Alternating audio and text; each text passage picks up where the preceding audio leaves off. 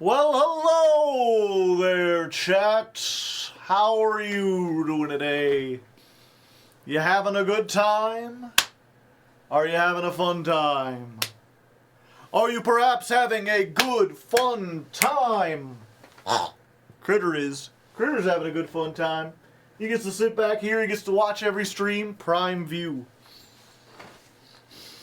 Thank you, you're welcome. Please do Battery Man for your next climb. The patrons choose what deck I do. And also, if you missed the Goaty episode, there's rules about what decks can are viable, and Battery Man is not that. It ain't it. Hardleg, if you're reading, please know that the deck list is suboptimal. I can help as the person who helped Danny build his Ancient Gear deck. I mean, you've been, or what was it? You're a little late, because you're coming in at the very, very end of, like, 3 weeks of dueling. Yeah, also, you're talking about Luke Von Karma? Because I don't think he's, like, well known for playing Ancient Gears or anything. Yeah, who's... I assume they mean Luke Von Karma. That's the only Danny in the Yu-Gi-Oh! Space I know. I don't know if you're the same person. Someone just commented beforehand. And they're like, well, if you're not playing, whatchamacallit, if you're not playing Commander in the Trap, you shouldn't be playing Ultimate Ancient Gear Golem, and you definitely shouldn't be playing Megaton Golem. And it's like, the reason I'm playing Megaton Golem is because I realized it's easier to OTK with it, and play one regular Ancient Gear Golem in my deck, and just rely on Ancient Gear Fusion, than it is to have the Trap and Commander, which are both, like, bricks. I guess this is kind of a brick, but, like, I can at least use it as fusion material. Is that Red Reboot? Yeah.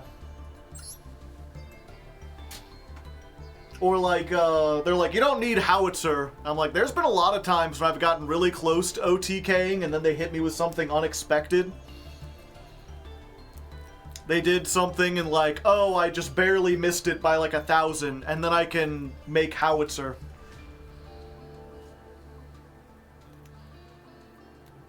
Been enjoying it a lot, yeah. Yeah, like, if you have suggestions, go ahead, but I am the person who commented. Yeah. Like, I'm open to suggestions, but maybe it's just the way I read it, but it kind of came across as like, Joe, you don't know what you're doing, and it's like, I watched, like, a dozen deck profiles, including from, like, very accomplished players in the space, like Jesse Cotton. Joe, you're a silly Billy who's being silly. Yeah. And like a lot of the choices that I have in here were not made because like, oh, I've been failing. Like I have a pretty good win rate up in Diamond. And like I'm keeping Howitzer around because Howitzer has proven itself useful. And I don't know what else I would have in the, like, it's not as though the extra deck is so tight that I'm like, oh, why be playing Howitzer when you could be playing this card, which you're going to summon all the time.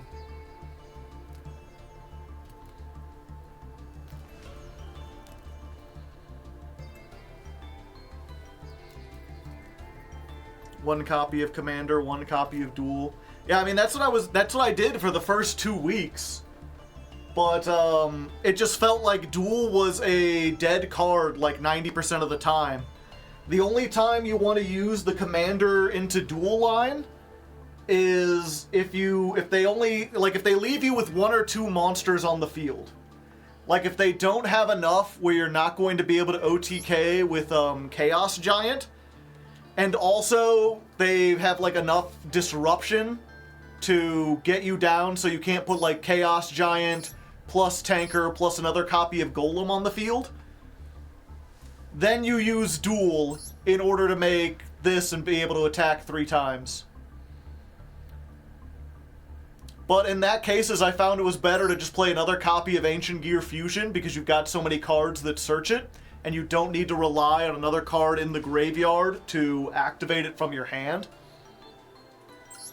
And then, like, Megaton Golem, if that still doesn't work, you know, at least it has some floating. It can float into Ancient Gear Golem, which can float, it can float into Ultimate Ancient Gear, which can float into Ancient Gear. So how is this deck played against Tenpai? I have done 11 duels against Tenpai, and I have lost 1 of them. We have the easiest Tenpai matchup of all time. Magical Hound, yeah. Magical Hound seemed like a neat tech. I think I prefer... Basically, I've seen people, they're either playing the Gizmek Frog or they're playing Magical Hound. But I haven't really come up against a lot. Granted, I mean, I have had a couple stun decks where having Magical Hound would help. But I think I prefer the Frog 90% of the time. 1 copy of each. Are we still on stream 5? No, let me update that real quick. I like the Frog.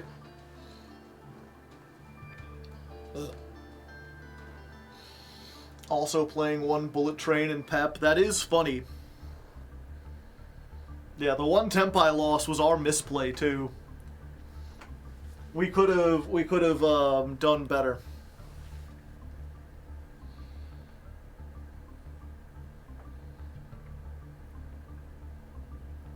So Urgent Schedule just... Yeah, I did that. I forget what deck it was. Was it the Earth Machine deck where I played Pep? Because I was playing those cards natively anyway.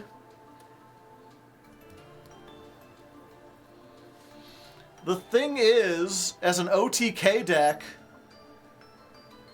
you can only attack with machine monsters this turn. So if you activate Urgent Schedule, yeah, I can make Pep.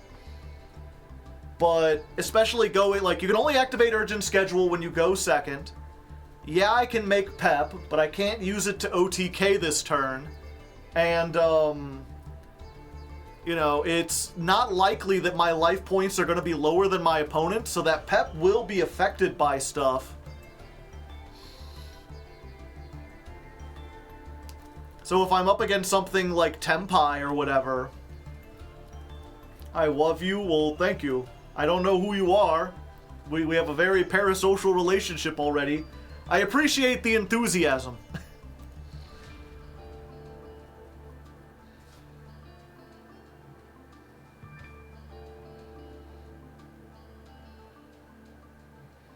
Yeah, but what was it? The going into Pep, at least as far as I can tell, it seems like a play that is good if you assume your duels last more than 1 turn. And when I was learning the deck, that certainly happened, but the higher I get, the more this becomes all or nothing. We are going to OTK or we are going to lose. And I'm just trying to make this deck OTK as much as possible.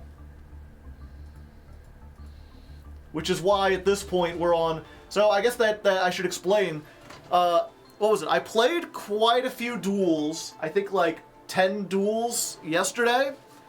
And I like went up and knocked on the door to Diamond 1 and then got knocked back down into Diamond 2. Basically, it's very matchup dependent. Since we're blind seconding, there's like 2 decks that really screw us over. One is Labyrinth, because Lightning Storm usually isn't enough to deal with them. Like, you can blow out all their spell traps, but they can still activate stuff and set more traps after that. And the other one is, what was it? Oh, it was, like the tier limit pile. Or no, not the, what was it?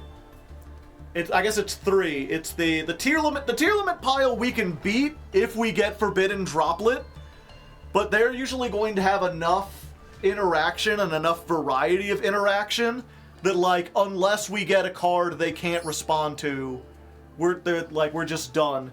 Because they're going to have a Barone, they're going to have a Rukalos, they're going to have Snow in Graveyard, they're going to have the Counter Trap, they're going to be able to mill stuff into the graveyard.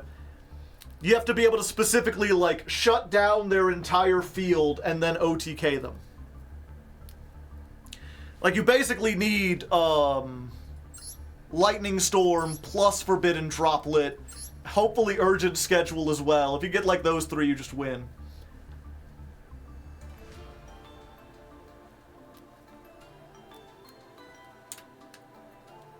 Black Garden and Terraforming and Clockwork Knight. I'm curious how those help you OTK. Oh, well, I guess Black Garden, as you summon, you start putting monsters on your opponent's side of the field, and that makes it easier. But it's also like a dead card if you don't have the opening. It doesn't get rid of anything on its own. It doesn't bait out anything on its own.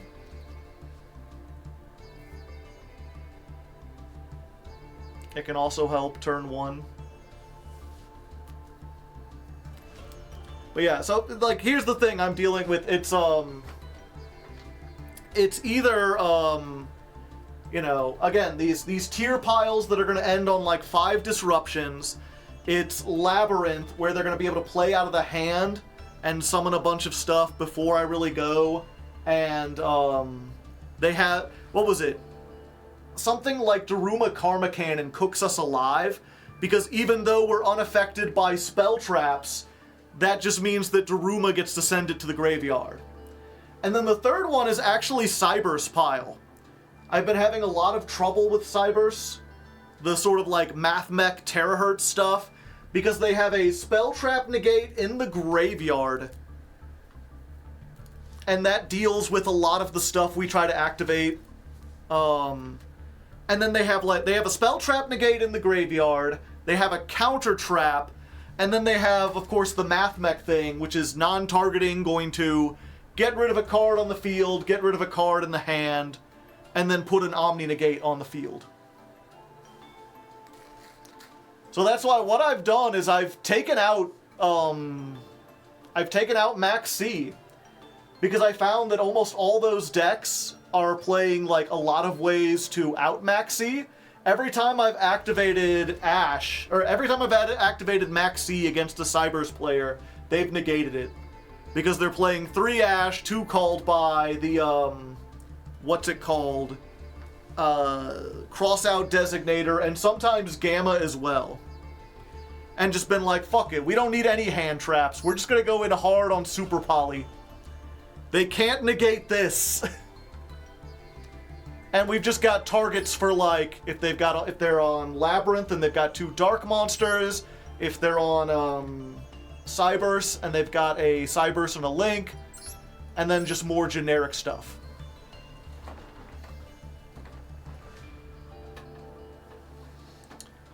How would Karma Cannon set your monsters to the grave? So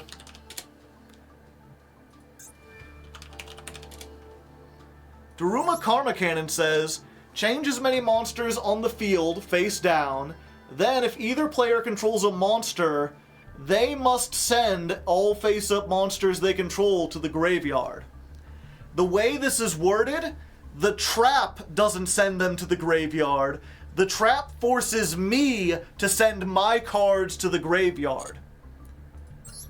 Chaos Ancient Gear Giant is unaffected by spell trap effects, but it is not unaffected by the actions of a player.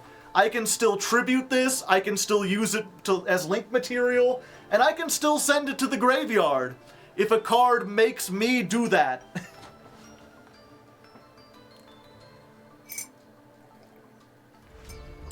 The player must perform the action, yeah. So the Labyrinth stuff is why we're playing Red Reboot. Pretty much what was it? The Labyrinth deck is why we're playing Red Reboot. The tier limit deck is why we're playing Lightning Storm and Forbidden Droplet. And the Cyburst deck is why we're playing Super Poly. I mean, this helps the Cyburst deck too. This is good against the tier limit deck as well. All of these, we're just maxing out on board breakers. And then we just got all our starters. We've got 3 Urgent, we've got 3 Advance, we've got 3 Statue, we've got 3 Wyvern. It's 1, 2, 3, 4, 5, 6, 7, 8, 9, 10, 11, 12. We got 12 starters.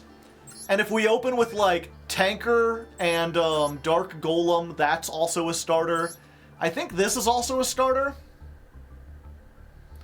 Add an Ancient Gear Golem or a Spell Trap that mentions it.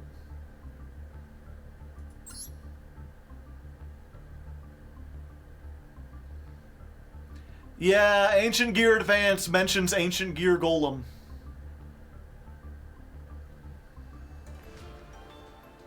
He only searches Ancient Gear Fusion? No.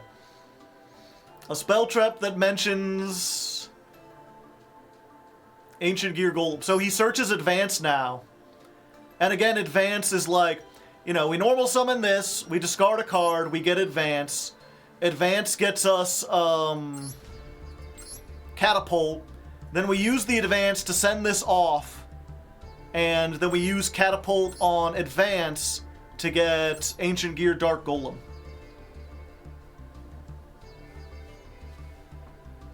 Did you know Box can search Magical Hound? Yes. Box can search a lot of things, but it's also another Garnet.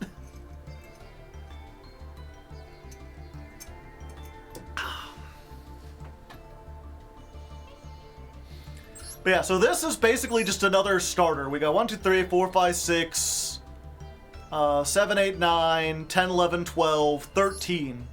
We could potentially have 14 if we added another one in, but I like having another tanker.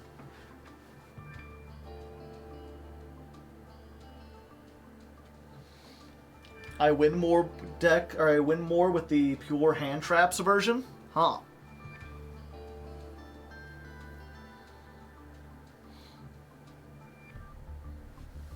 I could, but the thing about hand traps, right, is that hand traps usually stop the opponent from playing.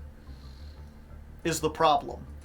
And the thing about this deck is we kind of want them to have a lot of cards on the field.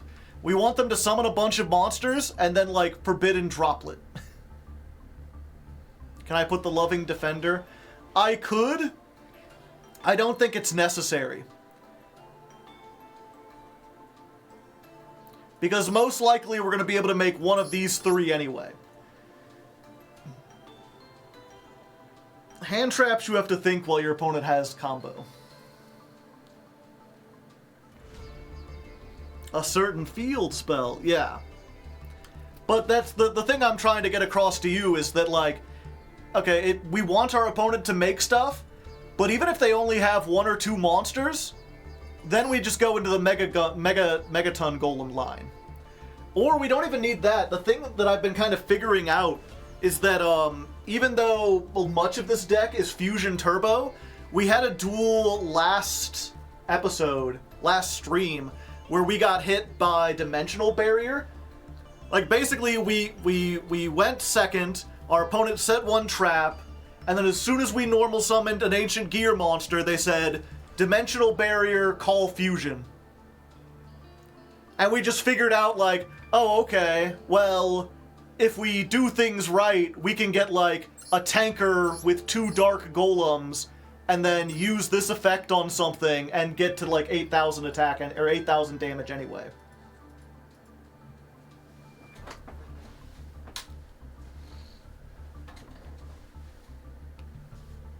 Does removing Fortress stop this deck?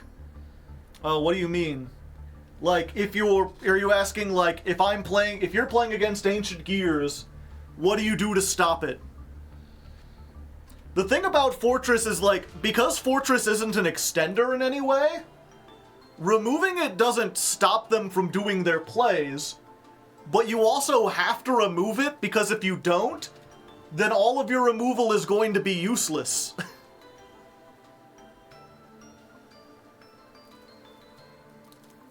Like, what was it? I was up against, again, one of the battles I played was against a tier limit deck. And the first thing I did was activate Ancient Gear Fortress. And they let it resolve. And then they had, like, 3 negates, but they couldn't use any of them on any of the rest of my cards. I'm just like, okay, activate Ancient Gear Advance, use it to get this, normal summon Wyvern, get something else. They're just, like, unable to do stuff, except when I summoned Wyvern, they had, what's it called? That tier limit continuous spell that, like, mills 3. And they happened to mill both a tier name and Rhino Heart. And then they made, Kaleido Heart and shuffled the Scream, yeah. They had Scream, they milled 3, they got, like, 2 of the best mills in their deck, made Kaleido Heart, shuffled the Fortress back, and then it was over. Then suddenly they're like Appaloosa and their Barone and their Rukalos can all negate all my stuff, and there's nothing I can do.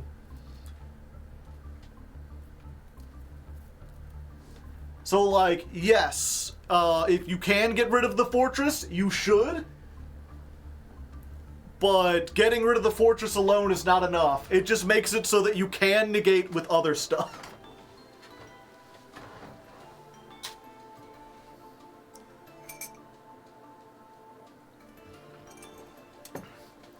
Yeah, and if you somehow don't know this, during the turn they're summoned, your opponent cannot target Ancient Gears with card effects, they can't be destroyed by card effects, and your opponent can't activate cards or effects in response to Ancient Gear cards and effects. So basically, like, you know, if they have an SP, they cannot activate it. It is stuck there because they can't target any of your monsters, nor can they activate stuff in response to it. Appaloosa, useless. Barone, useless. Anyway. Tenpai at home, yeah. What was it? Here's the thing that we're realizing. It's almost exactly what we expected. So Ancient Gears is not as good at breaking boards as Tenpai, but it's good enough, and it works on just enough different access that it can still take duels. Against Tenpai, it is like the best countermeasure, because if you make Ancient Gear Chaos Giant, they have very few ways to deal with it. Especially if you have the, whatchamacallit, if you have the Fortress up, like, they can make Black Rose Dragon and they can blow it up, but, like, then you just get something back out of the graveyard. Did you play on the weekend? A little bit. They're stronger than Tenpai. Not quite. They're not stronger than Tenpai, but they counter Tenpai. Why Unicorn instead of SP? I use it as a bridge to get up into access code. Plus, sometimes I want to discard cards. Back row removal. SP, well, that's the thing, SP can be back row removal, but I have to make a link first, and I don't have, like, a link 1 in this deck that's really easy to make. So oftentimes I can't get SP with the removal. There was no access code? Oh, did I remove that at some point? Oh yeah, I got rid of it. Yeah, I guess if that's the case, like if I go into Phoenix, I could just go up into that instead of Unicorn. The only problem, of course, that I can't attack directly.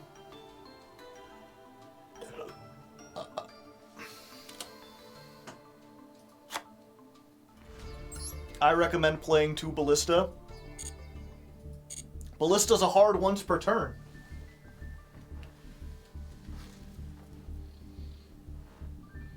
I guess potentially, like, you could make Ballista and try to search, and they, like, imperm the search, and then if somehow you can still continue comboing even though they've stopped the search, and you need to, like, blow up Gear Town to get something, you could, like, put another monster on and then make a second one, and then go into that.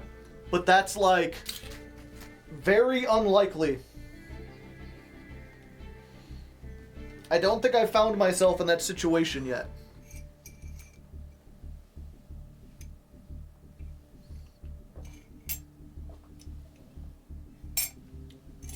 Does Platinum Gadget come up? Occasionally. Sometimes there are situations where, like, they have one monster and you've activated, like, urgent schedule, and maybe that monster can't be targeted or something, so you don't want to go into, Ballista. So instead you go into Platinum Gadget, and then you summon, like, a statue or a wyvern from your hand, or even, like, a frame or a tanker. And then if you have, like, tanker plus golem, you can get that out. And that allows you to use, like, multiple normal summons. Isn't there some combo with Clockwork Knight that's removal? Clockwork Knight, as far as I understand, is like a floodgate. You could make your stuff... It makes your stuff higher attack, so it does possibly make you better, but it's also another one of those cards that, like, doesn't do anything. What's the possible decks for November? Okay, we'll do this real quick. If and you don't know, the poll for the poll for next month's ladder climb is up now.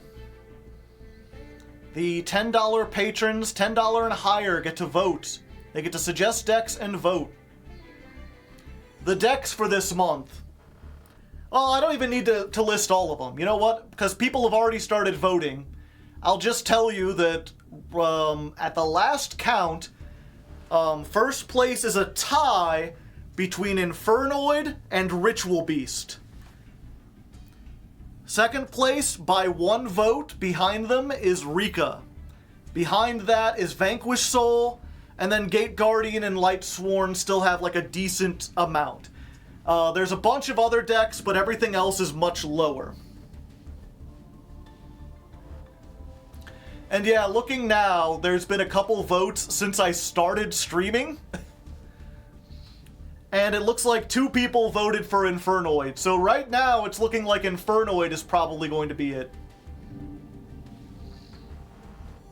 But, you know, Infernoid is up by 2.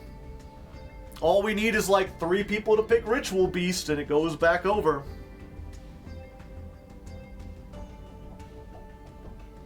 Gate Guardian has been trying so hard. I feel like if we're gonna do Gate Guardian, we should save it for December. If you don't know, December is the month where I take off the restrictions. I play any deck, no matter how bad it is, as a whatchamacallit, as a Christmas gift to my patrons. I will play the jank.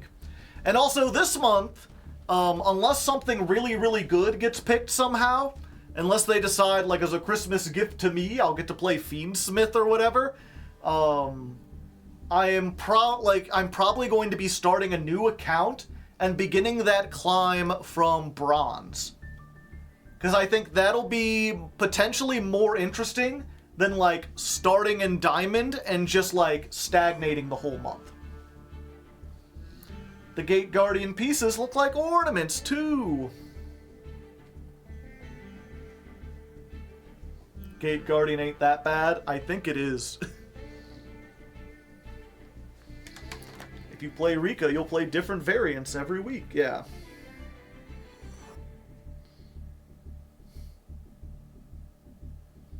Am I getting new patrons right now? Someone just edited their membership to $10. They're going in! A paid collaboration. Do you want to promote our 3D strategy RPG game? Nope. No, I don't. Isn't the new account thing kind of expensive? No. You get so many gems for starting a new account. Granted, I mean, we'll have to, like, get staples and stuff again. It will be interesting in terms of, like, I think that's the only thing that'll make it possibly, like, I'm probably not going to get 3 Ash Blossom, 3 Max C, 2 Called By or whatever on the new account, at least not right away, both because I won't have a whole bunch of gems and points and everything, but also because I won't need it for bronze and silver and gold. Will you start a new account every month? No.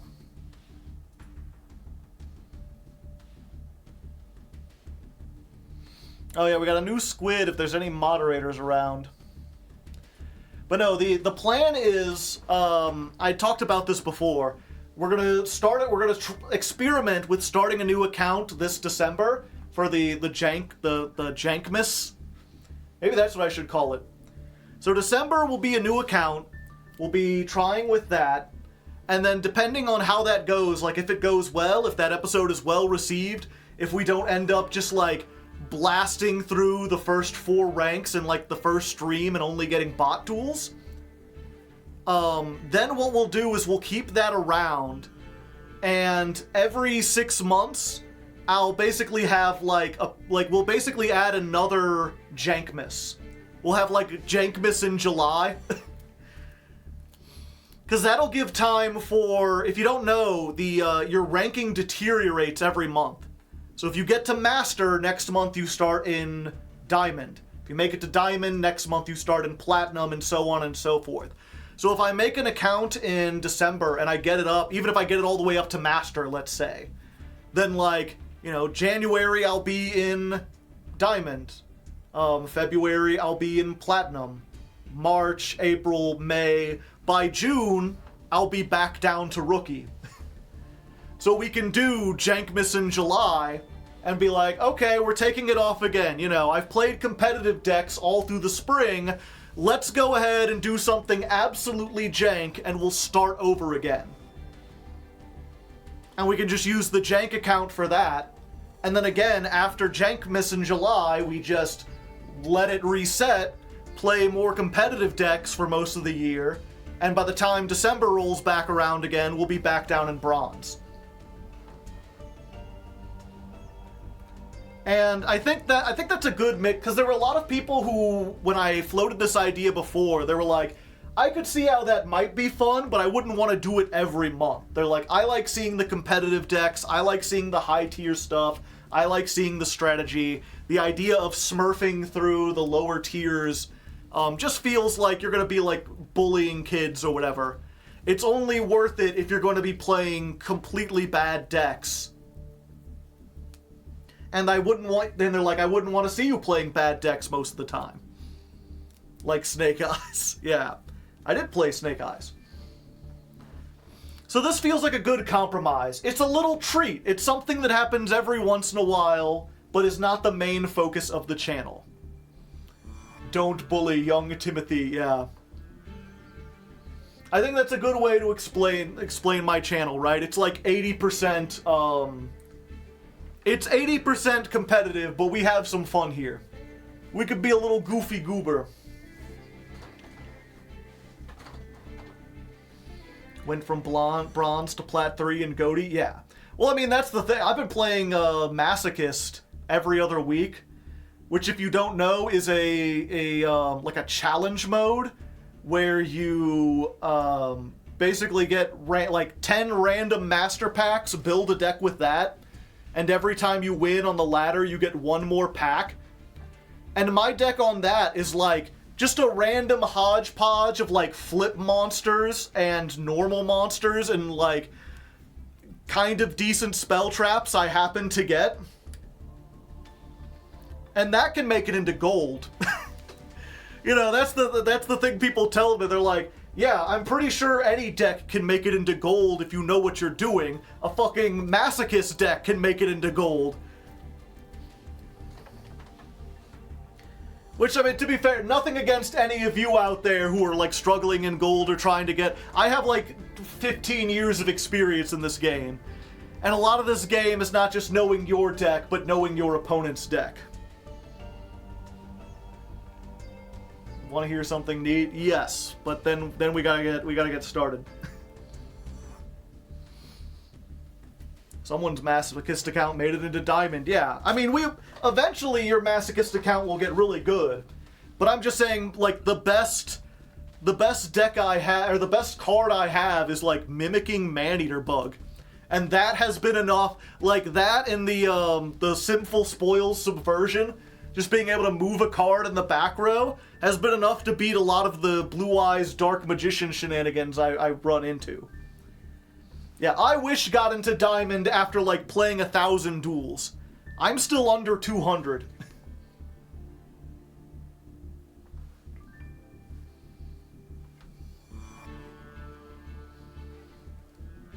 So we'll see how it works. Oh, one final thing before we begin. I guess I should let people know watching on YouTube, today's weather, which is what I call the songs we play before the stream starts, those get cut out for YouTube because copyright. We did Warriors of Time by Black Tide and Waiting for the End by Linkin Park. Because these are Warriors of Time, right? They're like times gone by, and we're waiting for the end of the stream. We're getting there. Also, a new chapter of Lefty went up today, which, if you don't know, is the novel I'm working on. Gonna turn it into an audiobook, gonna have a fun time with it, but for the moment I'm putting the, essentially you could think of this as like the first draft up for people to read, trying to get feedback before I go through the process of actually recording everything. And that is being posted on Royal Road, if I can find the link to it. Who is texting me at this time of day? I'm just bringing this up every chance I get. If you're interested at all, if you'd like to check it out, please. There is the thing. I need as many ratings and feedback as I can get.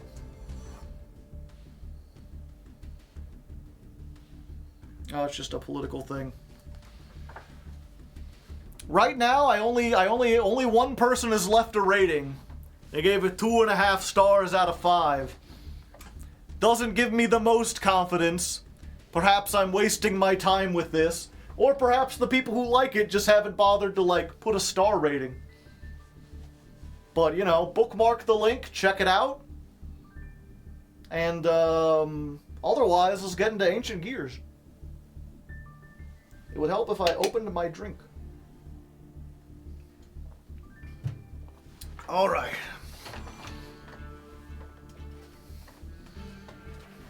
I think I'm gonna, like,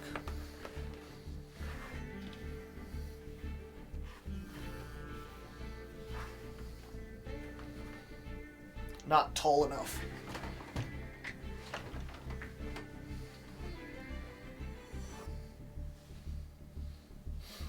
Based on the Terminator. That would be interesting. Go back in time somehow. Critter getting jealous.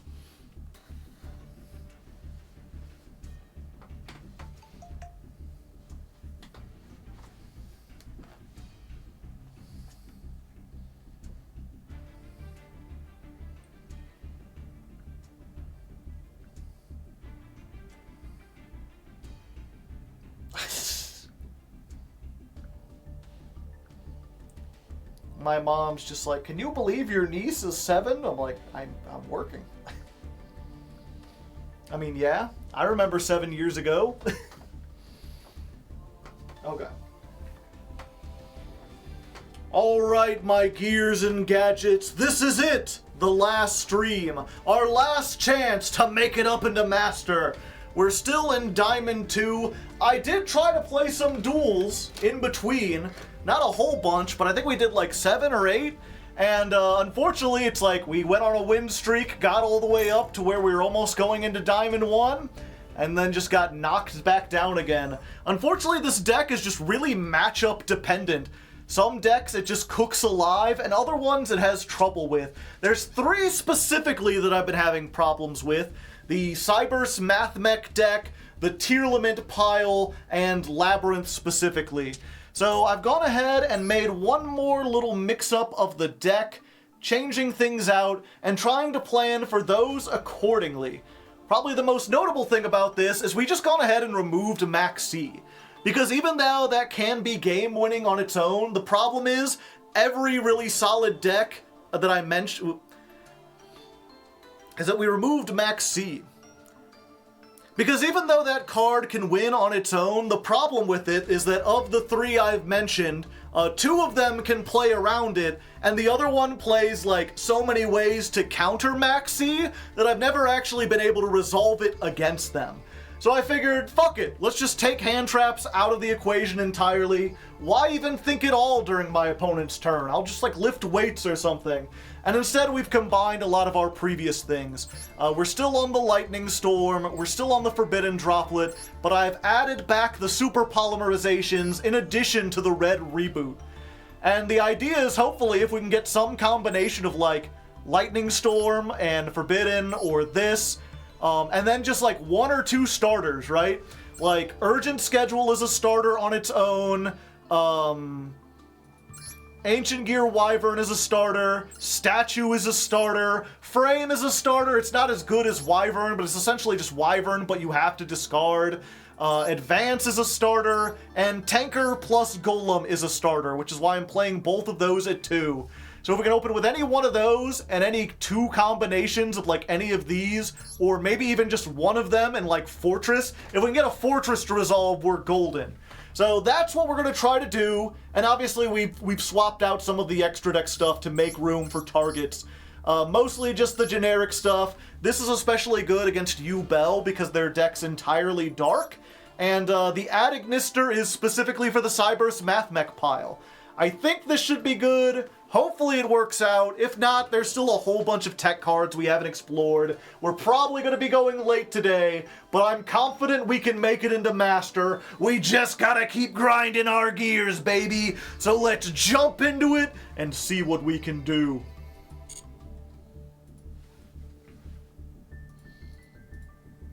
Let's go. So this is 052, deck version 5. Gas, gas, gas. I would play Protector as the only super poly. Oh, as a super poly target.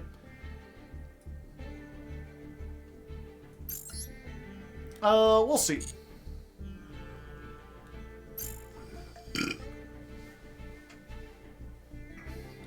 Is that my mom again?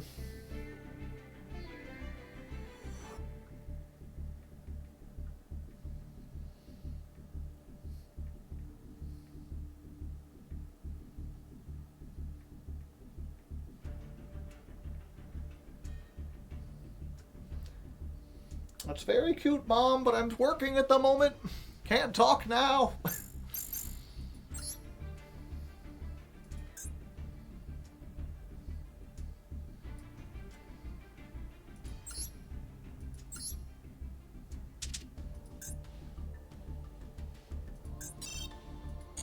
All right.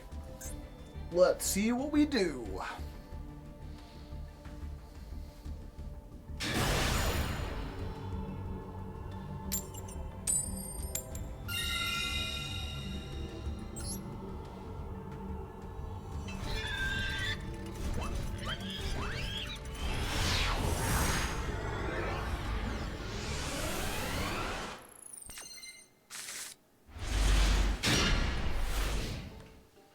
You're about 400 years too. I don't remember which writer said it. You're simply the best part of waking up. This Folgers in your cup. Thank you, the Ancient Gears, for the $20 tip. The gears themselves appreciate me. This hand is fine. The problem with this hand specifically is that it doesn't have a way to deal with a Rise Heart, and a Rise Heart kind of screws us over.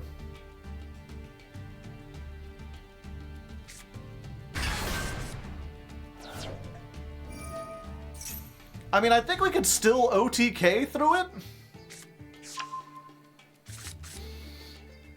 with this hand, it really depends on how they play things. We don't want to activate Advance first because they can spin it back. We want to do... Yeah, because they can spin it back and essentially negate it. We want a Wyvern. Wyvern get Fortress. Activate Fortress. If they use the spin on Fortress, then we're pretty solid. There goes one of our tankers. Then we can activate this, do our big combo. And if they have... They'll probably have a couple monsters. They'll get the Unicorn, but that's part of the reason why we play 2 Chaos Giants.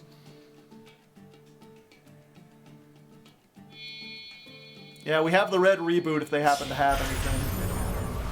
Any traps. Alright.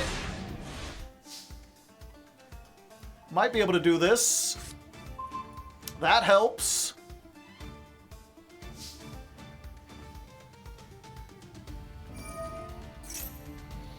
The problem, of course, is that the cards are going to go to the graveyard. I think I have to activate this now. Yeah.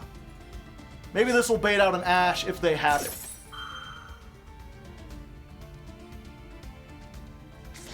Yeah, okay. That works out. Good.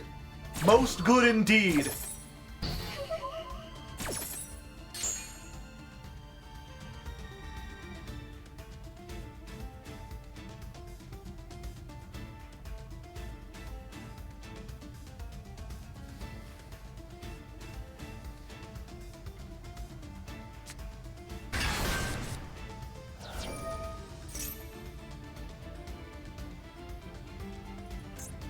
Going for Scare Cash. I see, I see. Okay, let's try this. Go Wyvern. Wyvern effect. Let's grab you.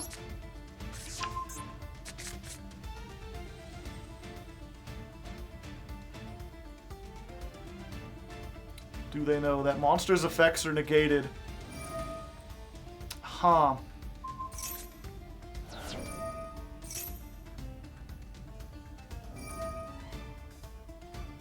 I am not sure how this works out with everything we've got.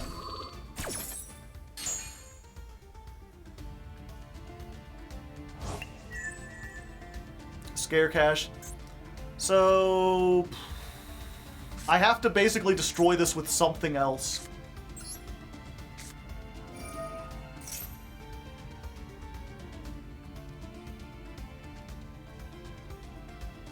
They let it go through, chat!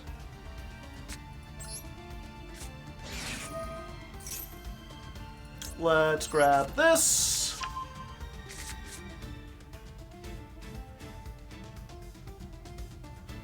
Don't tell me you have, No, they can't use, Droll and Lockbird because it has to go to the graveyard. Attack the dog first, yeah. I need to end on... I think I can still do this, okay. So let's use this.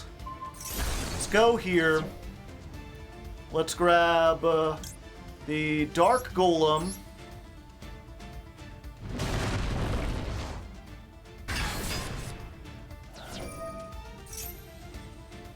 Dark Golem effect.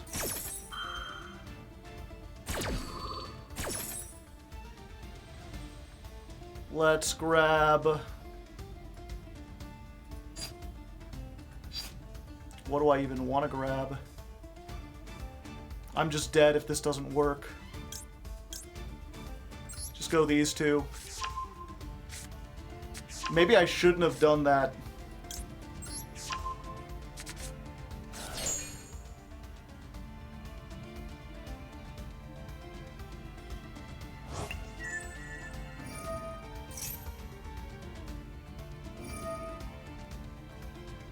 Okay, so they're activating this now, but they can't target the Dark Golem. Because this does target, right? Yeah. So all they can do is get rid of the fortress. And then I just activate the other fortress.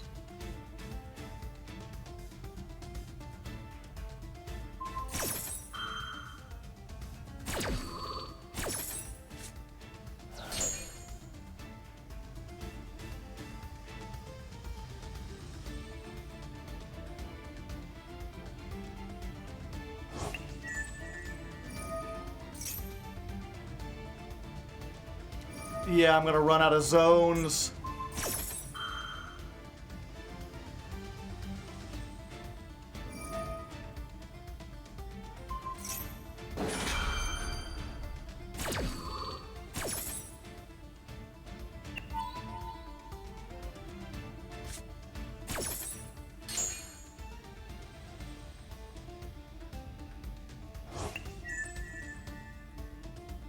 Okay, so let's do this quickly before we run out of zones.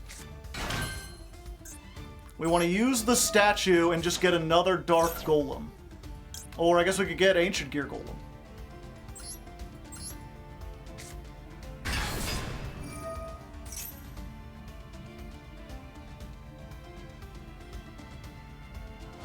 Let's do math first. I literally don't have the ability to do anything else other than this. So it's just gotta be this.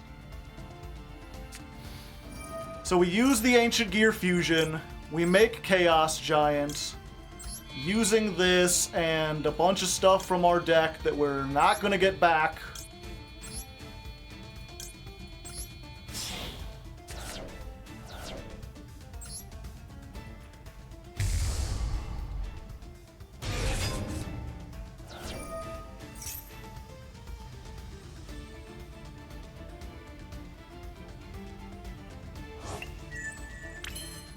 Then we go to battle. We use the Golem to get rid of the Scare Cache, because that negates the effects of anything that battles a Kashtira. Now our effects are good, so we can go 45, 45. This is not game, unfortunately.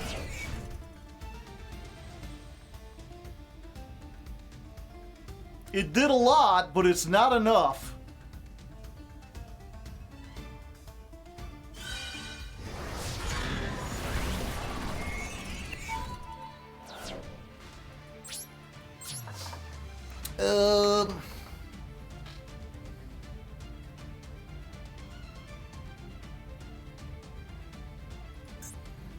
The question, of course, is what should I try to do?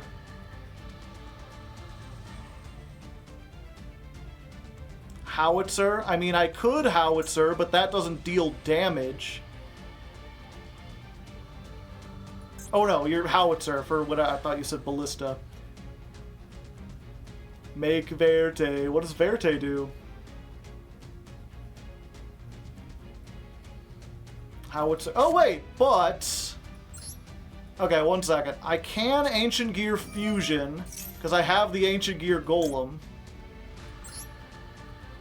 So we can make this using Howitzer, and I guess we're using Hound, because we have no more materials.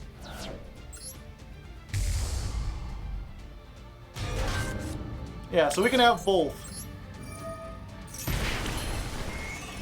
Put them on a clock, and keep this. And then we just pray, chat.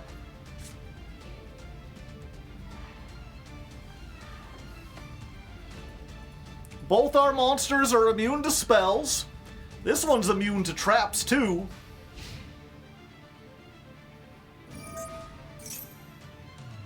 They do play Lava Golem, so if they have that, we're just dead.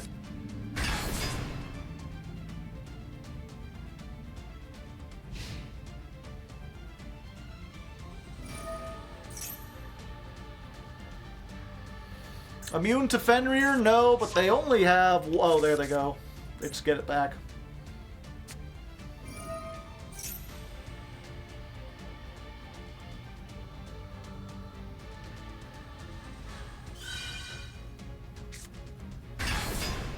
Normal summon Ogre.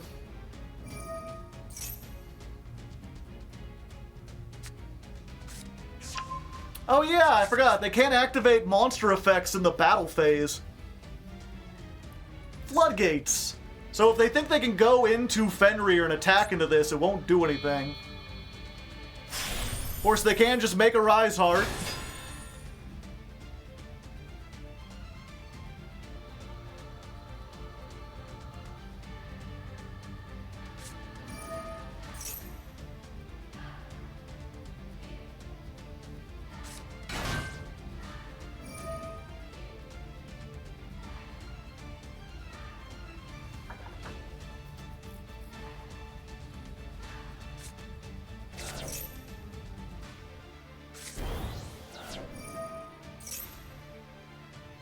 I mean, all they gotta do is send one more card to the graveyard or whatever, and then they can get 3 on this, and then they just take out KS Giant.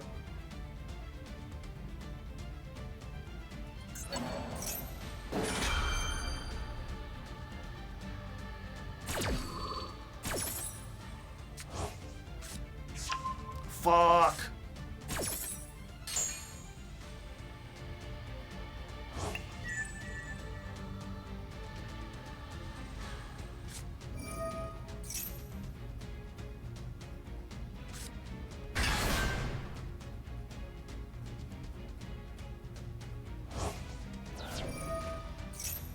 Yep.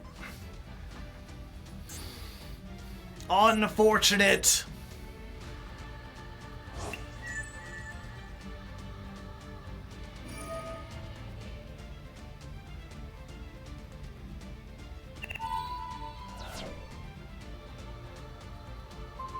Oh wait, they don't know, chat! They lack critical information!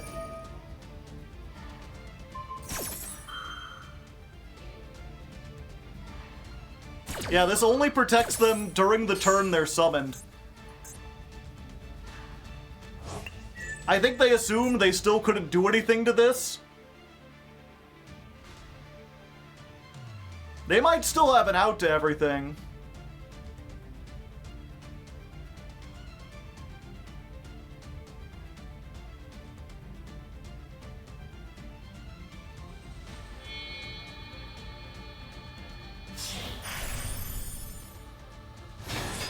Uh-oh.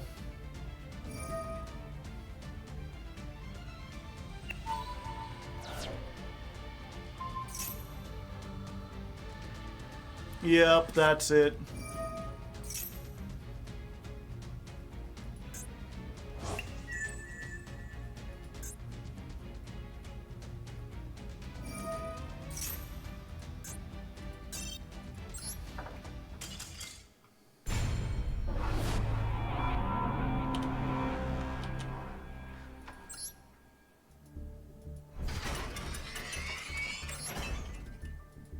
Yep, that's one of those things. If we gotten the Super Poly, we would have been fine.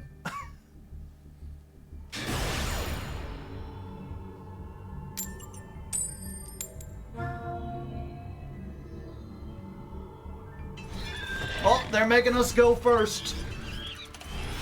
Put 1 on the go first counter. Hopefully we won't open all our board breakers. Nope. We're good.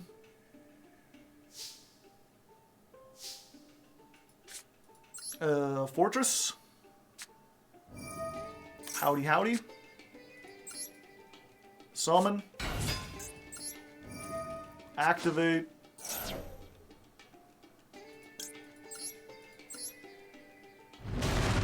Let's go, Golem! Doodle-doo!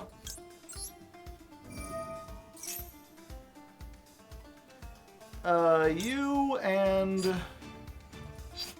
you? Yeah. And we'll just toss this in the trash.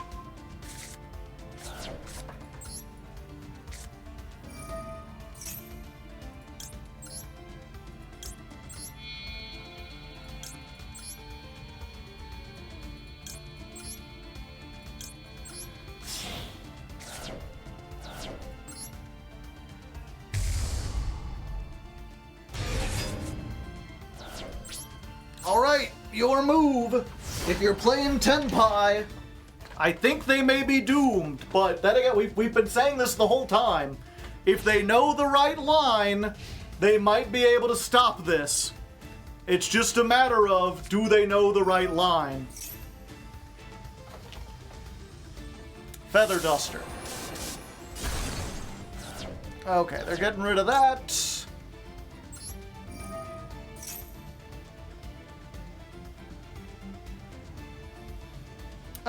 Yeah, let's just get another Golem, right? Or no, we go for Wyvern.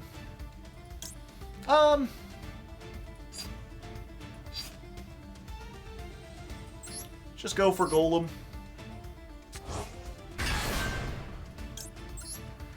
Deck thinning, the movie, the game. Okay, they're just gonna ash it.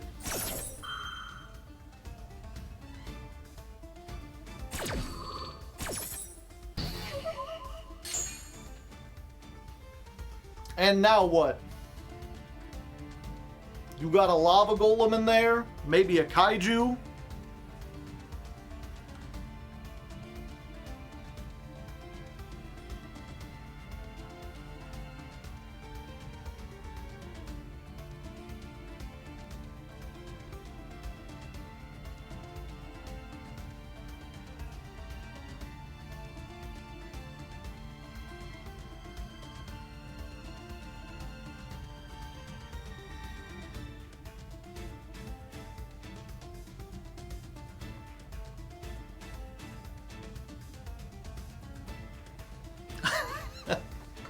They thinking. Call them Abe thinking over here. They're trying to figure it out if they need to emancipate themselves from this duel.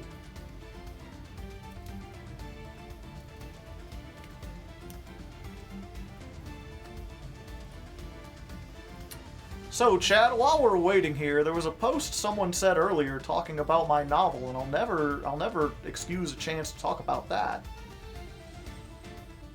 Where was it? Oh, I can't see it.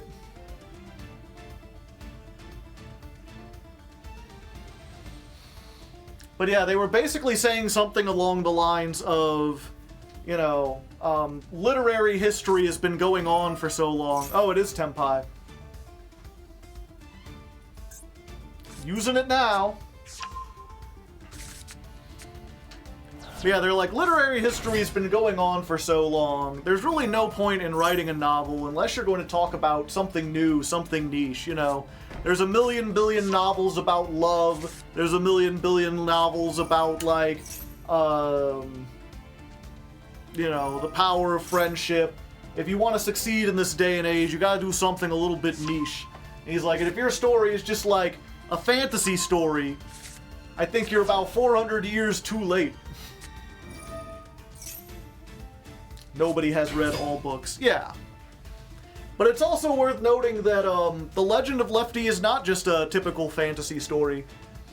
It's kind of a subversive take on fantasy that specifically seeks to address something that is, I believe, unique to our generation. I've talked about this before, but there's a specific quote I saw a lot growing up, like when I was a teenager. This idea of, like, there's really not any more lands to explore. Like, the Earth is mapped. We've been to space. We've seen everything. Sure, there's stuff you can explore personally, but, like, you can't go seek out new lands and start, like, a new society or whatever. Like, all the land's been taken, all the country lines are drawn.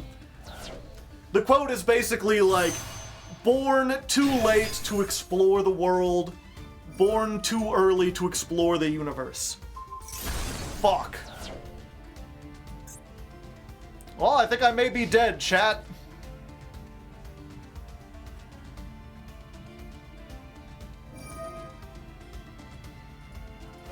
The first person figured out what to do.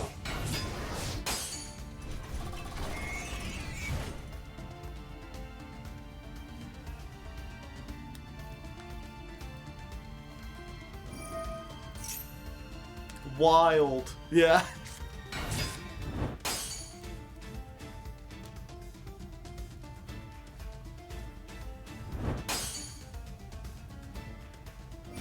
Took him 30 minutes to come out with it. 10 and 2, yep. We're dead for sure. The question is, what should we do to try to play around this in the future? Because we did have other options. Is there anything else we could have put on the field that would have stopped this?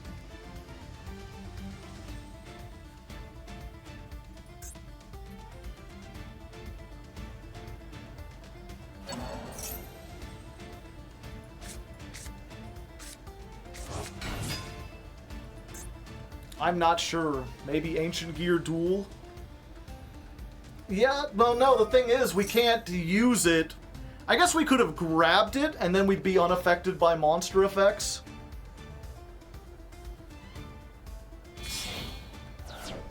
they had a Raigeki in hand. Raigeki doesn't affect the things I've got.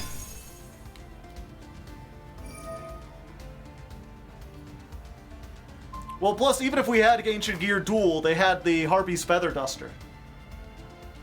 So no amount of traps would have stopped this. But yeah, as I was saying, that's that quote, the like, born too late to explore the world, born too early to explore the universe, born just in time for dank memes. That's essentially what the story is about.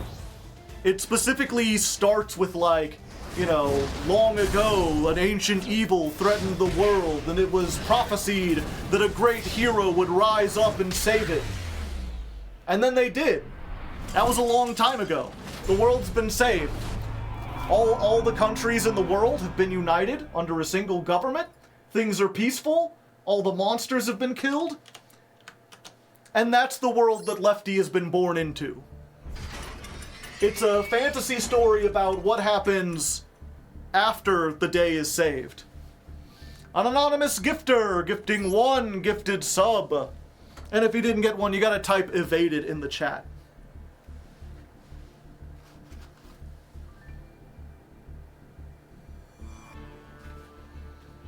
The big topics are generally too much to ask of yourself. Possibly, but I mean, that's why I've been working on this for like many years. Have you mapped your fantasy world? I have. Maybe I should like draw it again and put it out for people.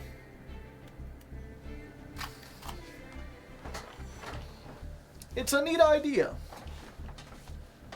Yeah, at least that's like the main like theme.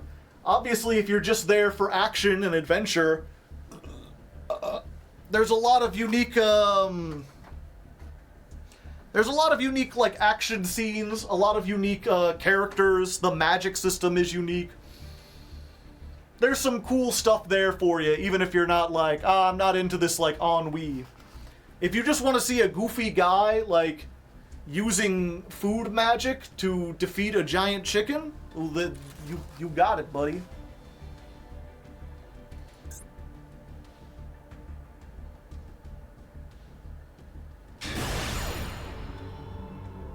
Final stream already? No, we just do 6 streams. We just happen to start fairly early. Going first again, shit. Is this where everything starts to go downhill? Are we getting stuck on all the Tenpai players who actually know what they're doing now? Thank you, Carl the Wizard, for the Prime hype.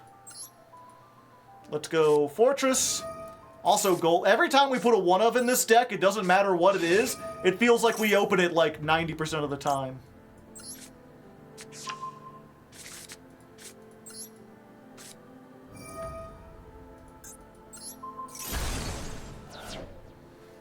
Okay. So we are going for... Yeah, we're going for Golem. Dark Golem.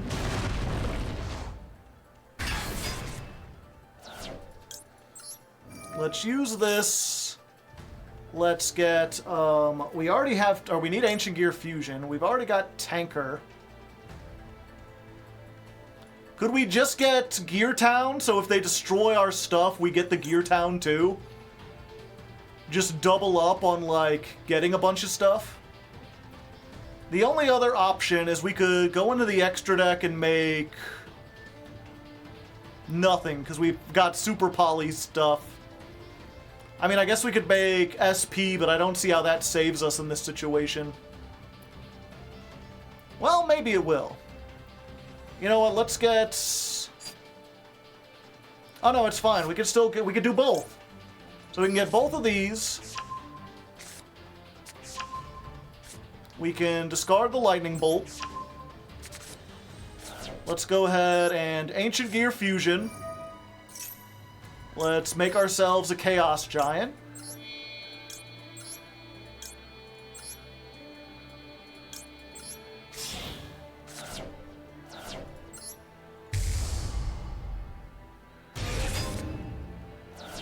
Let's Tanker, Tanker effect, summon Golem.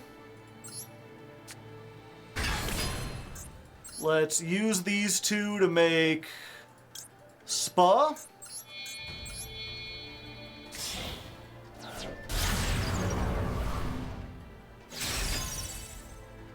Oh, fuck. Don't tell me they have... Well, if they have Nibiru, we could just tag out, right? Gear Town! Alright, your move.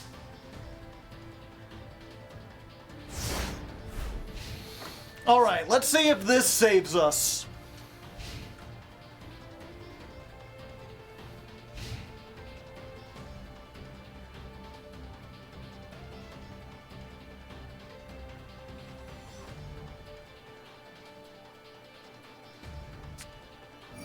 Okay, it is Tenpai. Someone asking, isn't Chaos Giant usually enough? Usually. It has been the last couple times.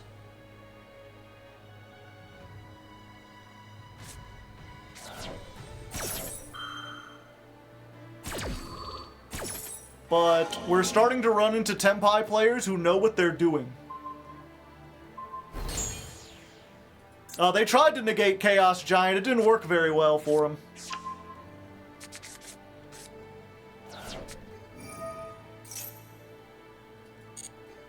Yeah, I mean, at this point, I might as well just activate it to try to, like, bait it out.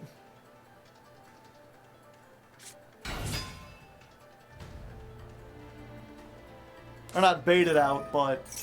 This was my hope, was, like, if they didn't have Forbidden Droplet exactly, then we could, like, get rid of the tuner before they could make, like, a synchro play.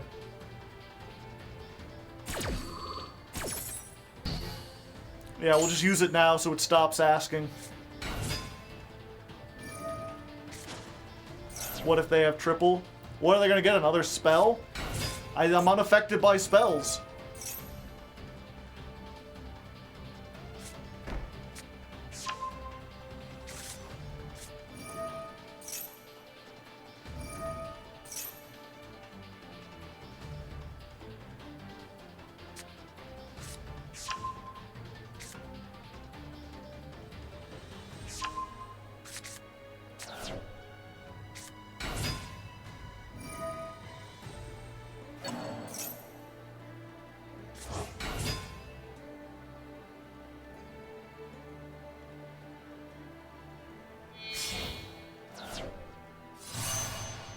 Bite it, dragon!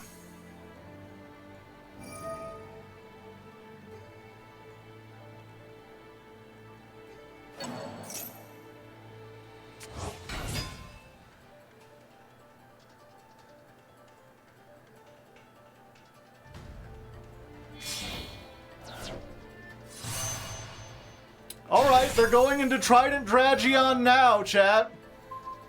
They are unaware of how the field spell works. It only boosts your attack during the battle phase. Ah, damn it.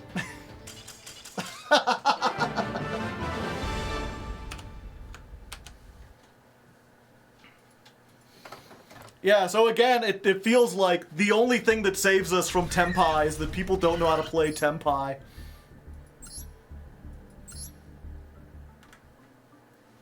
I guess we could go into a bunch of hand traps. We'll see.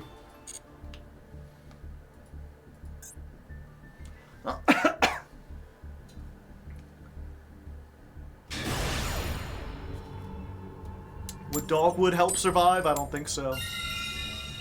We're going second.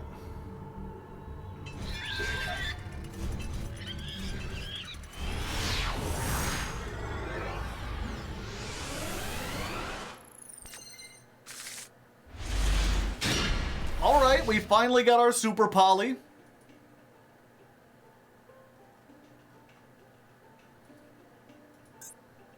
We got Gear Town plus Heavy Storm, which is a fun combination.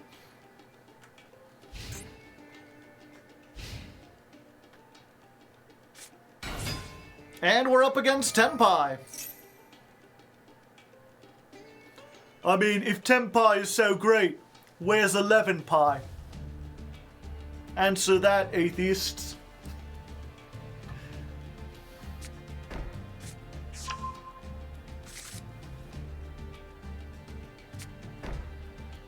Setting that doesn't help you or anything, right?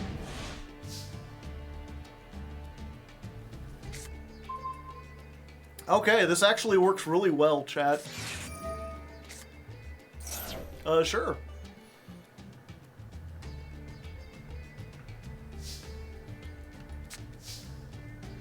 Let's set this. Heavy Storm.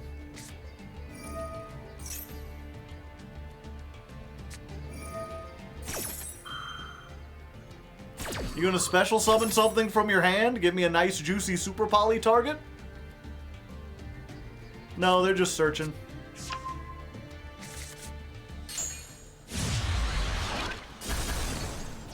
Forbidden Droplet? Not helping you this time. Gear Town! Gear Town! Gear Town! Ah, an additional monster, you say? Don't mind if I do. Let's go ahead and get this. Activate.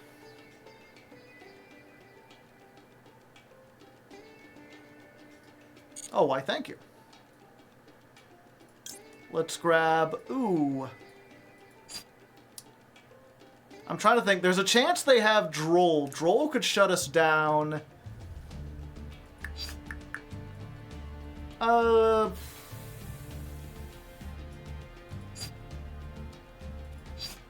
Yeah, I think we just go for this.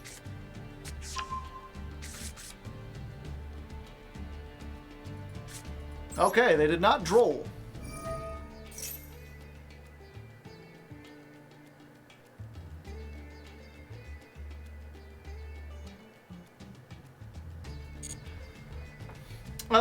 Let's see, I could special summon this, or normal, that would give them one more. Okay. Let's tank her, even though I barely even know her.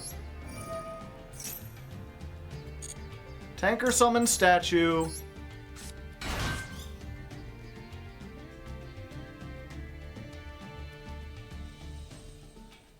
They got something.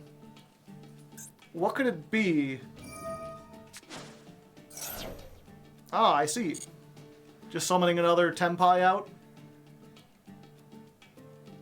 We got a Niv Proof 9? Nope.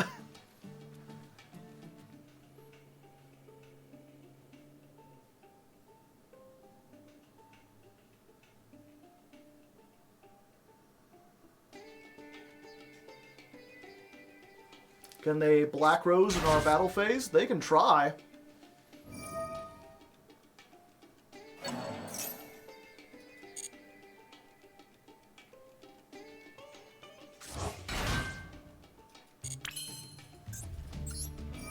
Okay, statue. Going for this.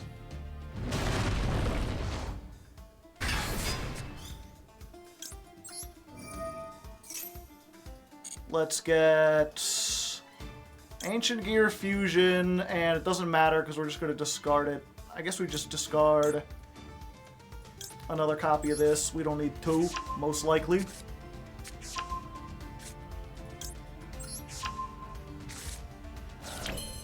And here's what we're going to do. We're going to Ancient Gear Fusion, and then we're going to try to go to the battle phase.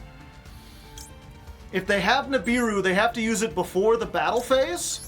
And then we'll be able to use our Overload Fusion to hopefully get back into this. Let's see. I think we actually want to make the other one because we're going to use Super Poly. So yeah, we'll send this. Oh, wait. I needed to make Megaton. Going for Megaton.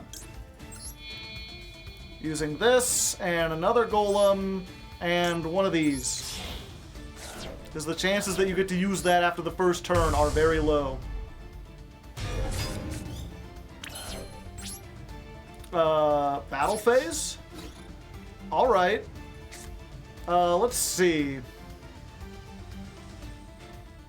Take no battle damage, so that's the one I need to get rid of.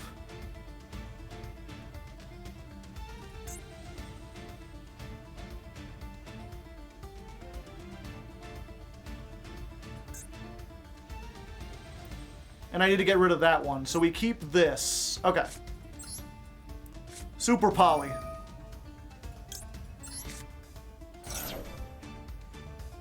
Let's make Garua using Yua and Yua.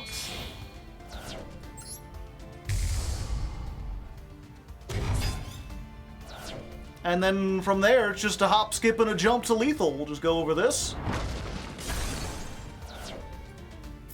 1700. What, they got something?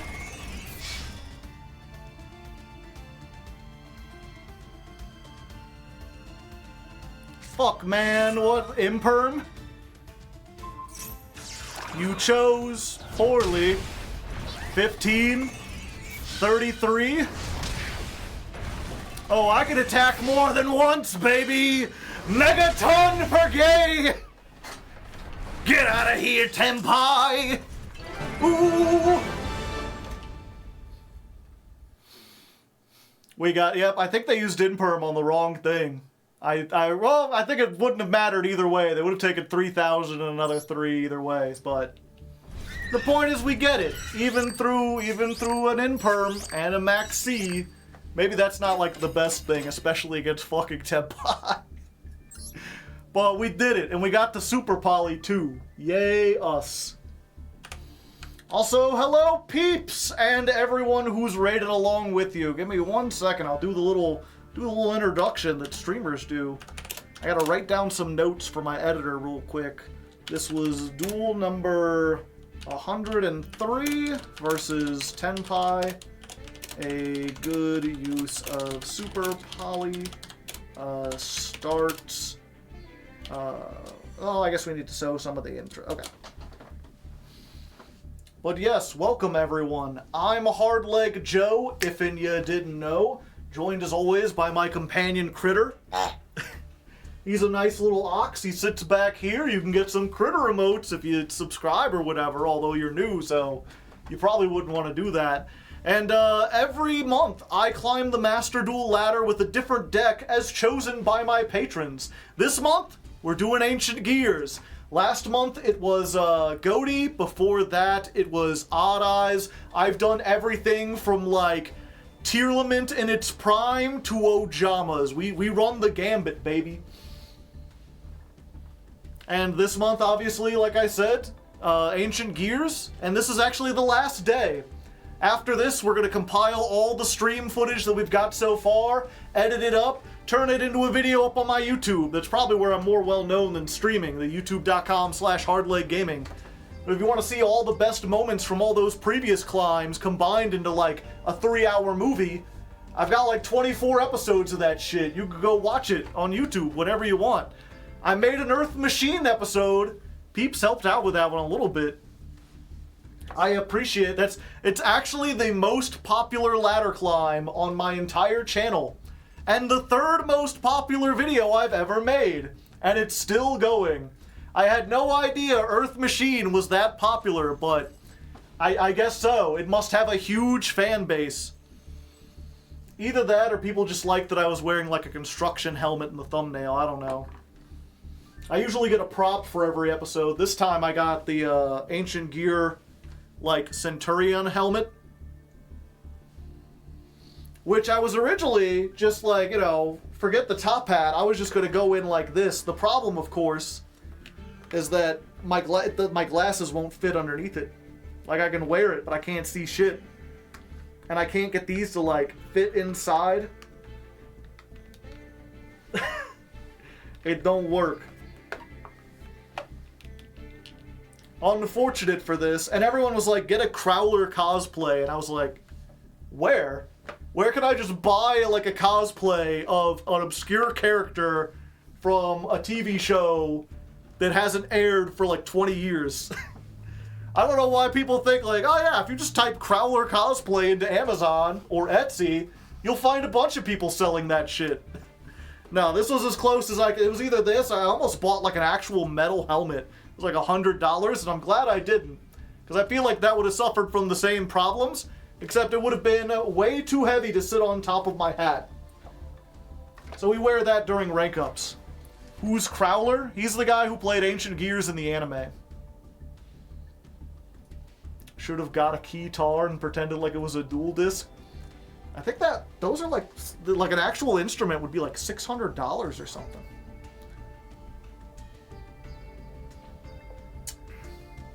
The hype helmet? I mean, I do have the hype helmet, but that's not like... This is like World War I Austrian helmet, not like Ancient Gear helmet. We wear that if I ever get on the hype train. Oh, Dr. Crowler. PhD in dueling, exactly. It's a helmet.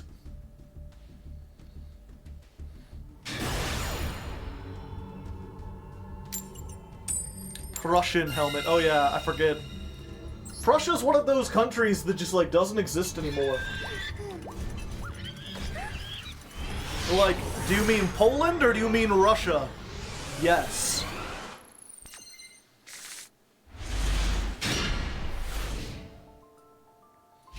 Alright. We've got... Well, of course, it wouldn't be Ancient Gears if we didn't draw a Garnet. And we're up against fucking stun bullshit. Oh, how I hate the stun! I mean, at the very least, you know, if they end on just, like, a thing... Oh, wait, hold. Maybe it's not stun bullshit. Maybe it's voiceless voice. Maybe it's someone this high actually playing Dogmatica. Oh, they're actually playing... This thing, I remember I tried playing this once, and this seems really cool, up until you play your first branded player. It's make your opponent send half their extra deck to the graveyard, and branded's like, well, don't mind if I do. And then during the end of that turn, they get to set, like, 5 cards into their back row.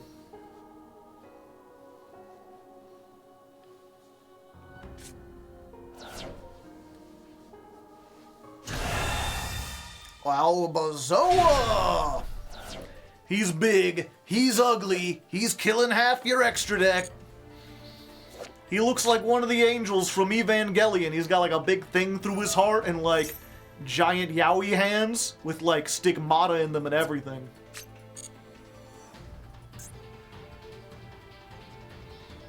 They get to look at my extra deck and pull 1 card out of it.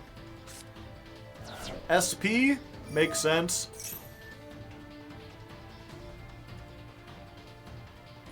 Alright. What are we getting rid of? This is like a spellcaster. Are the rest of these spellcasters? Yeah, so maybe we keep that. We're definitely not using that. We're definitely not using that. This is probably not seeing use. Maybe not this. Maybe not this. Yeah, we'll just send all these off. Send something to bring back with Tanker. I didn't even think about that. That's very funny. The unfortunate thing about this is I don't actually think I can get over it. Because it's 4,000, it's the only thing they're ending on. So normally if they only end on 1 monster, we make Megaton and attack them 3 times. But this can't get over. I'd have to make Chaos Giant. Chaos Giant can get over this, but it can't. It can only attack each monster your opponent controls once each. So if they just have 1 monster, I'm doing 500. Okay, that helps. But also they can prevent it from being destroyed.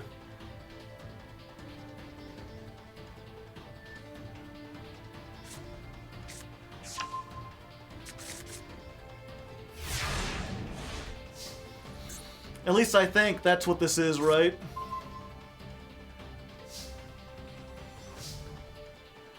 Oh wait, no, this doesn't protect them at all. Okay, hold up, we might be good.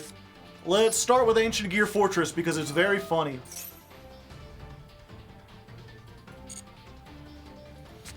Alright.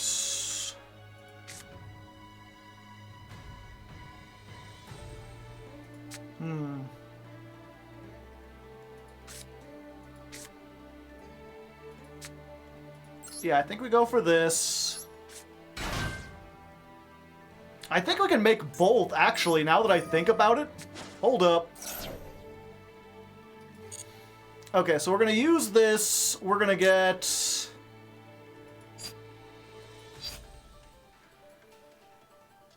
We're going to get Dark Golem.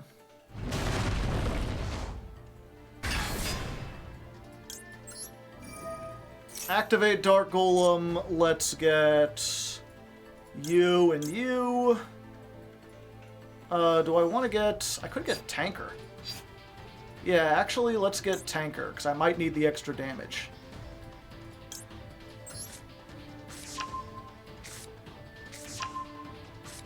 And we'll just discard the statue, because we don't need two of them. Let's go ahead and fusion now. And we'll make...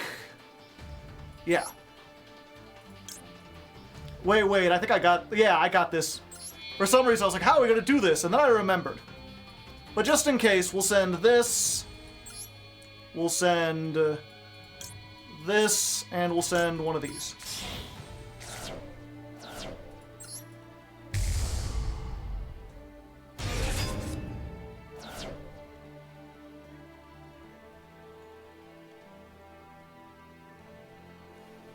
I'm big. Okay. Fleur-de-lis on that is actually fine, I think, with what we've got. Wait, does Fleur-de-lis target? No, it doesn't. So they can still use that under Fortress. But now that they've got 3 monsters... Hold up, chat. Give me a second, I'm cooking here. Okay. Normal summon Tanker. Activate. Let's get a Wyvern. Did I send a Wyvern? No, we'll just get the one from our hand.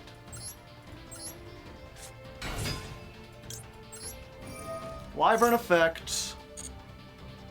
Let's grab,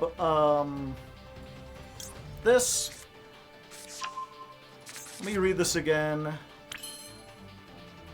Oh, they're unaffected by the activated effects. Wait, I can negate that, though. Okay. So, let's do this. Let's grab... I think we just grab this. Yeah. And then we're going to Forbidden Droplet. We're going to send off this and the catapult in my hand.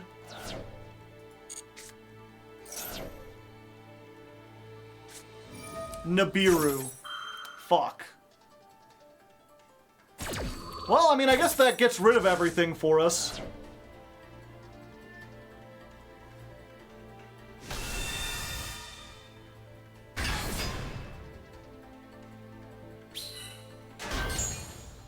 That's a big Brock. Okay, so they've already used Nibiru. What are we worried about? Okay. Catapult. Good thing we searched this. We can blow up the fortress. Special summon a token. And then the fortress will summon something from the grave.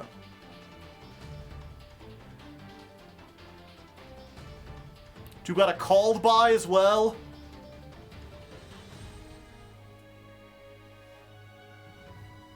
Let's go ahead. Yeah. We're gonna get this, but I don't think it's gonna matter.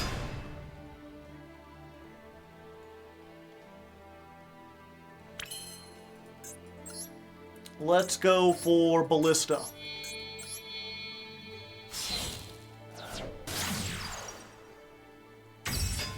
Go forth, my ancient gear, Ballista! Fetch me the tools!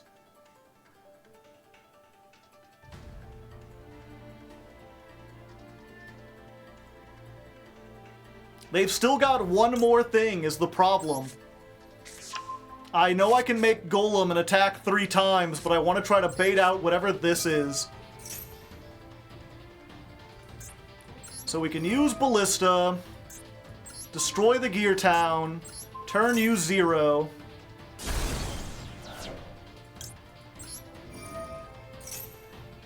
And then Gear Town will summon something from the deck.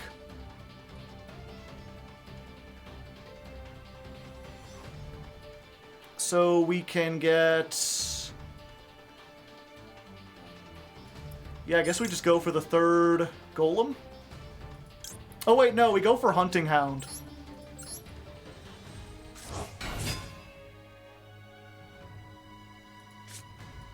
Overload Fusion.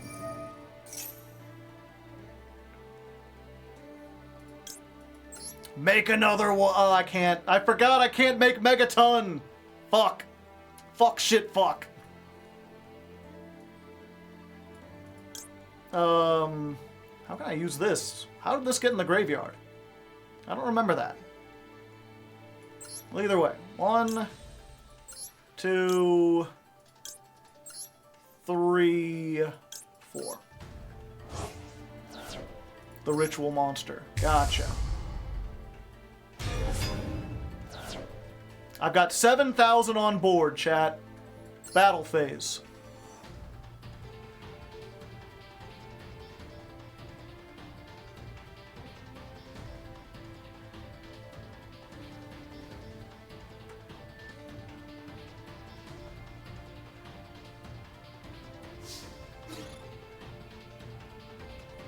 Uh, 4,500. 15. 1,000. They've got 1,000 left. Activate the Hunting Hound. They said I was a fool to play Hunting Hound. What they didn't know was that Ancient Gears have their own cowboy, and he's unaffected by all card effects.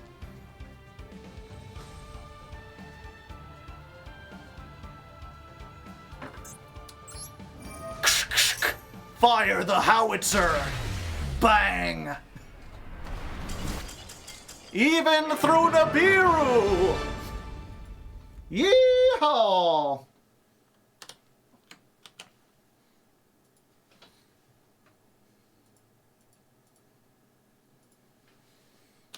$149. Duel 104, right? Yeah. Versus Dogmatica. You've eat your last haw. If you can, find the clip from Star Trek Nemesis where the bad guy says, "Ready the weapon," and put it in the corner when we summon Howitzer. That's a deep cut. I've been watching, I've been getting into Star Trek more lately. Going back into Mr. Plinkett's discography. And for some reason, that's just stuck in my head. What was his name? Star Trek Nemesis, Ready the Weapon. Ah, the good movie. No, it was awful.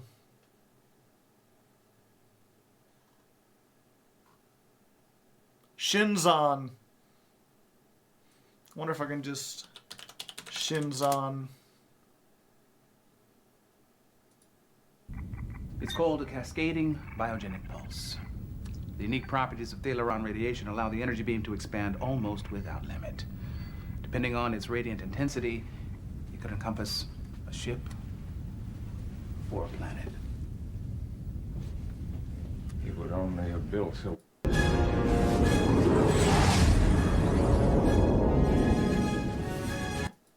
Oh no, where's the clip?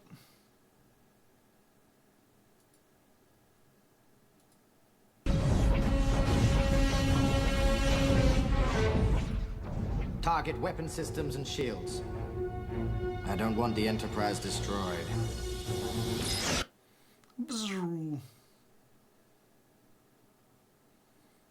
Let me see if I can find it. I need it there for the editor. If I can't find it, there's no way he can find it.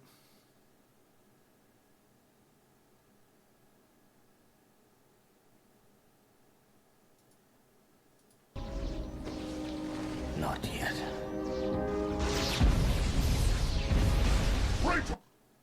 Praetor, fire the thing! I was always more of a Stargate fan. Those are rare.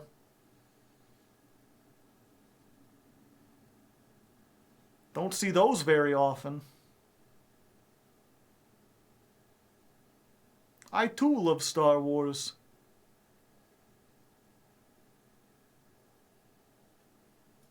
Oh, is it here?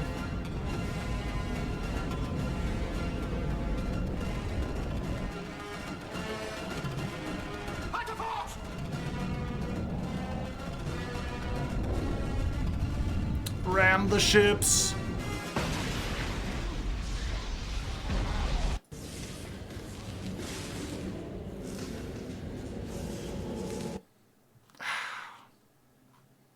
Damn it. It's fine. I guess I don't need things.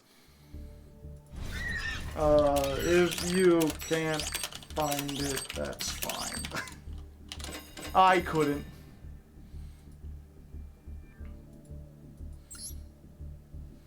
Star Trek lacks lightsabers in Jar Jar. How can they compete? Look up the script. Yeah.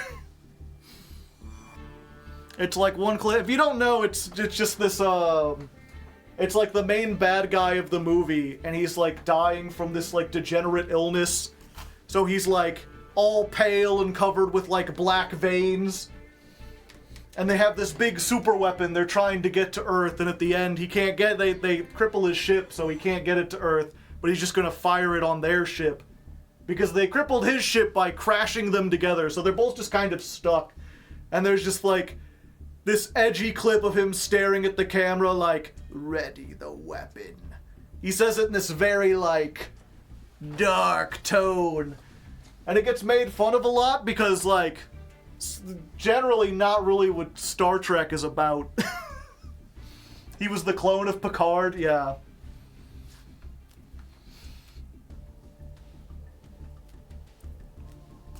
The clone of Picard who shaved his head. He's like, I want to be more like Picard. And he's like, you know, I wasn't always bald, right? Like. Okay. Let's go. 21's not worth living in. Alright, here we are. One more duel to get into Platinum 1. And it looks like we might be going against the mirror match. Is it Ancient Gear versus Ancient Gear? Will our opponent be able to outgear us? Will they be like Beerus from that one anime? Oh no. Oh wait, no. Okay. For a second I was worried because I was like, we don't have any starters. But we do. Ancient Gear Advance is a 1-card starter. And the rest of this just says, fuck you and whatever board you built. I don't think they're Ancient Gears though if they're playing Pot of Extravagance. Not unless they went all in, like getting like 3 Chaos Giants. Yeah. What? Why do you have this? You don't deserve the what? Dogmatica again?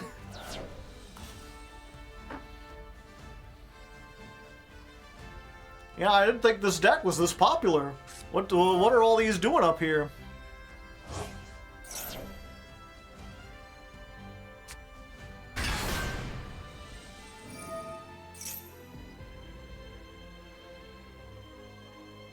Okay, we don't want to let them know what we've got.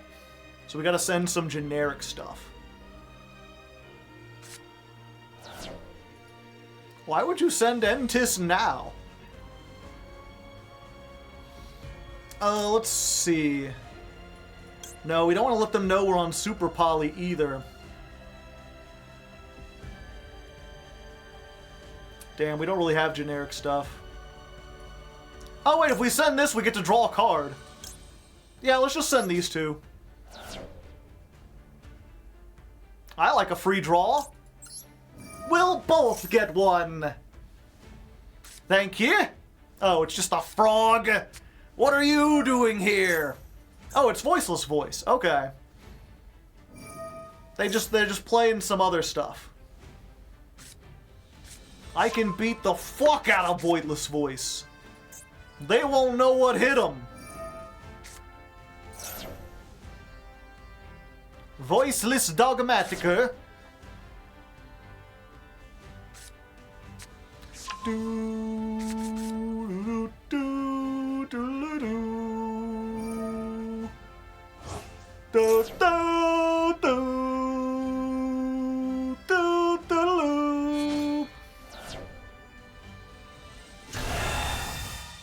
Hello, Skull Guardian.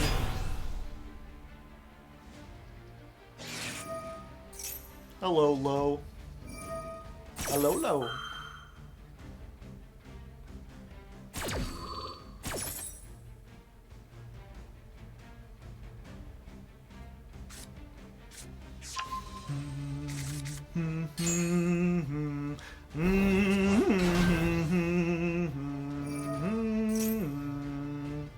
Da da da da ba ba ba.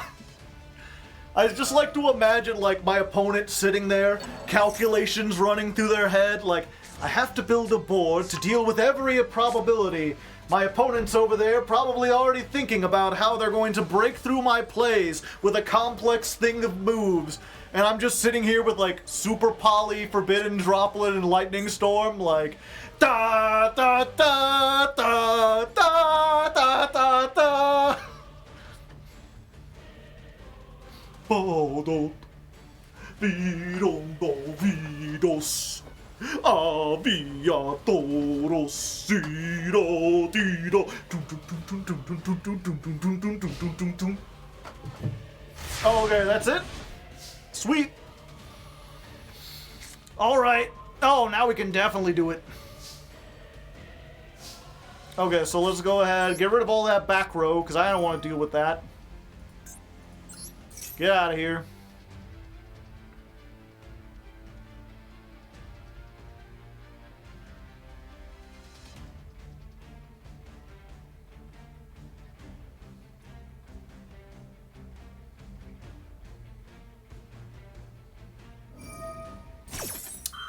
No, no, no. I don't think so today. Let's just send off this, because I don't want it, and the Lightning Storm, because why not?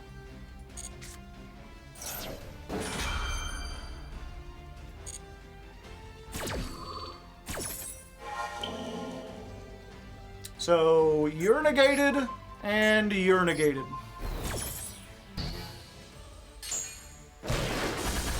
Get out of here! Maxi? You think that will save you? I mean, it might if they have, like, Nibiru or whatever. Alright, let's go ahead and get our fortress. Activate the fortress. Why give them another draw? I can't normal summon anyway.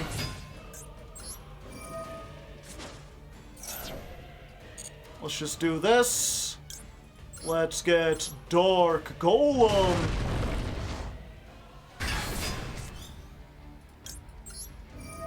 Let's activate the Dark Golem. We'll get Fusion, of course, and I think we get this just to dump it. We probably won't need it, but just in case.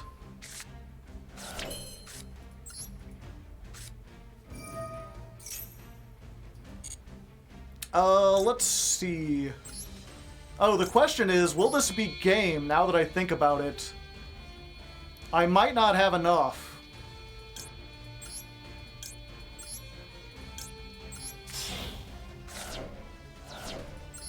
Let's do some calculations here real quick. So 4,500 times 3 minus 20 or 2,000 minus 2,000 minus 3,000. Fuck.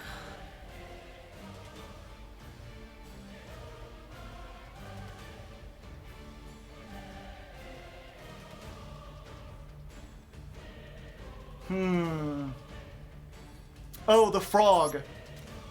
Oh, the frog doesn't...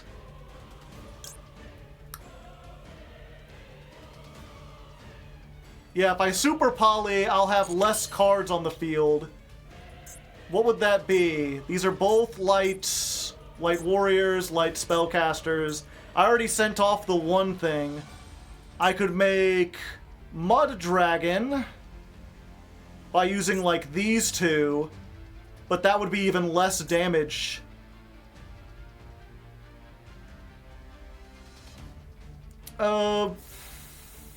Okay. Let's use Frog. The unfortunate thing is now we're getting into Nibiru territory.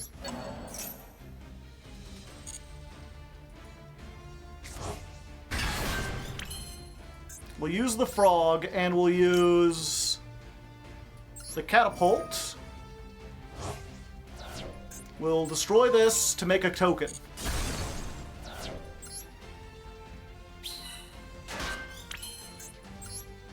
If we go in and we make Ballista,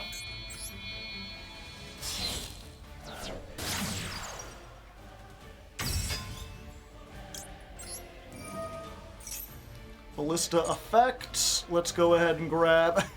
There's people in chat like, use Super Poly in battle. Like, it doesn't matter if I use it before or after. I can't attack all their monsters and then use Super Poly on the monsters that are dead.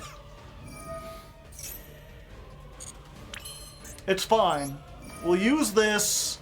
We'll send off Gear Town. We'll turn this to 0. And we'll give them one more draw. Fuck. No! Oh, okay. Ghost Bell. I was really worried there for a second. Ooh, nice animation. I think that's still enough, though. Because now we're doing 45 more. Or, I'm sorry, 3,000 more. And this, plus you, plus you. There we go. Easy peasy into Diamond 1. The question remains now, will we immediately get punted back into Diamond 2 again, or can we actually run our way up into Master? Only time will tell, I suppose. Only time will tell.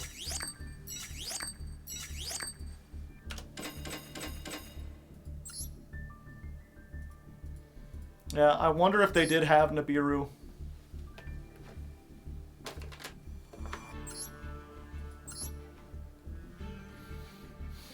What's our with our Tenpai win rate? I don't know, people seem to be getting better. No, they didn't even have it. They just had Ash, Ghost Bell, Moonlit. All the cards that don't affect us now. Except they can be used on Gear Town because it's not an ancient gear card. I mean, I'll let you know right now, Hardleg's Lock of the Year, eventually they will make ancient Gear Town. It is only a matter of time.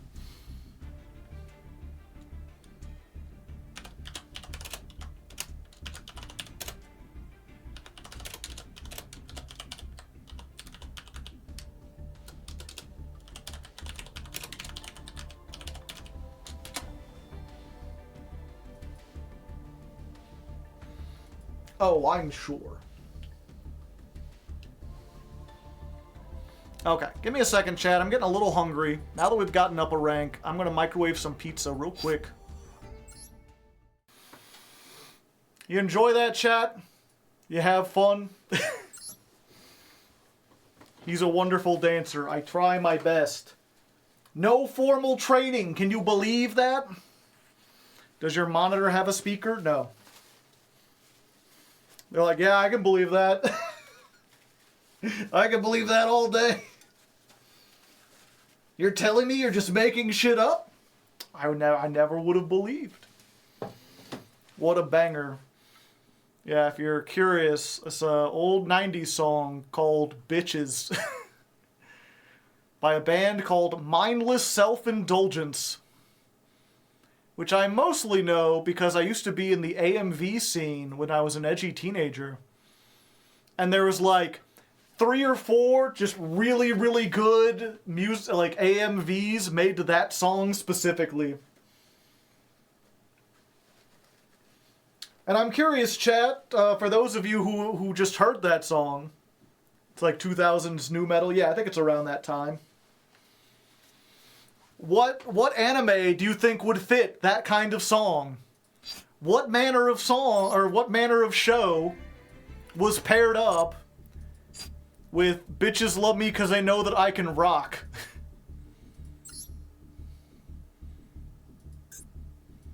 Bleach, Naruto. Do you prefer Bleach or Naruto? I don't know. I usually use Bleach on my clothes. I've never tried Naruto. Is that a new brand? Hellsing Ultra, the Chainsaw Man. This was back in like the 2000s, chat. No Chainsaw Man existed yet. I heard it in a Phoenix Wright fan flash. Someone in chat got it right. The famous AMV that used that was set to Pokemon. Although they're like, it's gotta be about Brock, right? No. Is Pikachu lip-syncing most of the whole thing.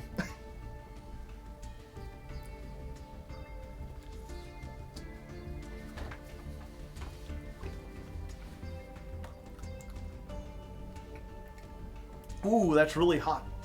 There's also a good, the other one was, it wasn't even to an anime, so I guess I can't call it an AMV. But it was a compilation of, like, Super Smash Brothers Melee, like, battles. With a couple of the cutscenes, like, thrown in. One of the AMV hells. There's, like, so many of those now.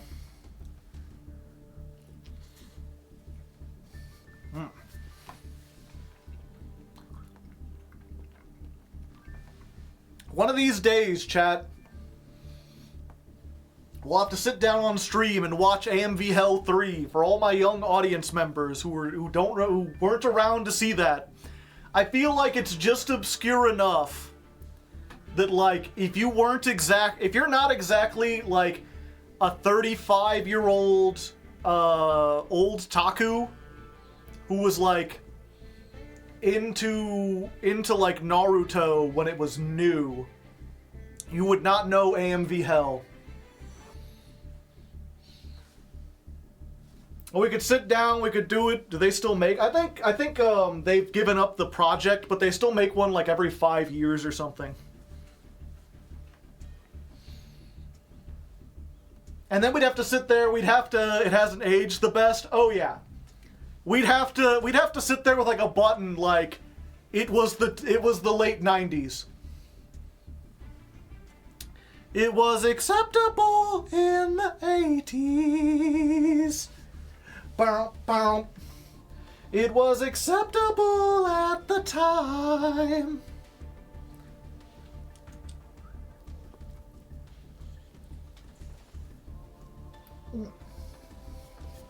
Did I miss the stream? No, I'm just eating.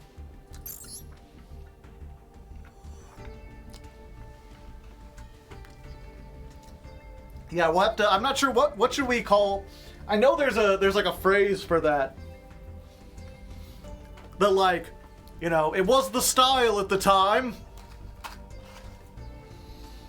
It was the 90s. You know, there was a different time back then.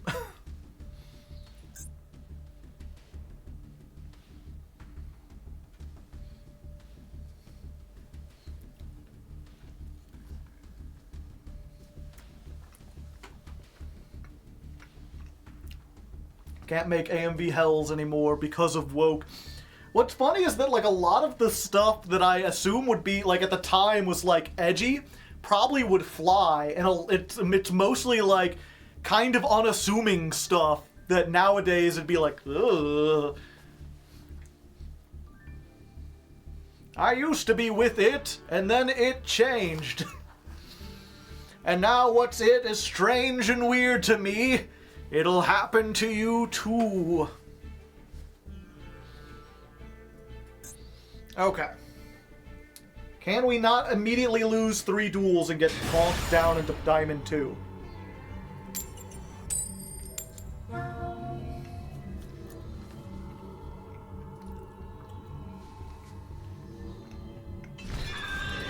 Okay, probably not Tenpai. Have you tried Goblin Bikers? Nope.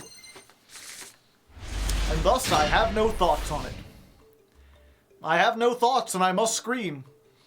This is a pretty awful hand. We didn't get... Oh, I guess we did get a star... Oh. Oh, it's you.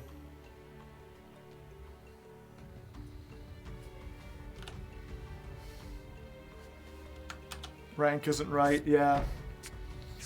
I don't think I could beat this, chat.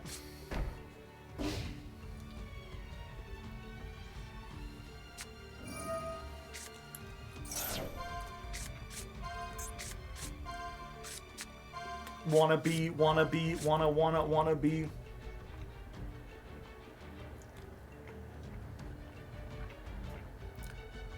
Giant doesn't activate. Doesn't their big dinosaur say that you can't attack with monsters that have higher attack?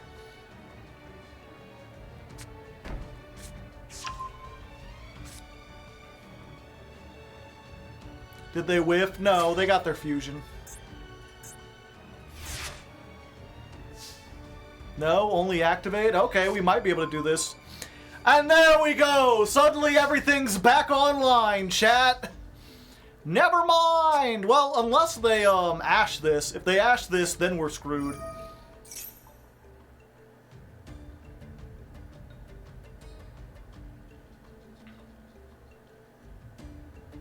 Red Reboot would be really helpful. Yeah, Red Reboot would solo. And that's it.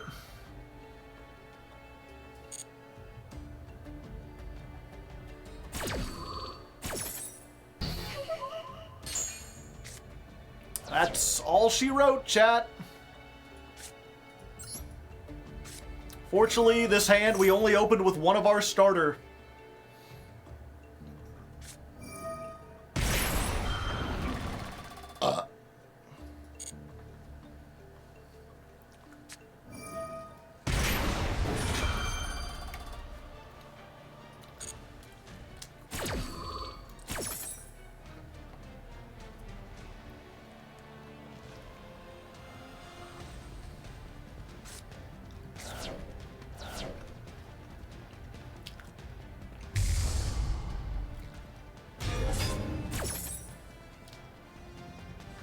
Wait, actually, 1 second, hold up.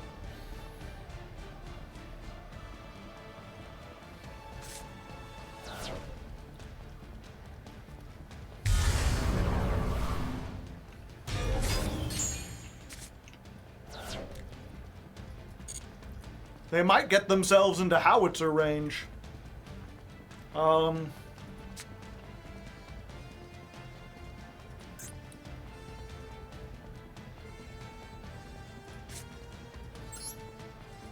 Hunting Hound? 600.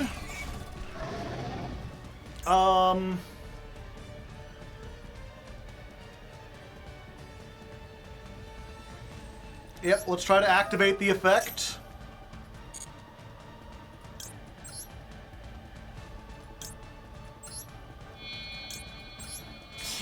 Go for Ancient Gear Golem.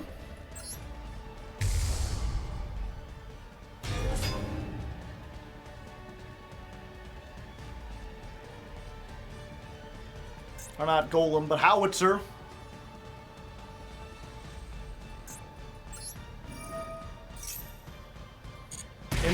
2,000. Go to battle phase.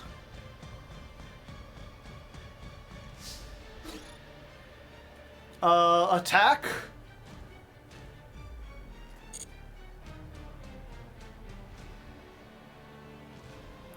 Damage step. Activate Forbidden Droplet. Send off this. Send off this.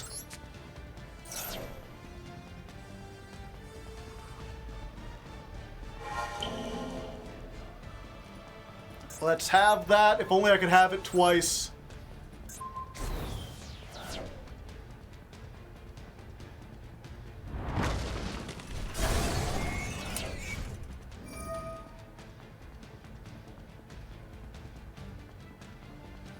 Oh, I should have crashed this.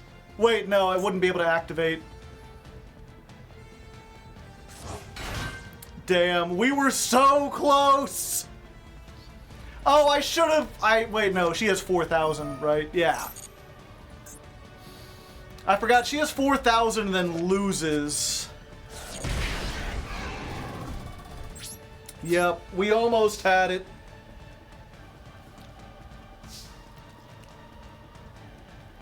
Rexstrom is only on the field. Oh. Hold up.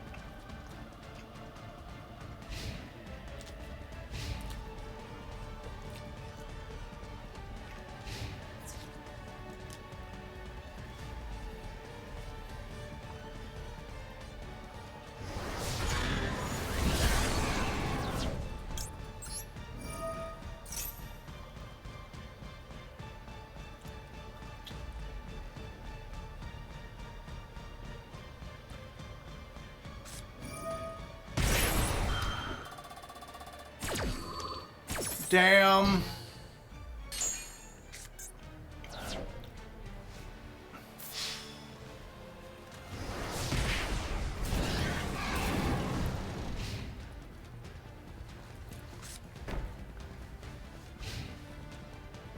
Yeah, it wouldn't have mattered.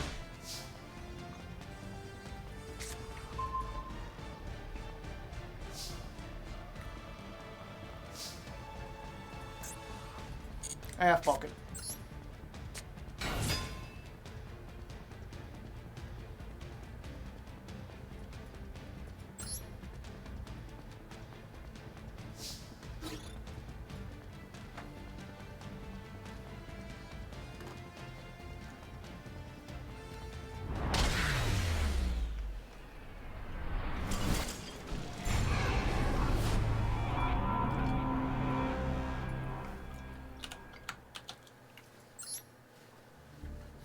But in the end, it doesn't even matter. Why did Tanker not work? Rexstrom. Oh, you know what? Ironically, if I'd kept the fucking fortress instead of sending it off, I would have worked. Oh wait, no, it wouldn't have. Because Rexstrom doesn't negate, it says you can't activate.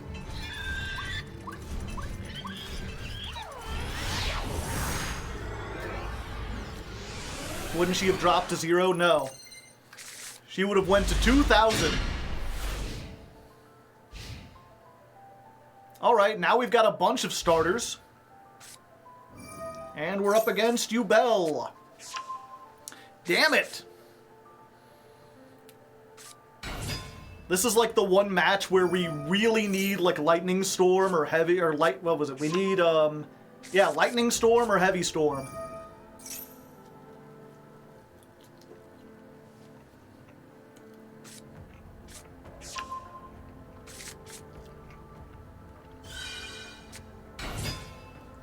Like, we have a good Ubel matchup. If we could get Super Poly, if we could get Lightning Storm, if we could get Heavy Storm, if we could get Forbidden Droplet. Well, Forbidden Droplet not as much because it doesn't deal with the Nightmare Pain.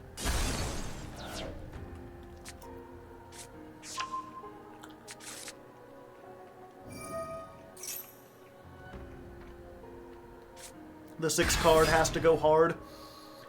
We could also potentially draw it. Well, we might get a draw depending on what they end on. Pizza Hut? No, Papa John's. I wish it was Pizza Hut.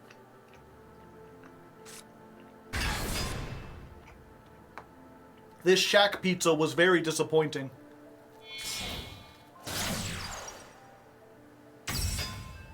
Hello, Muntry.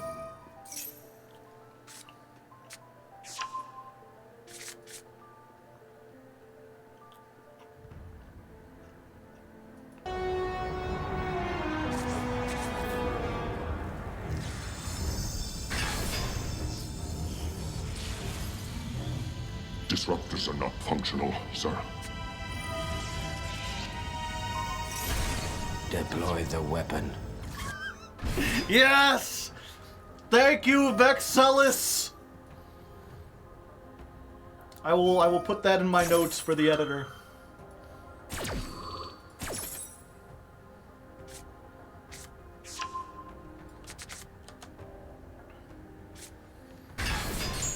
I'll show everyone it after the duel.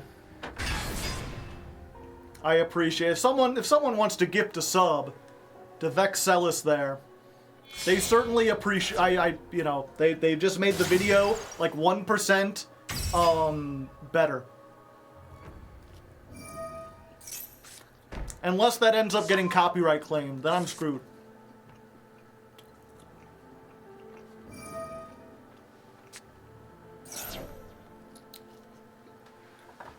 Thank you, Angel Crab! Enjoy your new emotes!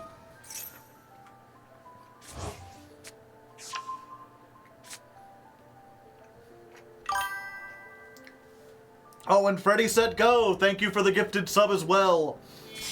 Slightly too late, but we got it for someone else. I appreciate it. Okay, come on, board breaker. I just need a board breaker. Or I need them to be stupid.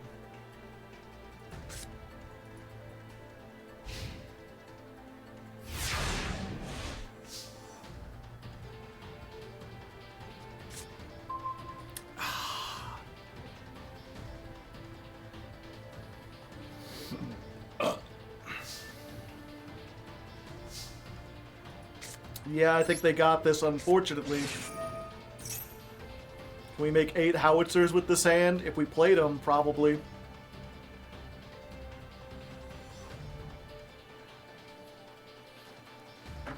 Any chance to do the snatch deal exchange of heart? I don't think so. Yep, they know what they're doing.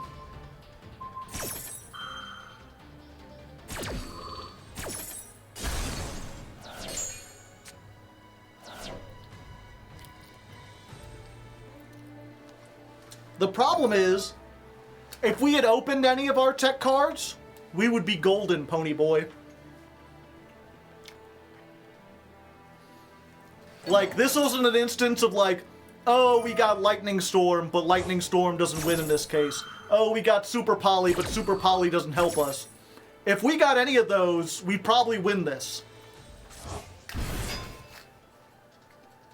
The problem here is that luck just wasn't on our side. We opened exclusively starters and no board breakers.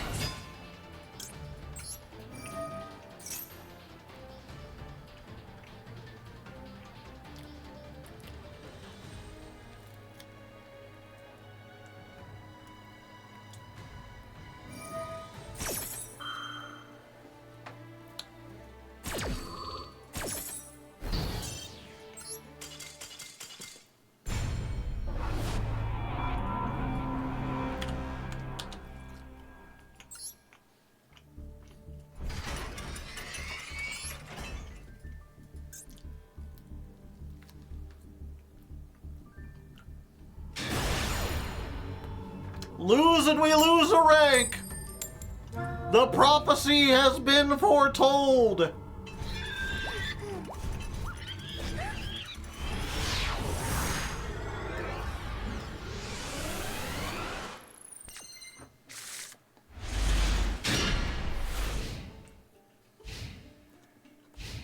Yeah, like this. This hand last turn would have won us the game. We get rid of the Nightmare Pain. We get rid of the trap. Then without the trap to destroy the Ancient Gear Advance. Oh, it wouldn't have Ancient Gear Advance.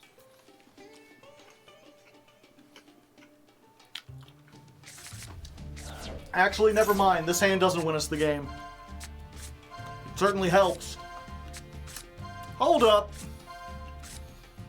Our opponent is on Tenpai. They won the coin toss, and they chose to let us go second.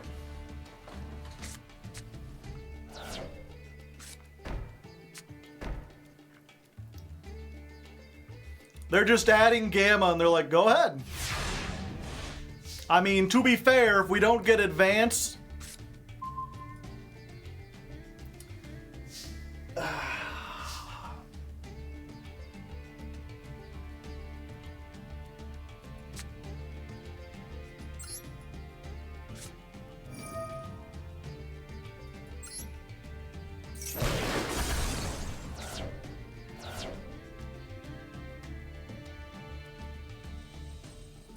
Wait. No, this is fine.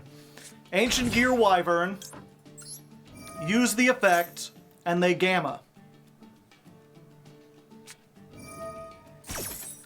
That will negate and destroy the Wyvern, but then they'll control more cards than me, so we can Ancient Gear Statue.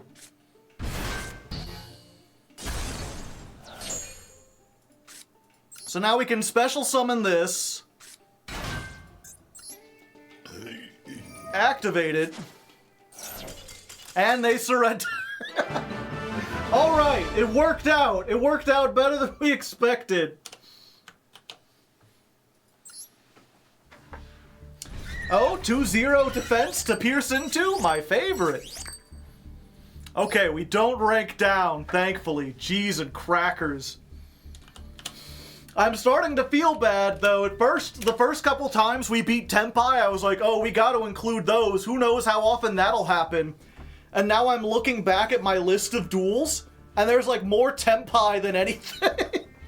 I mean, I guess it's the new deck or whatever, but it's weird to be like, yeah, this deck is good, and then all it is just me anti-metaing Tenpai.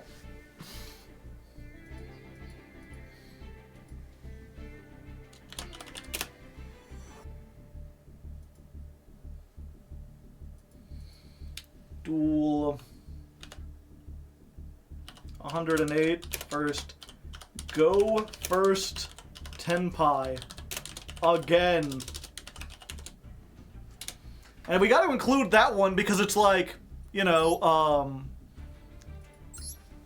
it's if I had a if I had a nickel for every time Tenpai decided to go first, I'd have 2 nickels. Which is not a lot, but it's weird that it happened twice.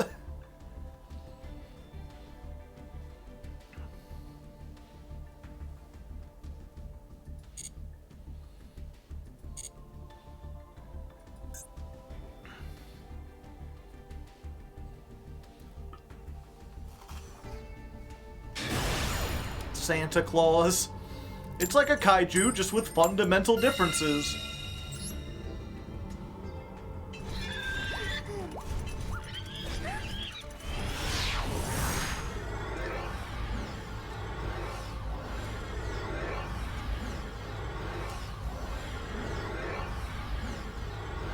They must have misclicked or something, yeah.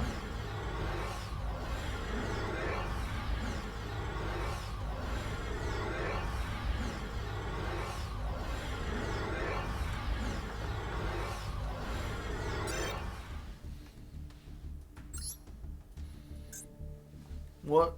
Hi, how's it going? What's this camera doing here? I am still hungry.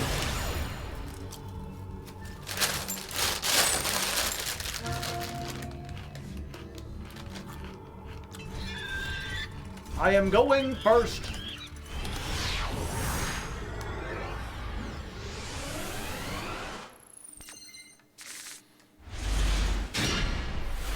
Fuck.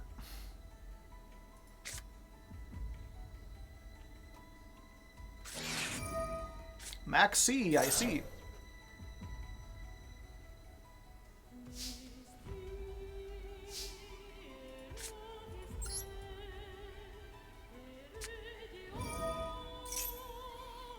Give me a second.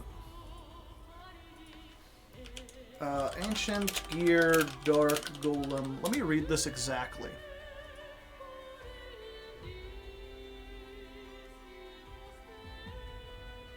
You cannot set cards for the rest of this turn. So I can set a card.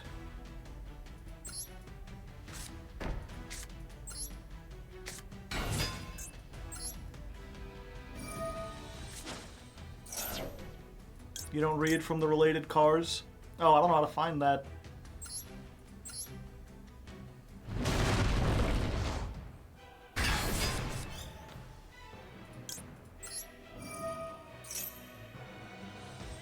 Well, let's get you and you.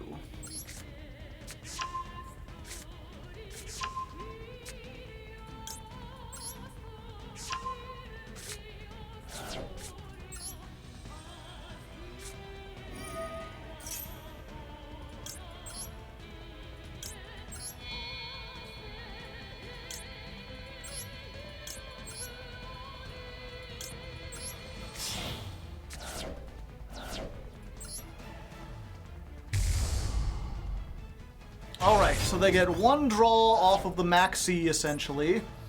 What does this affect? If this set card is sent to the graveyard, add one... Okay, I can't even do that.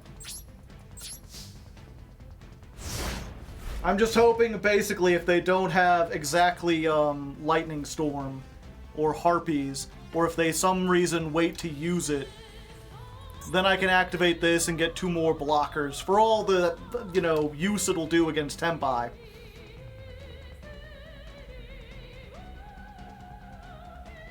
They've got 1, 2, 3, 4, 5, 6, 7 cards. If anyone had the ability to make the Black Rose Dragon, it would be them. It's Tenpai, isn't it? Of course it is. What else would it be? Who else but Tenpai?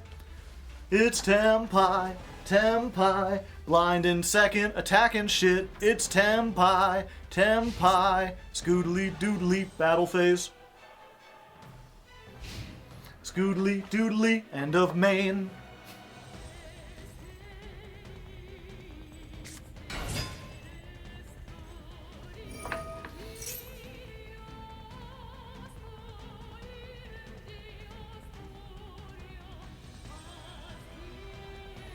They're lagging quite a bit. Either that or they're thinking about something.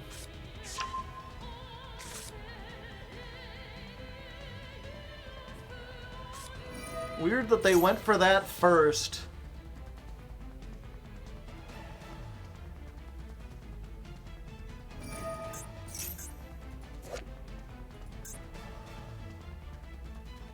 Ah, gotcha.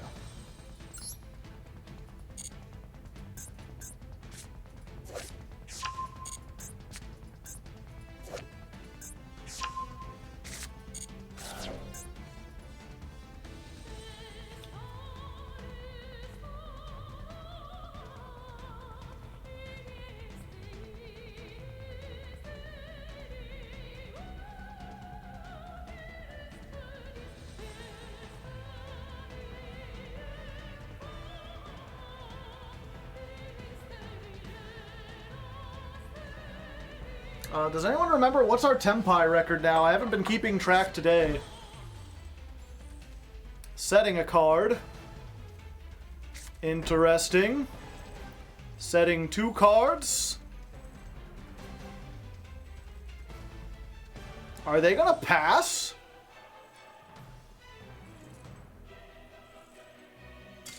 No, they're gonna surrender.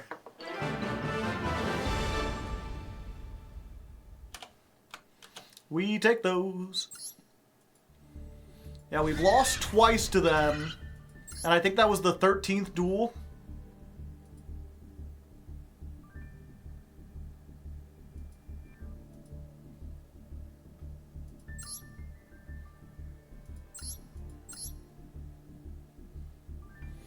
I don't understand what happened. Well, this doesn't do anything. This doesn't do anything. They couldn't activate these.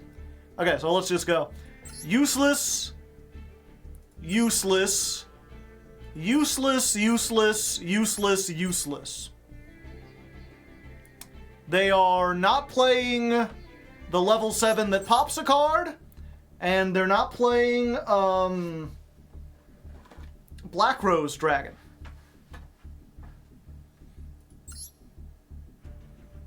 The only thing they could really do, realistically, is maybe if they had these two, they could set them. Then they could make Hieratic Seals. They could bounce the Ancient Gear during my turn, and then hope that these two help them against everything else.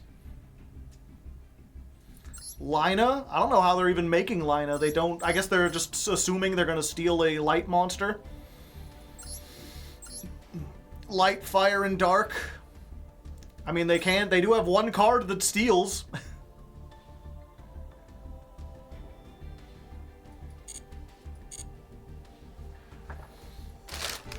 Okay. Playing Underworld Goddess in Tenpai is weird.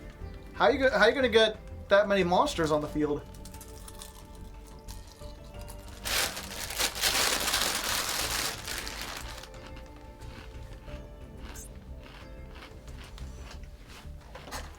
Two more wins.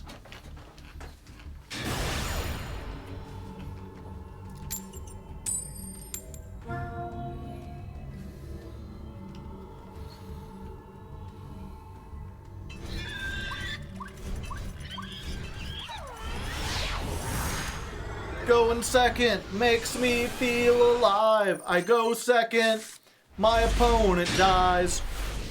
Well, we've got Fortress, we've got Schedule, we've got a starter, no board breakers, and it's MathMech.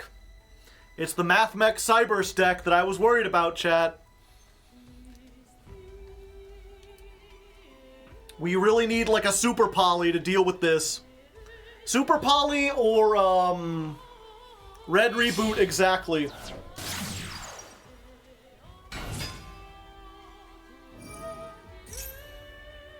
We've got 5 cards in our deck that do it, and 35 cards. That's a 1 in 7 chance.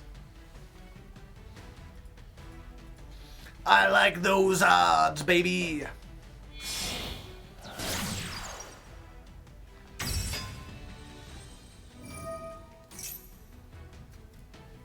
One in 6. 5, 10, 15, 20, 25, 30, 35. So there's 7 5s in 35, and we need to hit one of them, so it'd be 1 in 7, right? Okay. I was like, either I don't understand math, or you've miscounted.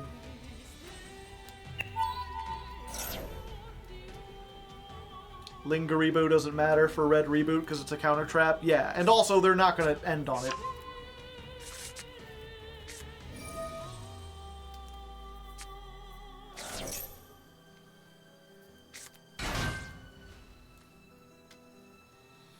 What was it? Forbidden Droplet might also do it. Potentially.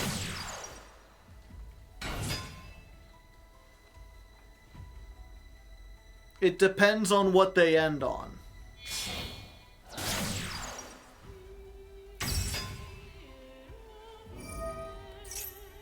But if I can wait until they, like... If I Fortress and they know what they're doing and they decide to activate the Super Factorial then, I could wait until it resolves and they try to send everything, and then I could Forbidden Droplet. I could also potentially Lightning Storm before they get a chance to, If I get Lightning Storm, it forces out the Super Factorial, So they'll still get to take a card from our hand, but they won't take anything else. Then I have to bait out the negate and hope they don't take... Well, no. If they take anything but statue's fine. If they take anything but tanker, if they do take statue, I can summon tanker and get it back. I really just gotta hope they don't hit fortress.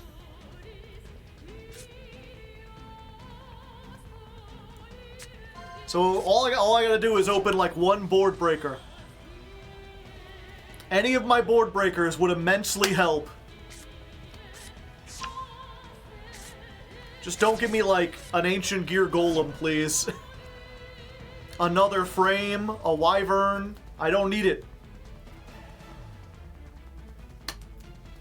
Actually, a wyvern would help a little bit.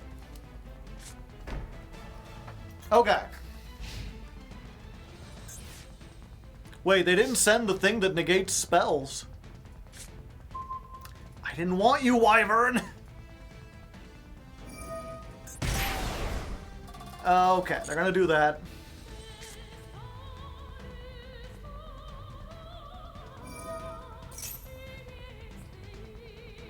Do I do this now? No.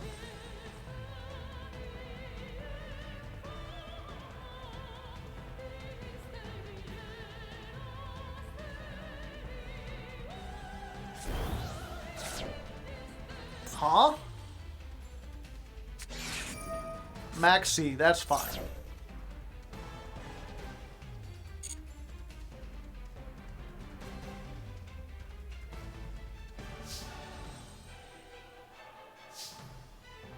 Okay.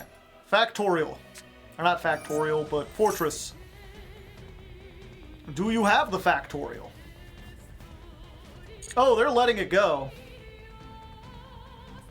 I don't think they know, chat. Or they're just waiting. I now have this knowledge. Related cards. Does this...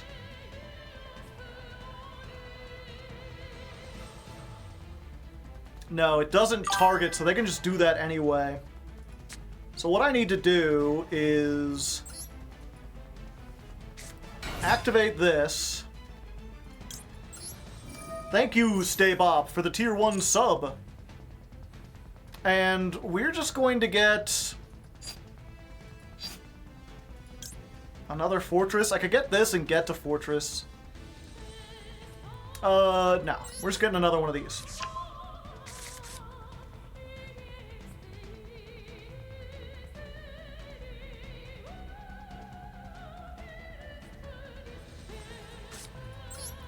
Another one. Okay, so now if they hit me with the super factorial, they can only get rid of one.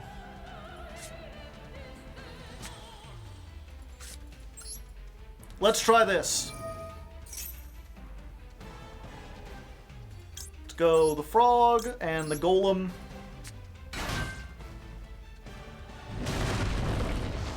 Now we go in, locked and loaded.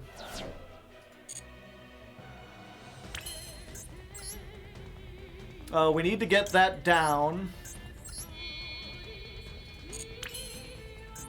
Think. The problem with using this is...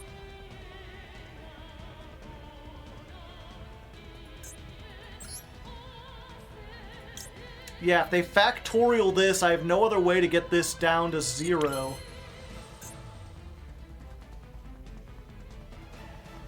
I think the better thing might be to... for now, we're gonna make Genius instead. Because I'm a genius!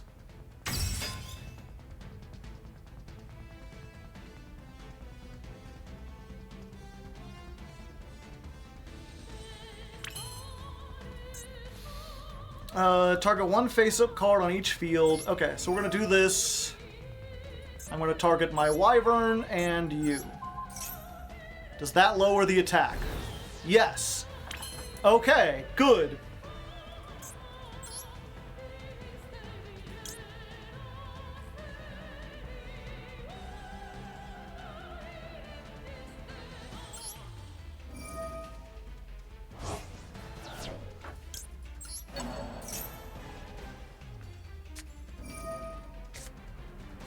Ah, unfortunate.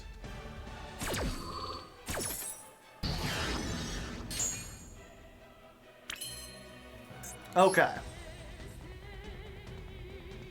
Now we go for the ballista.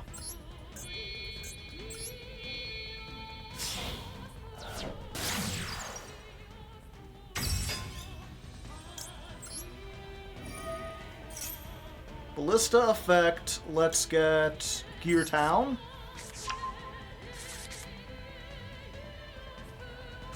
Now they're factorialing.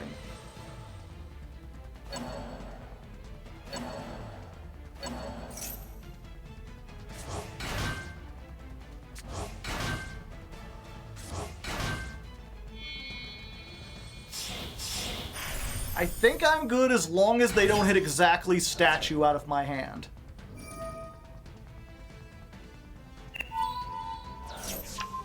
Okay.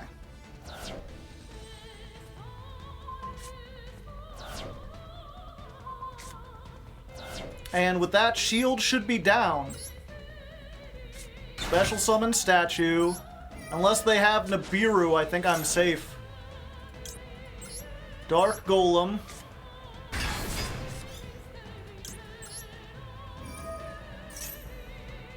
Dark Golem, let's get you and...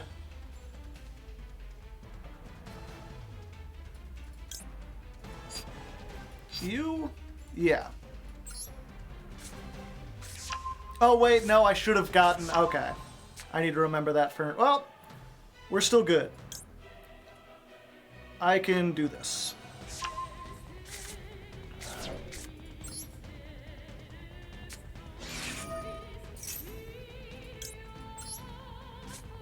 Let's grab this.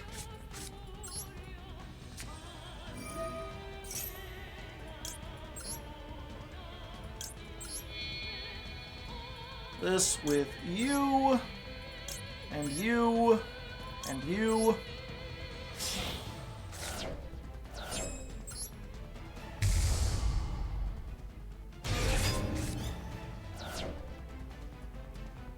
I think this might not be... Wait, they have only 6,000.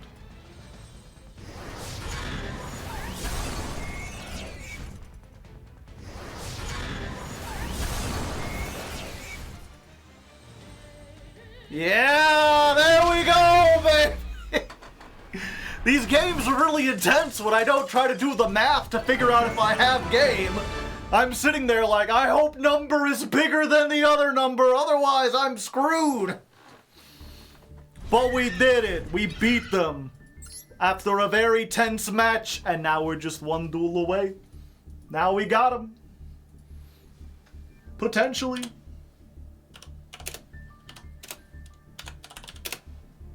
Duel,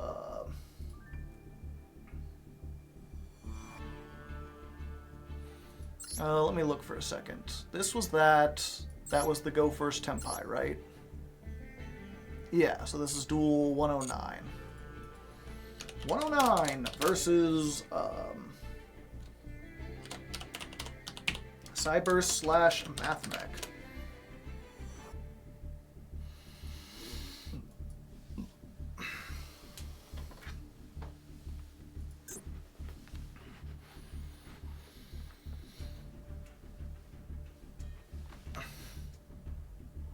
Alright, students, one more duel and we can earn our master's degree in dueling. All we've got to do is OTK one more time. We get to go second. They might know what we're up against.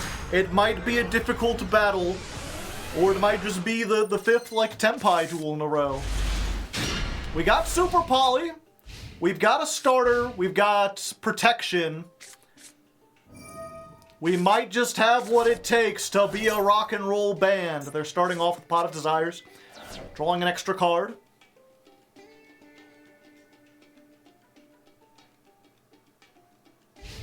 And okay. Cool, cool. Could be Lab, true. Fortress?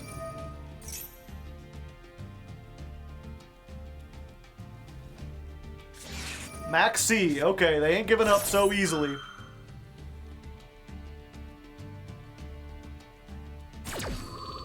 Because they put nothing on the field, we will have to summon a few times to do this. But I think we can get it pretty easily. Let's go ahead and get the Ancient Gear Fusion here. Because we've already got the Catapult. We can Catapult on the Gear Town? Yeah. Catapult on the Gear Town.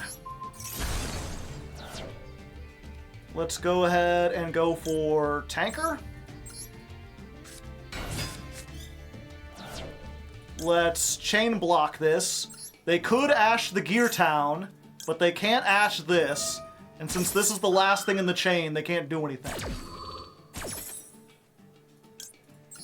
Let's summon this. Oh. Actually, we don't even need diffusion. Fuck. Let's just summon another golem.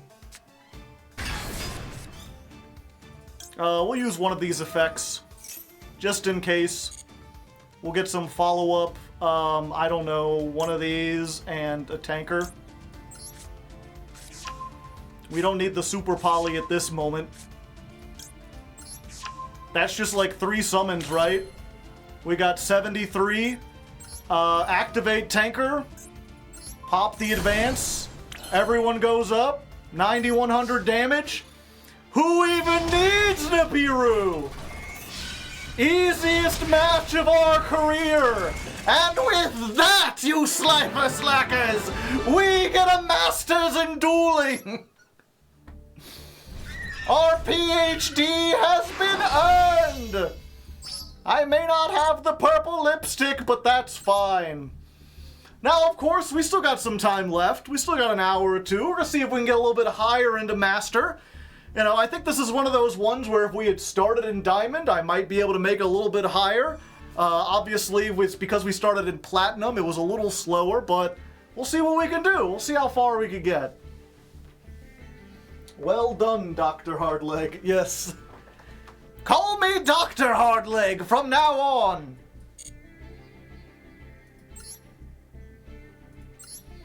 Was it just another fucking Tenpai? Just another fucking Tenpai.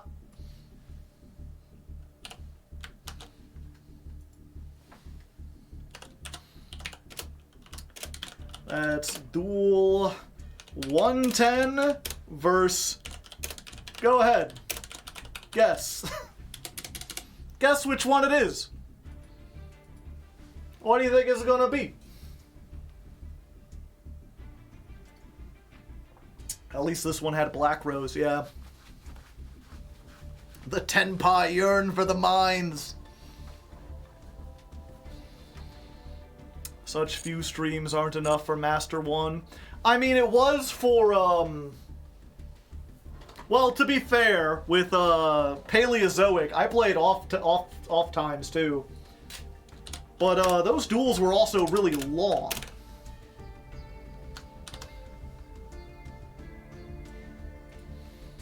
Let's do it like this. There we go. Let's check real quick. Chatterinos. Paleo is such a chore. I love it. Hardleg, Paleo.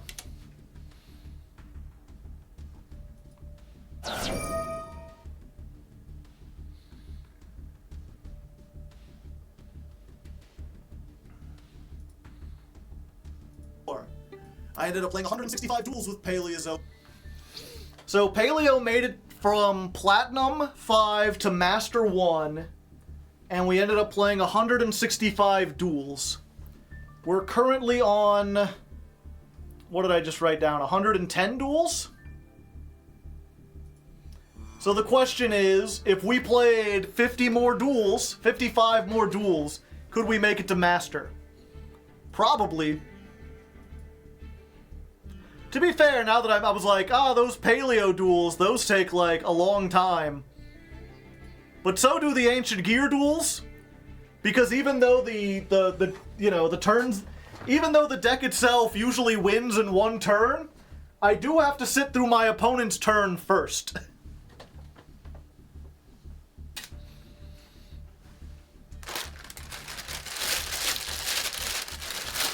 $20 duels, no losses. You think we can go on the win streak?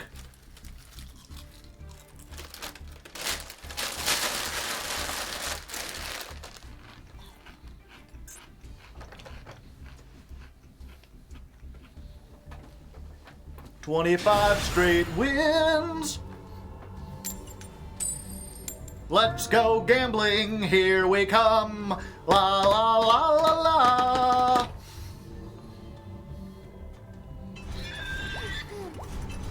Just gotta face 25 bad Tenpai players in a row. Damn it. Dang it. Alright, Charlie, what you got cooking for me? That's Charlie. He was the main character in Flowers for Algernon. That was how he spelled his name.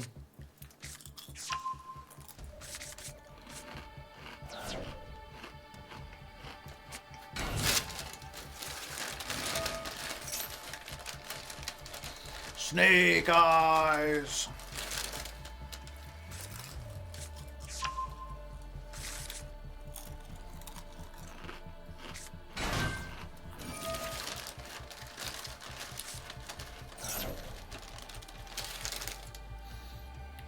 Is this the first Snake Eyes? I think I played them before.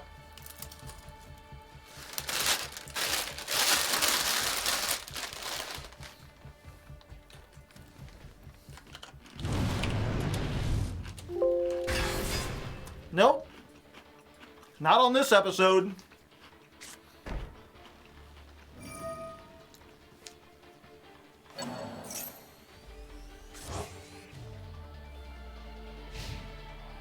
Huh. Is this the kind of thing that gets in the Master these days? I mean, to be fair, they played around Super Poly. Oh, wait, never mind. Here they go playing into Super Poly.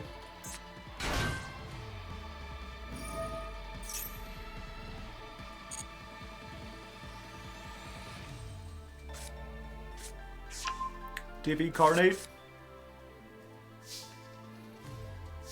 Oh, okay. Hi there. I hope whatever negation you have, it's non-targeting, non-destruction, that you can activate outside of a chain.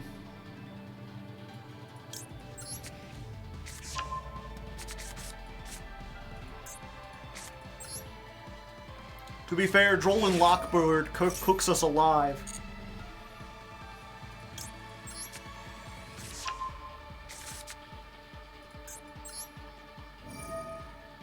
Free card!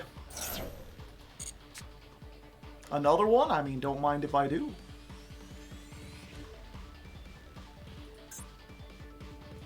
Let's do this.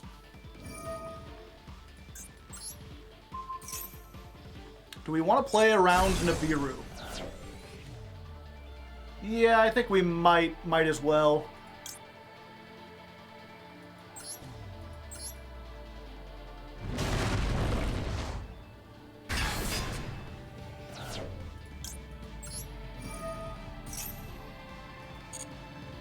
Let's go for this and this.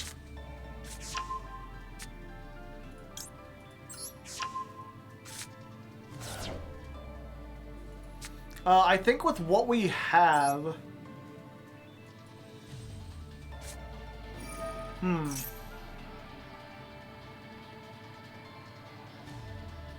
Yeah, I think we gotta go for this.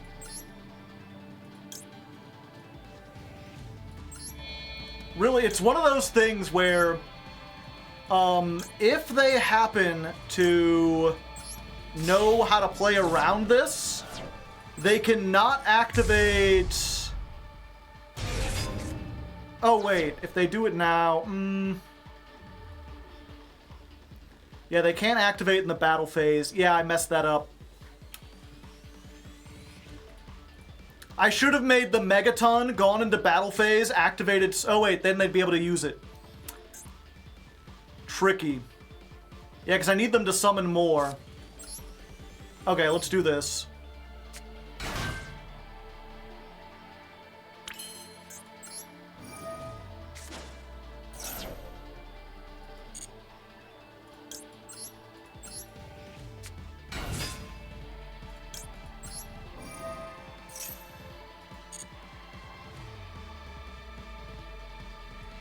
Let's grab you. Is it Nib? It might be Nib.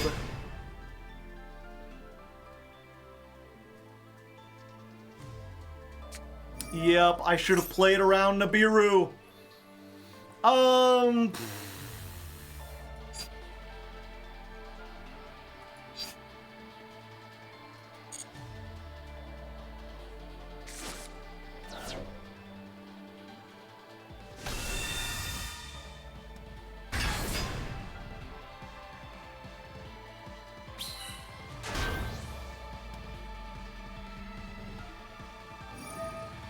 Yeah, the thing was, if I made this, then they couldn't Flamberge in the battle phase, so I wouldn't have done enough damage. But if I made, Megaton, then they would be able to do this, but it doesn't do piercing, so getting the more monsters out wouldn't have done anything. I either needed to get both of them... And now it's like, well, I can super poly these away.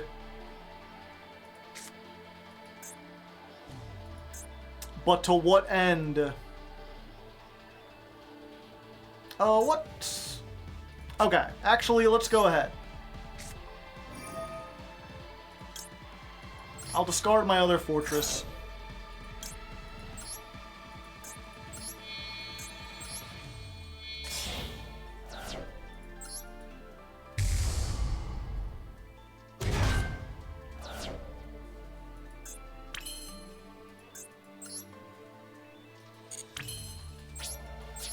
Yep.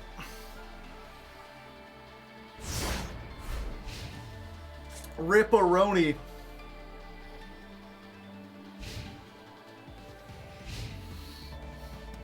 For some reason I thought I could make Swamp, and then I'm like, oh, if I Swamp Call Light, they won't be able to target the token, and then they won't be able to get rid of it.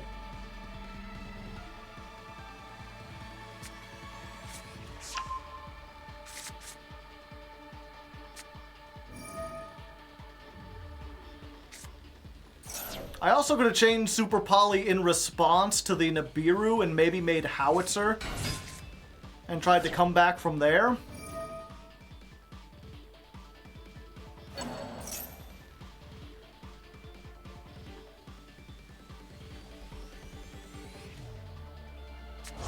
Yeah, maybe if I had Super Poly'd first, they would have gotten everything, and then I could have made it. I think that still played into Nibiru, though.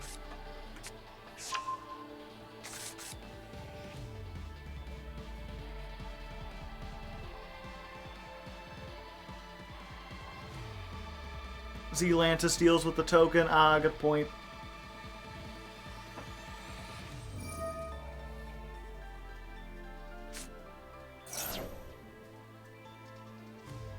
Let's see if they can out the token. Almost certainly, right? Like, doesn't Flamberge just deal with it?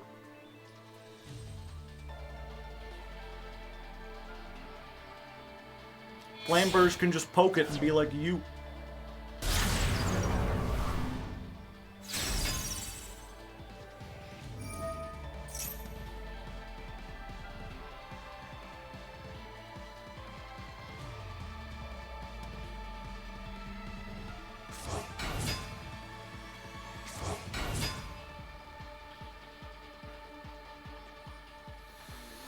Oh, there is still hope, chat. If they still go into the Zealantis line and then they try to, like, they try to be like, you know, what's it called? They try to flex by popping my back row, then I'll just activate it, and unless they have exactly, like, Ghost Bell, I can summon back the tanker, which summons back the giant. Are you getting a PhD? I mean, I have my master's. I'm not quite up to PhD yet.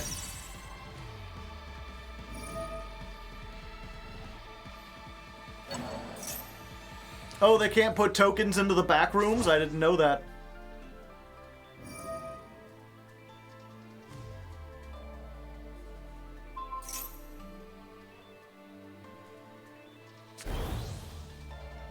You're wrong, chat. They can clearly put tokens into the back rooms. This is not game, though. This isn't even, like, close to game.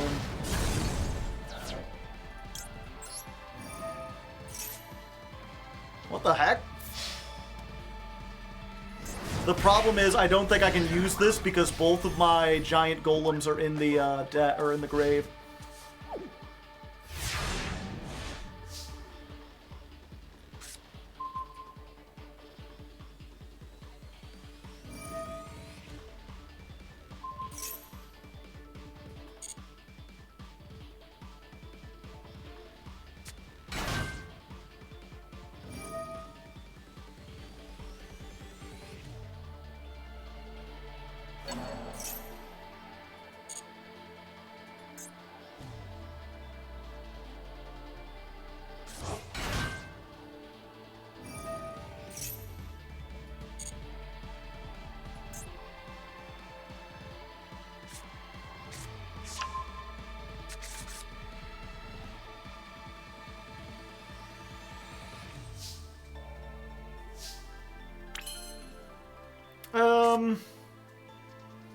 Okay, we might as well do this now.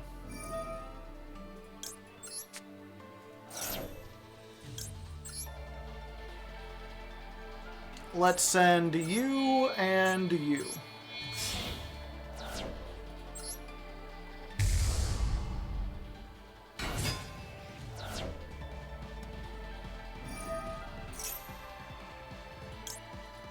Activate, select Earth.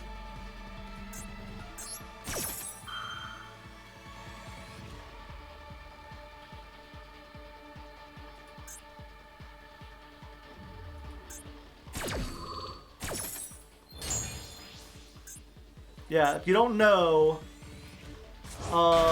they cannot target monsters on the field with the same attribute. So that's 1, 2, 3, 4, 5.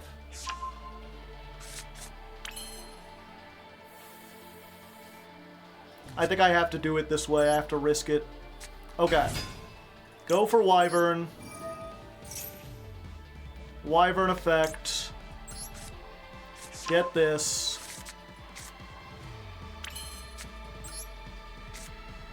Advance. Get another fortress.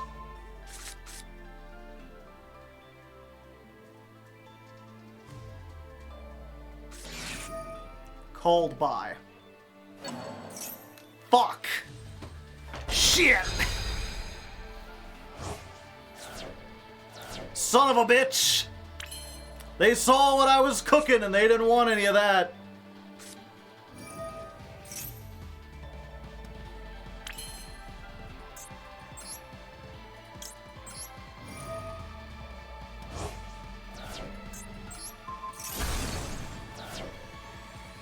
Oh, let's get a token. Let's activate this. Go tanker.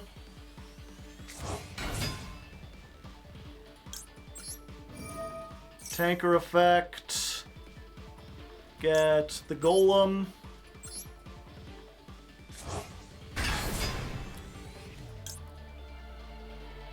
We even want to activate this? Yeah.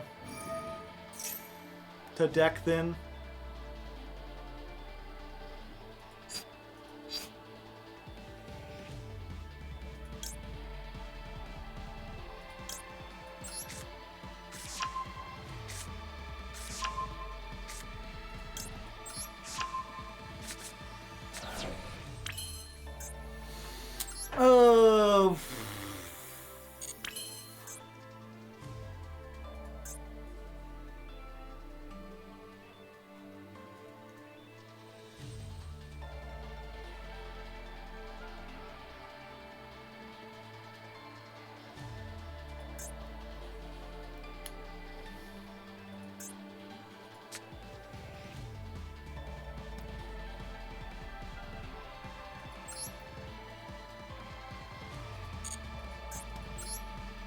locked exclusively into ancient gears.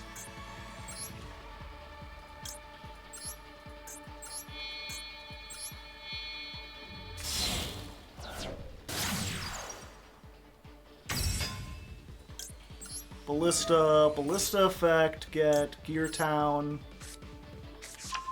The question is, do I want to do 4,400 with Ultimate Ancient Gear Golem, or do I want to triple attack Megaton? I've got 4, 1, 2, 3.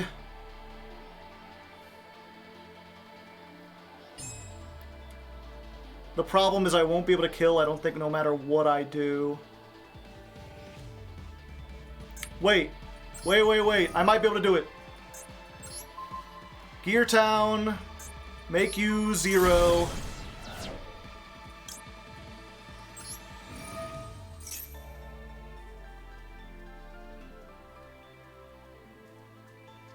Don't tell me they got another goddamn Nibiru.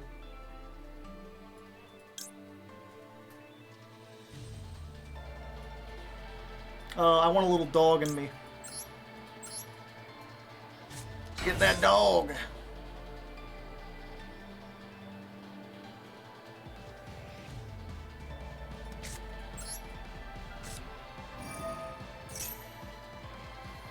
Let's go. This is negated.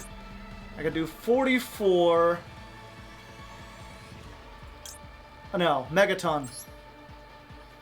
We'll use 1 golem, 2 golems, and the last ancient gear in our deck.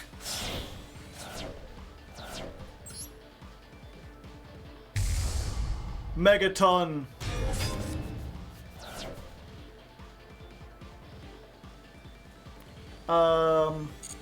I guess we might as well. Battle phase. Alright. What do they got that they can activate in the battle phase?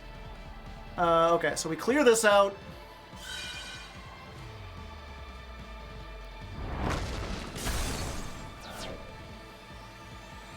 Clear this out.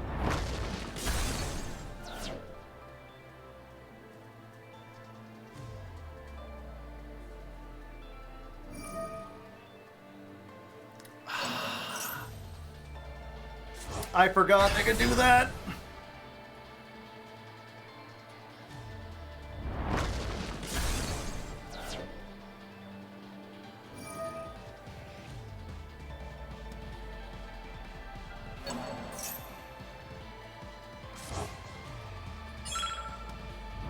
And then if they didn't have this,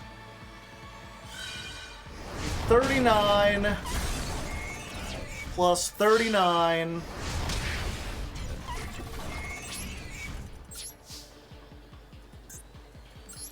Activate that dog.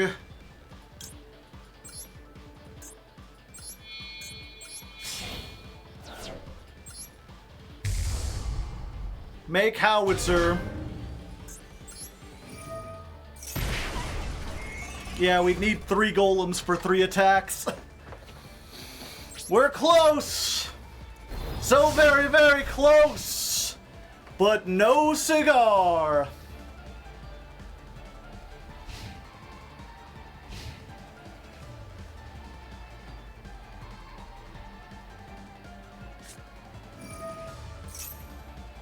Fuck.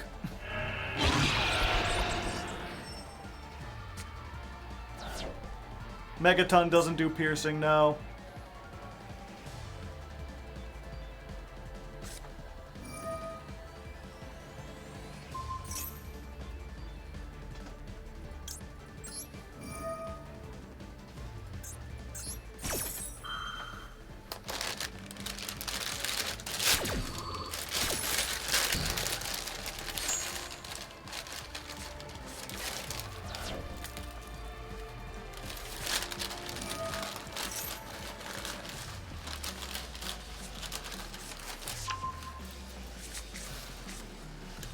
Oh yeah, they searched the karma. I shouldn't have activated that.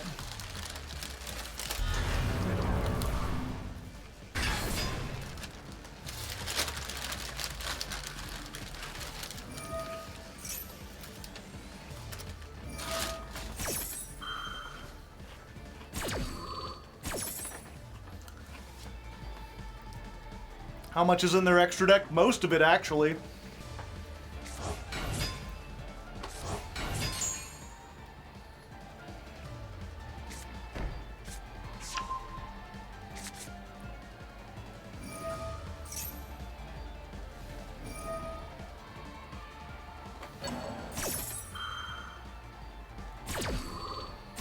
Yeah, honestly, I've got to hope that they Kurikara in the main phase. Because if they wait until after the battle phase, which I probably will survive, then we might lose this one.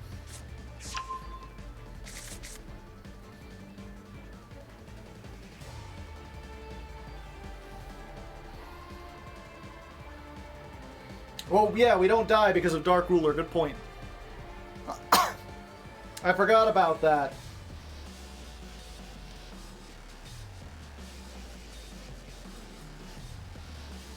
It's funny because with how our hand was at the start, if they had just extended into everything, I think we would have OTK'd them on the first turn. It was because they didn't put hardly anything that we had to do a play that summoned more monsters.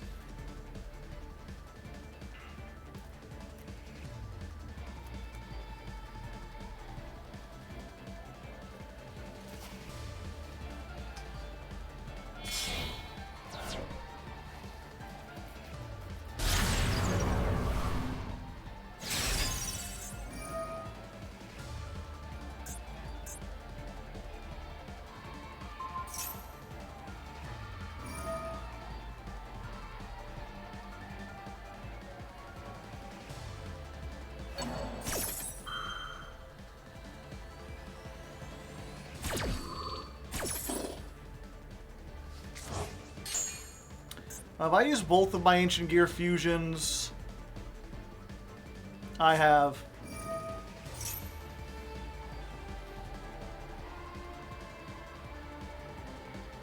Wait, did they try to target Howitzer? Yeah, it's unaffected. They're like, but I use Dark Ruler no more. I'm like, it's unaffected by Dark Ruler no more.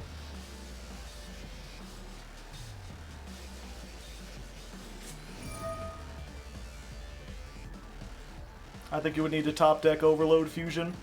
Yeah. Top deck Tanker helps too.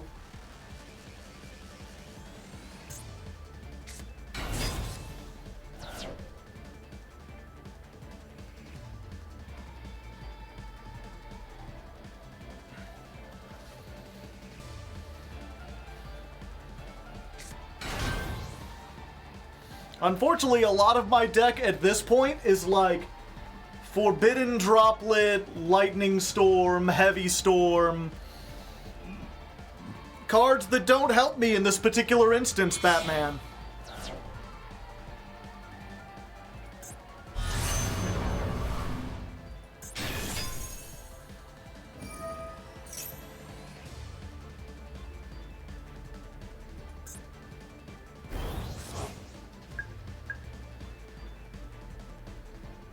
Yeah, I think that does it. This can negate the Howitzer, right? That's what I was hoping for.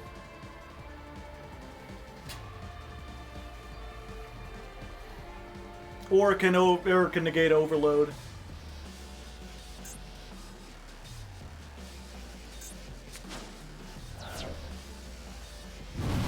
Alright, they're doing it now.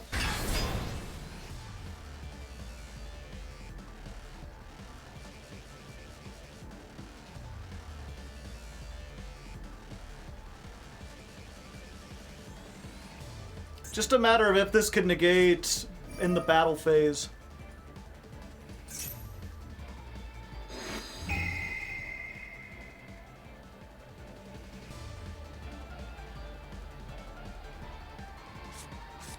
They're taking my tanker!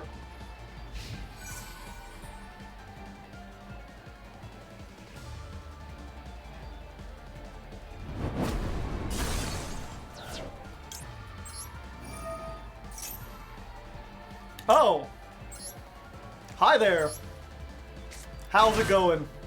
You may find that you can't respond to this because of Ancient Gear Fortress.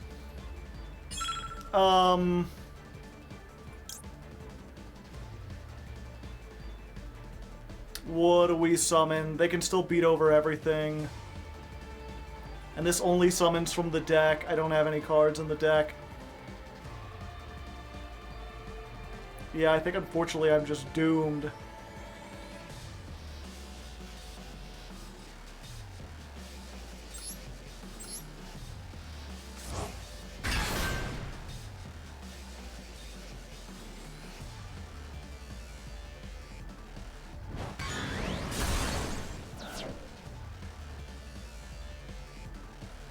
The thing about this is it's not once per turn. The problem is I have no Ancient Gears left in the deck.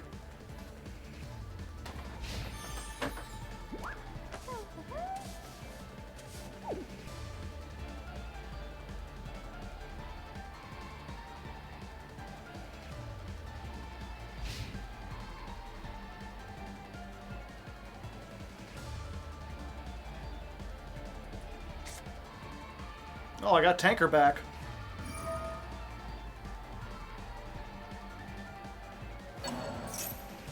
Now they get the howitzer!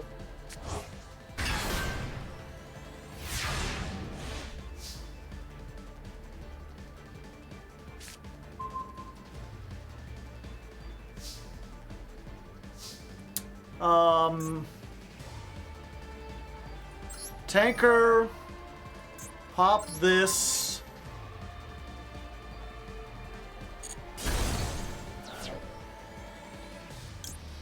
Fortress effect.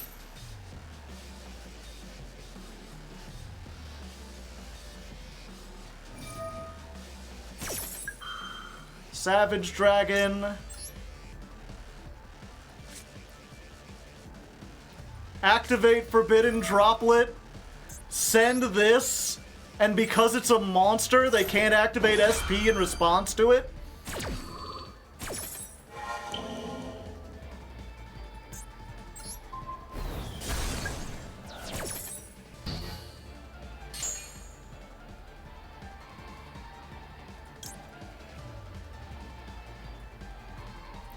Special summon the Gajilatron. It has 4,000. Fuck! Wait, they destroyed it by card effect. Hold up.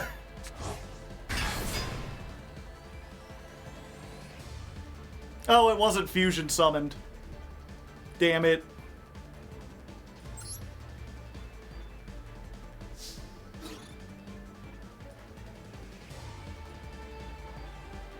It floats, but only if it's fusion summoned, and it wasn't fusion summoned.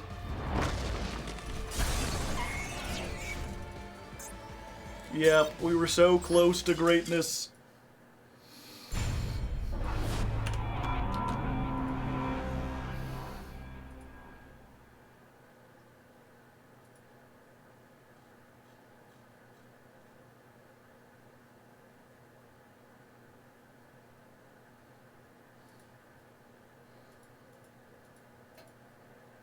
You could have destroyed your howitzer.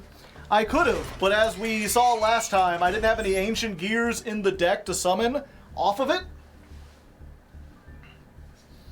I could have attacked over it. I had 19.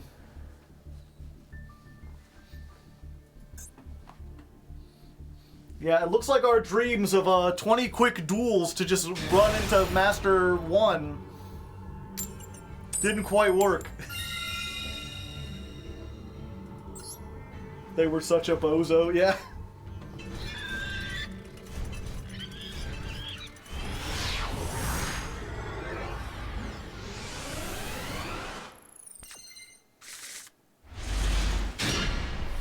Alright, a nice mix of starters and, well, I guess it's just one board breaker. If we could get another, that would be nice. More Snake Eyes. I guess all the Snake Eyes are just stuck in, Master 5? No marathon tonight? What did you want to marathon?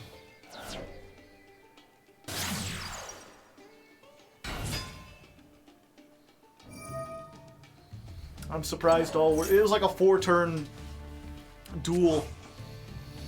And that's the thing, we're only playing like 12 Ancient Gear monsters, and we go through at least 5 of them during our first turn. They're like the basic, the least extendy combo, and I tried to extend on the first turn. What's next month's deck? Who knows?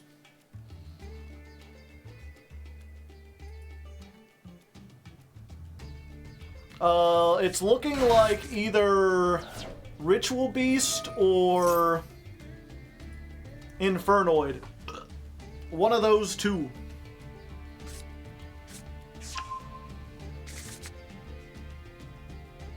Rescue Ace? Yeah.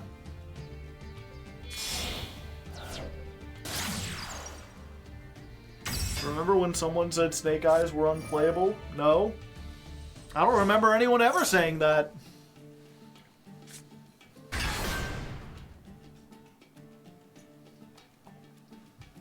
Who thinks Snake Eyes is unplayable?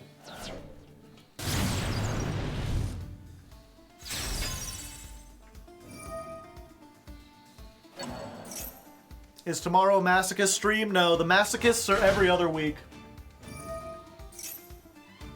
Tomorrow is a me editing stream. Or no, I'm sorry.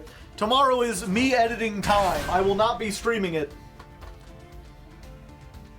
Specifically, or not even editing, I'll be writing up the opening sequence for the Ancient Gears episode.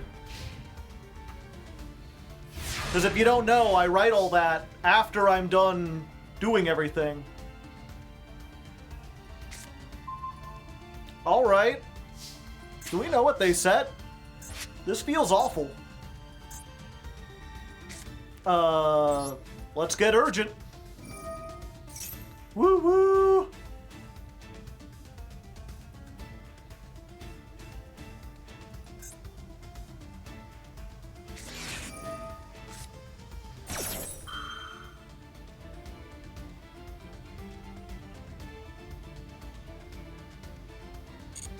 Yeah, that's fine.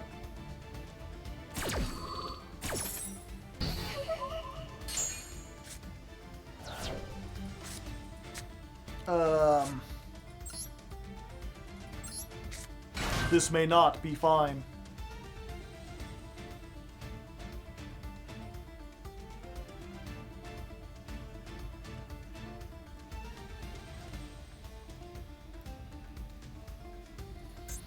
Okay, they're letting it go.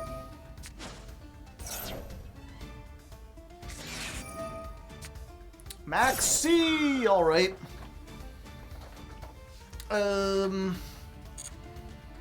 The problem with this specific hand is that we know they have the princess in the graveyard.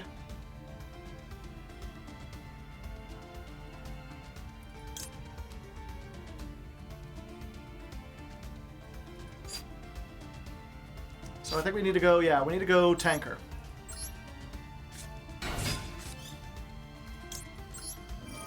Tanker, we get the golem out of our hand.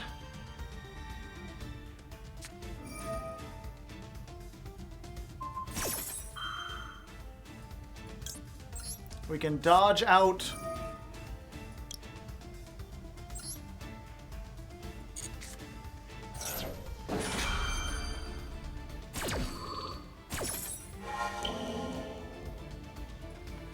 And you're halved, bro!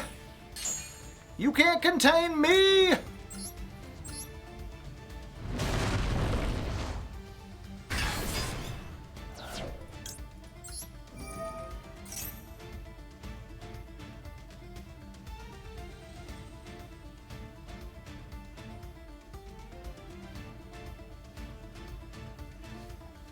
And I think they'd have to have some pretty specific stuff.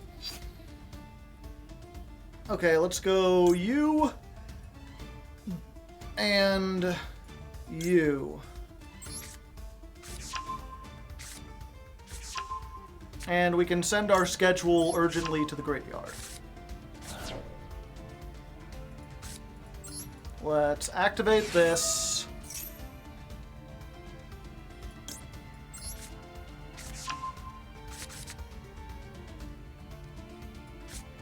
Let's activate this.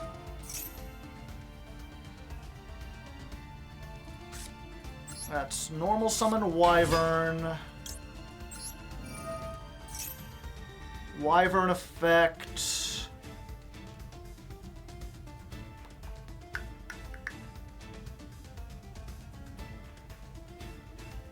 I think we just get this for next turn.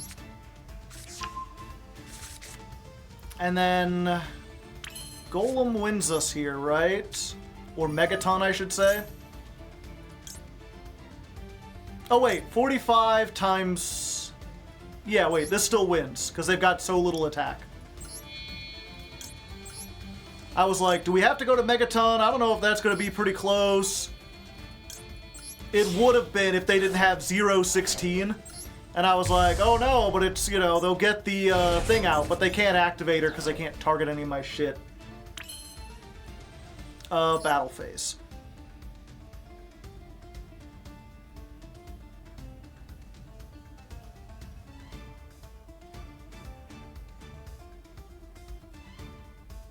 No nib. If they have nib, we're cooked.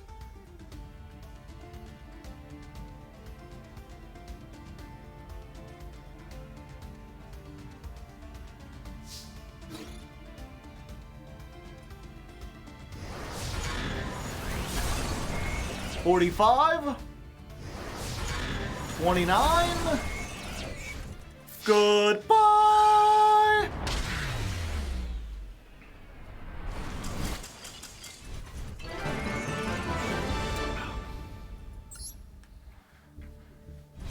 Power word kill.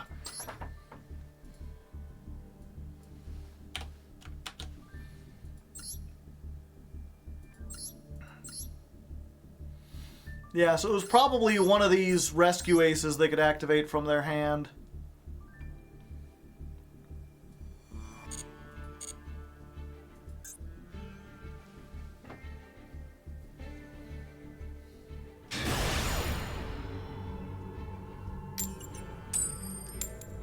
I don't know, you should be able to check on Master Duel meta. What's the play rate of Nibiru? I assume it's still in the top 10.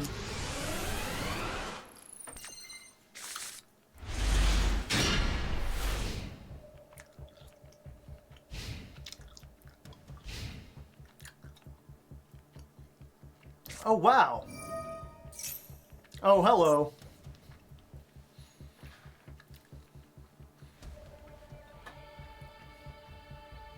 16th most used card, yeah. I don't think it's worth preparing for it. The craziest thing about this field is that they decided they were just going to give you, like, a second mate. Flamberge mate? No. Flamberge field. Meanwhile, do I get, like, Ancient Gear Golem over here making some threatening stuff? No, I get... Glow... I get creaking.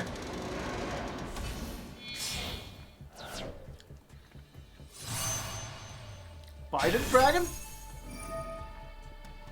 Going first?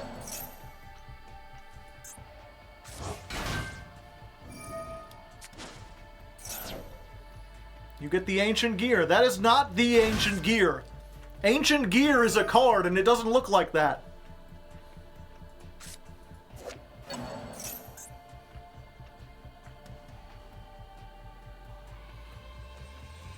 They don't even put it up here. They're afraid of my power.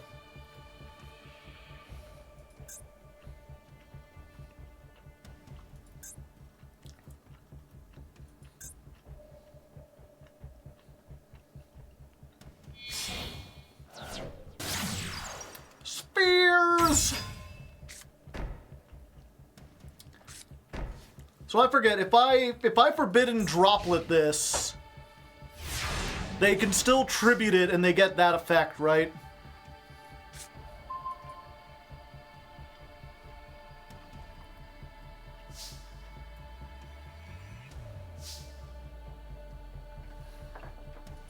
Okay.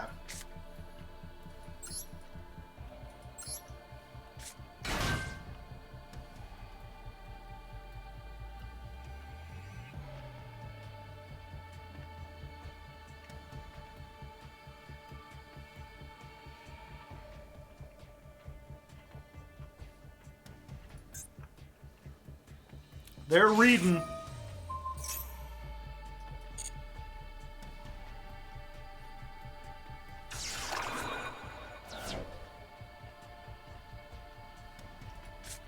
Okay. Tanker. Tanker effect.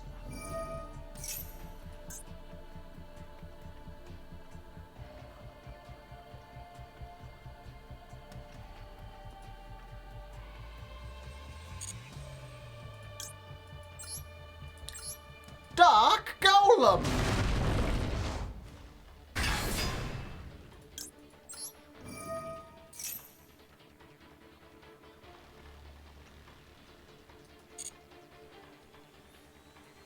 Okay, let's get you and you.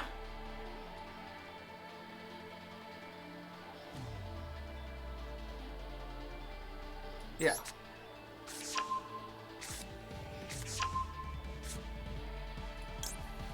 I think we send the dog, because if this is called by, they can make this not be named Ancient Gear anymore.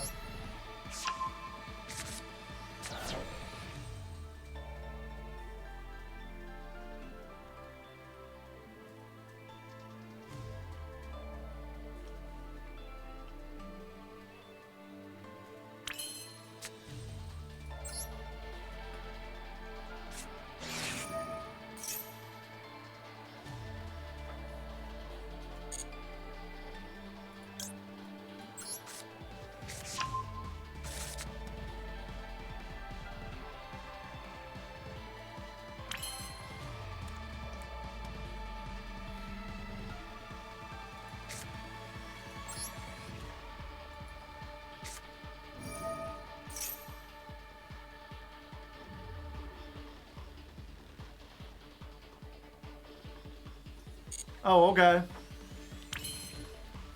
No targeting anymore, you say? To shreds, you say?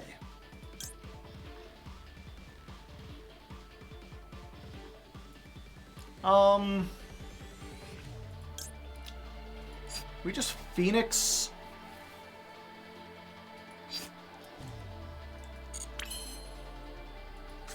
No, I think we just fusion now. Which, this was the in-perm column, right? Okay.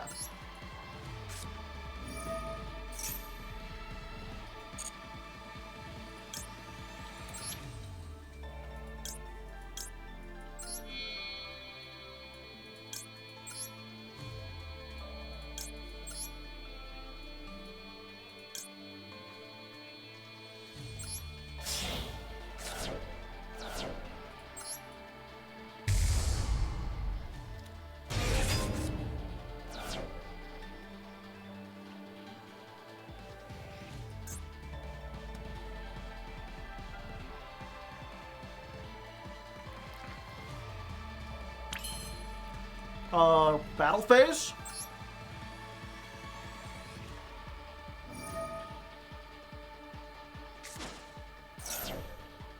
Alright. What you targeting?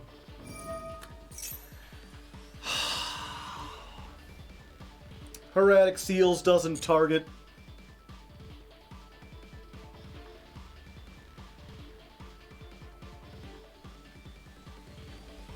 I keep forgetting that.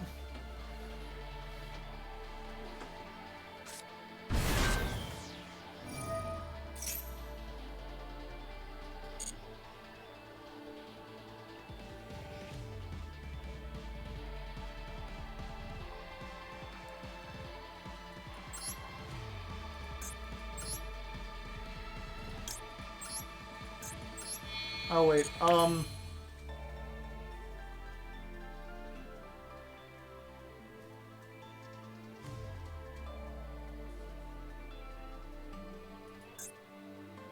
yeah, I think I have to do this.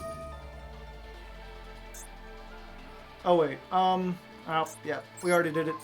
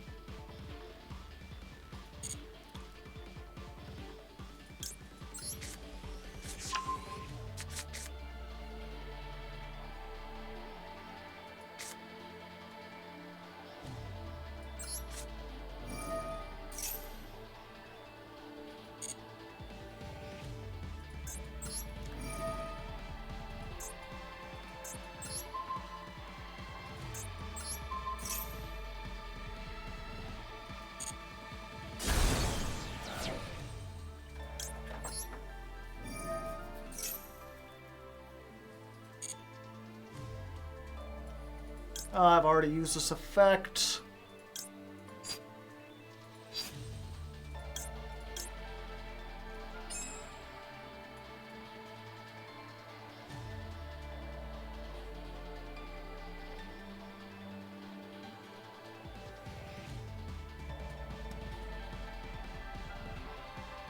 Oh, it doesn't matter.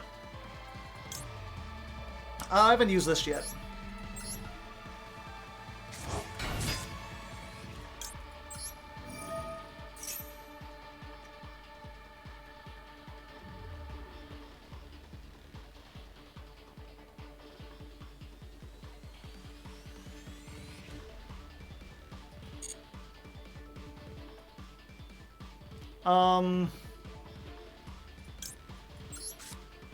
Let's grab this.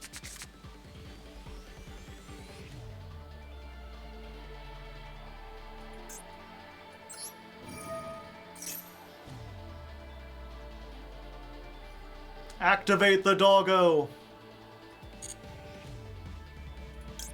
But it came back. 1, 2, 3, 4.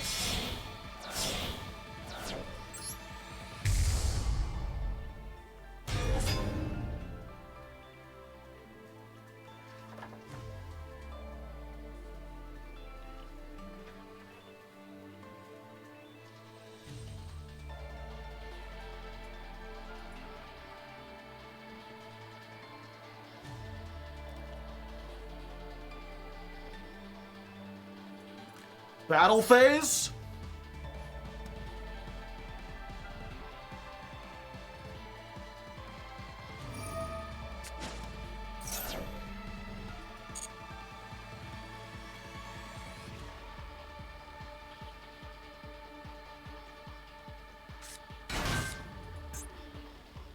You take no damage. That's fine.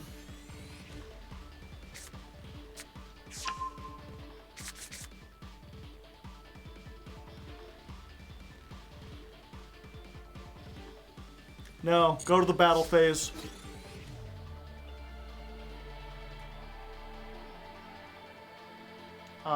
Yeah. Forbidden droplet. Send off the advance. You will be taking damage this turn.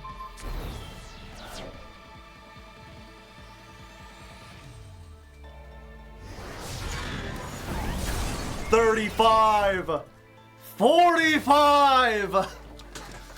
Try as you might, Tenpai, you cannot beat me.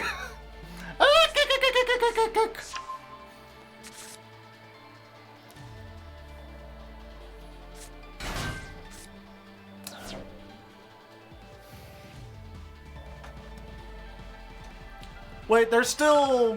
Yeah, it's just their fire dragons, right?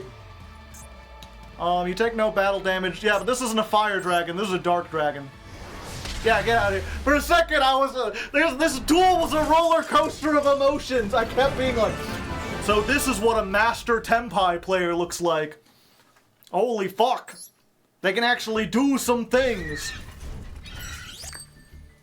And yeah, I'm gonna continue grinding. Maybe we'll get some better duels or something like that, but... This is already just turning into a slog. Everyone's prepared for Tenpai now. Even the Tenpai players are prepared for Tenpai. And that means they're prepared to fight an OTK deck. We can still beat them. But it ain't easy, folks. It ain't easy. Pardon me.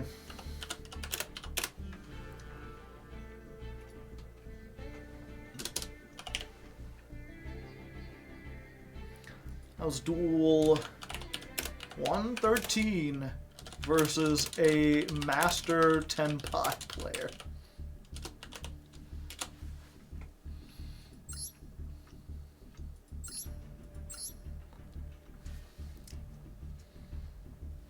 Yep, they're playing the Drollin locks.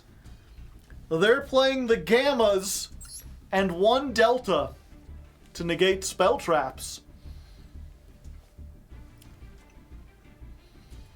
They're playing the shifter. Yeah, they were prepared.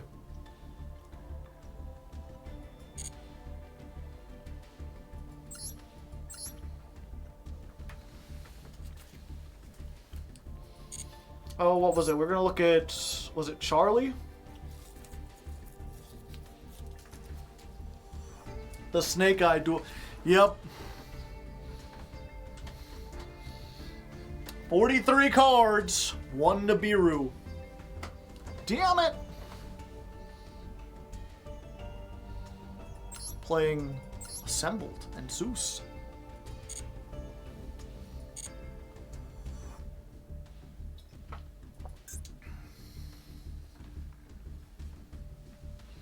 Can't believe that shit works.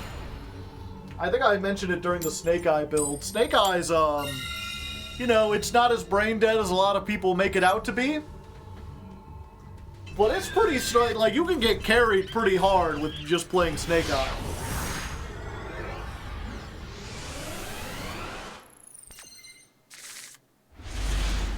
Not enough to, like, top a tournament, but enough to get, like, into Master.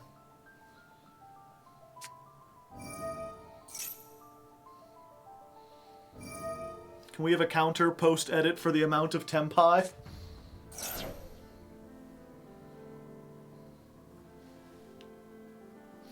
Yeah, I'll leave a note. Well, no, because they won't all show up in the duel. Although again, that was, what was it? I mean, that's the thing. I also don't have the count. Was that 13 or 14?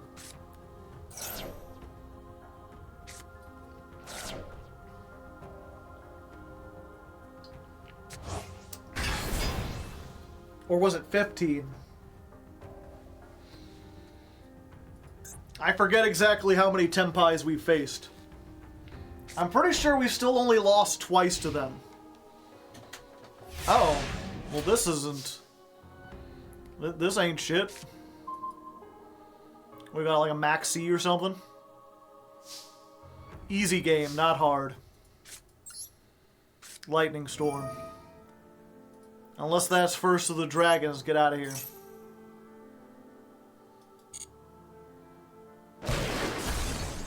Super Poly. They were hoping. I think I'm gonna have to negate this anyway, so...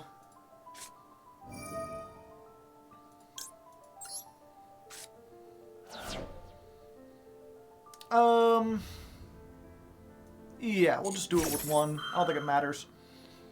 None of this matters.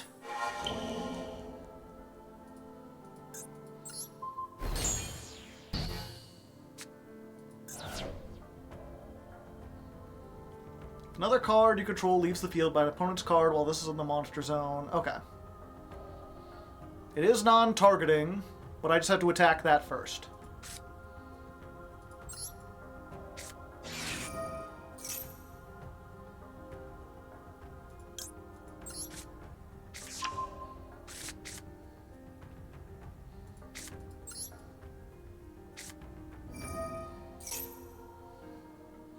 Oh, it doesn't work in the damage step? Even better.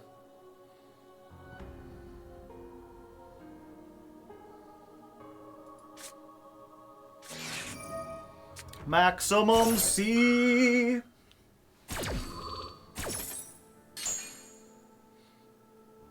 Let's count this real quick. 4,500 times 2 minus 3,000 minus 1,200 plus the 17 from Wyvern. That's not quite enough. I'll have to go one step beyond. Oh wait, no. I need to do this first.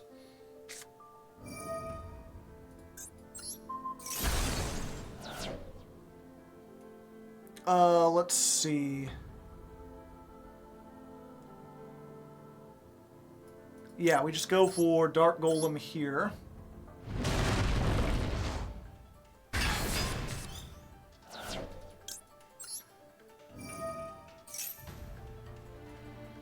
Golem allows me to get you and you.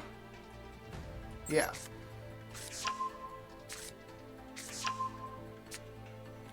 Send Wyvern. Normal summon Tanker. Tanker, get Wyvern. Wyvern, get Gear Town. I can't search Gear Town. I can get another one of these, though. Yeah.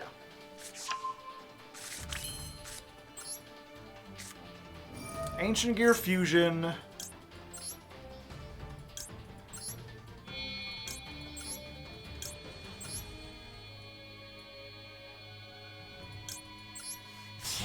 Send off these.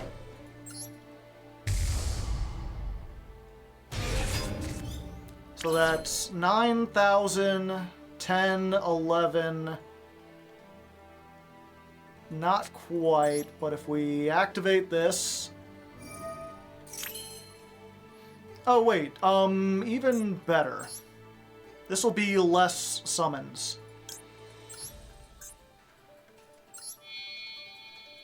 Yeah. We make Ballista.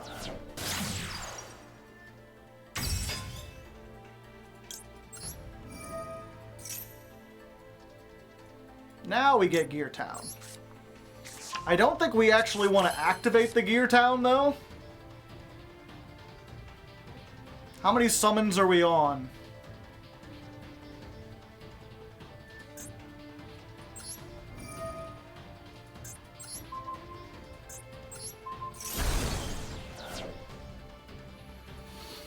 We've summoned 1, 2, 3, 4, 5. 4 according to the cards in hand. Yeah, well, if they draw into Nibiru off this. But they didn't.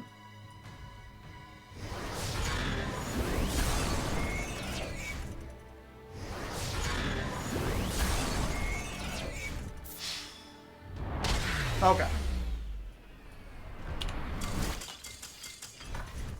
I don't know why I was like, should I summon off of the... Like, what? If they had Nibiru, what was the dog gonna do? It wasn't protection against Nibiru.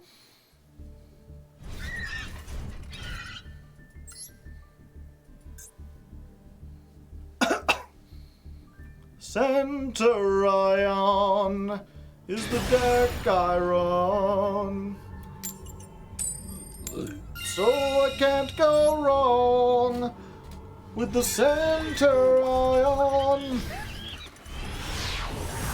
I made a, back when I was making the AI music, I made a song for Centurion because it looked like they were going to win the poll, and then another deck pulled ahead. I forget what month that was, but it never ended up getting used. So it's one of those songs that, like, gets stuck in my head and no one else knows it. What the dog doing? Goaty? Ah, okay.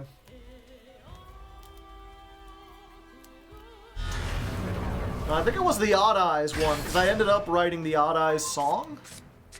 No, the Odd Eyes... Oh, yeah. No, it must have been Paleo. Welcome to the labyrinth. Please, one-time red reboot. We haven't drawn it the entire time. Huh! That ain't it.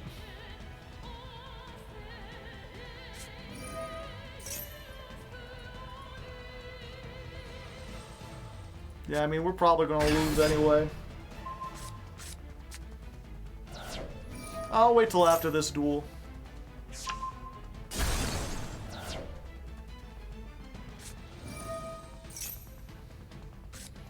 Sad they didn't hit Gear Town. That would have been funny.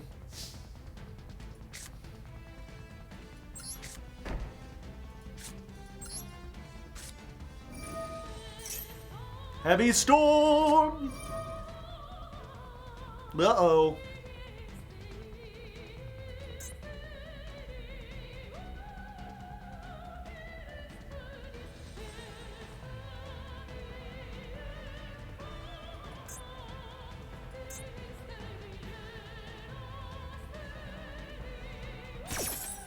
Chaos Ancient Gear Giant. They know what to fear, chat. And then they can set fucking, transaction rollback.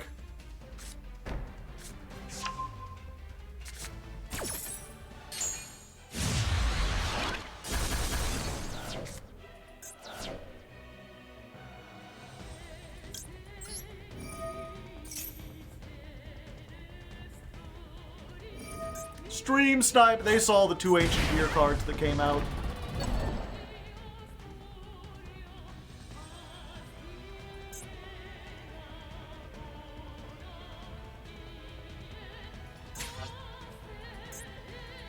So they're targeting Black Goat.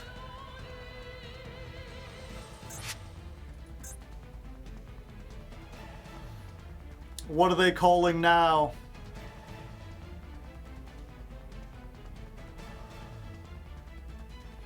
Do they know the deck?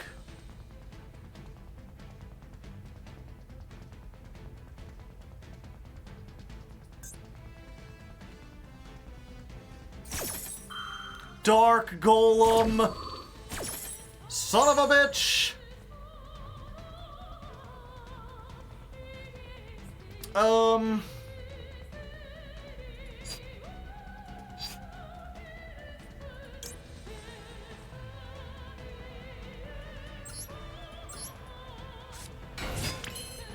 They knew!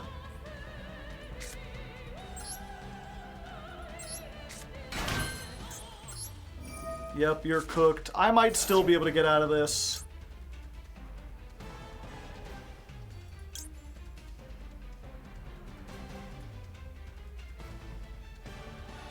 I think frame, actually. Yeah, 1 second. We get frame. Can't use this, so we might as well discard it. That gets us advance.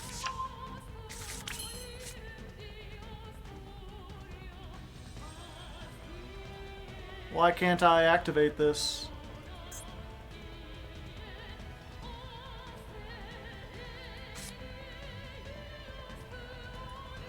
What did I activate that prevents me from activating spells? Did I already activate this?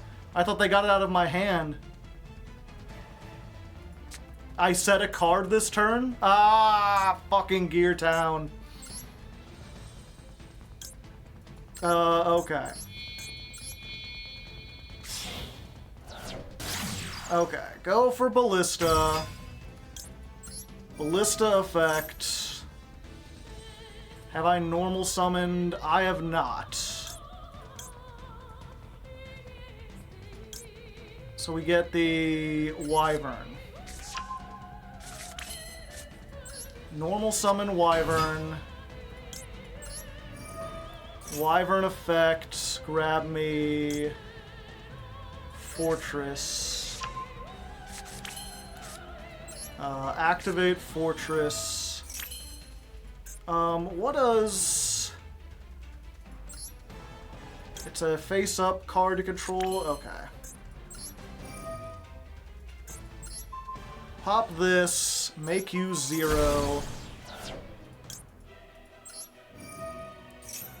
Activate. I can summon it from the graveyard.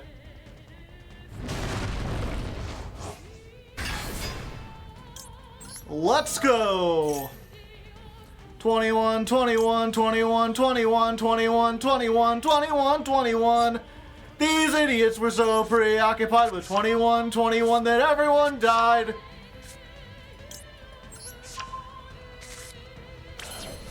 I may not be able to make the Chaos Giant, but I play Megaton. Let's use you and fuck it, you. All the Dark Golems. Time for a backup plan! Battle phase. Yeah! Take that, Labyrinth! I didn't think I was getting out of that one alive, I tell you what. Black Goat didn't help him there. Okay, maybe that one's worth including.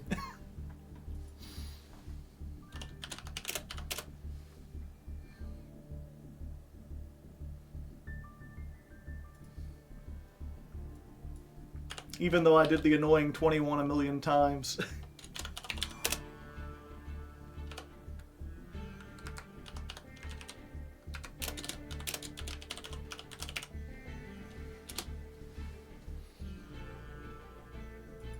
What does the black goat think is so funny? Hard to say.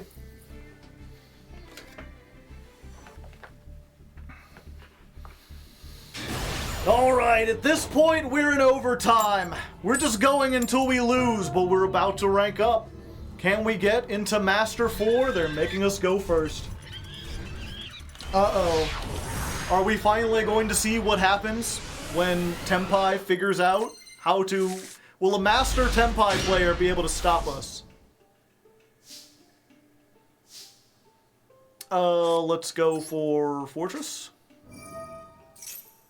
Let's see, I can set this now and still use my other stuff. Let's go for this. Let's activate this. Let's go for Dark Golem.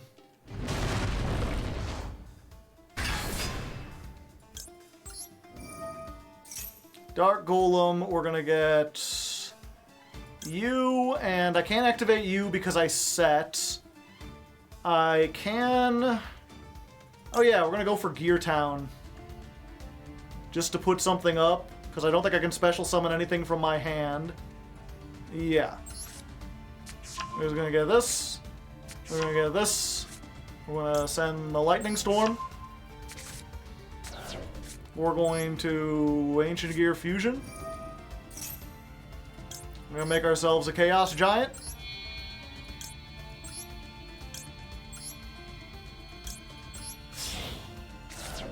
And you know what, actually, so there's two ways that Tenpai traditionally can beat over this. One is to make Black Rose Dragon blow up the field and then attack. The other one is they have like a level 7 dragon that's just like target a card and pop it. But what if I had 2 Chaos Giants, Johnny? Let's just make both of them. We're going all in, baby! You can't stop me, I'm the gingerbread man! 2 of them things? 2 of them things. Come at me, bro, I'm ripped!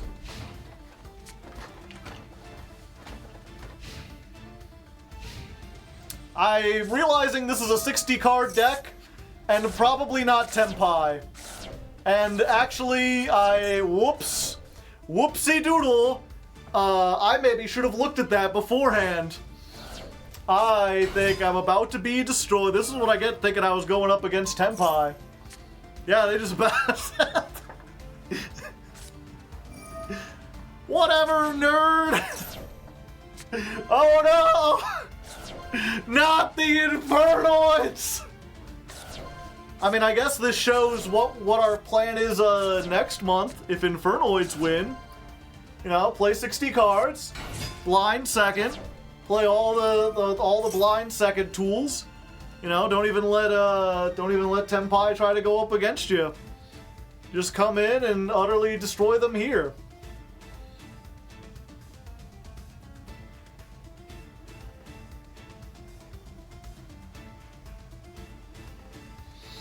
Don't speak ill of your future deck. I'll do what I want.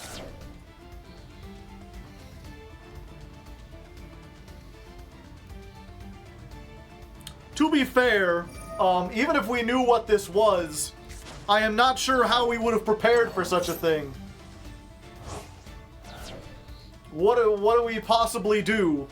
Especially when they open grass.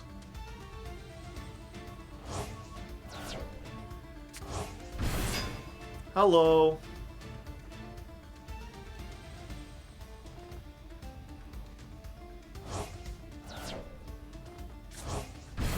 Hello. Alright. Well, I can urgently schedule some things.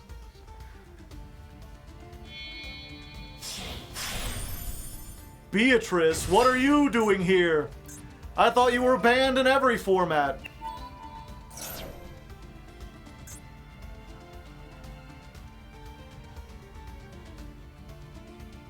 Oh, they're playing Magical Mallet. How did you get into Master playing Magical Mallet? I guess if of all the decks, it makes sense with Infernoids because you don't want them in your hand. Okay, so they're Void Feasting. 1. A 2. A 3.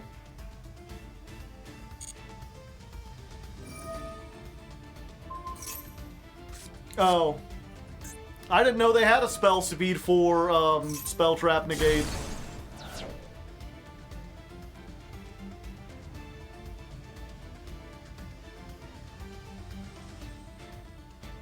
Good to know, I suppose.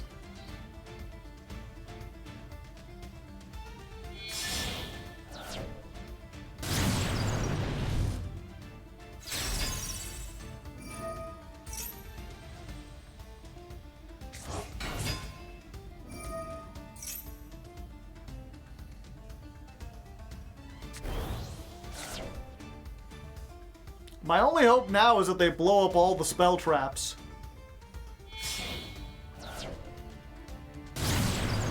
Here comes the flood!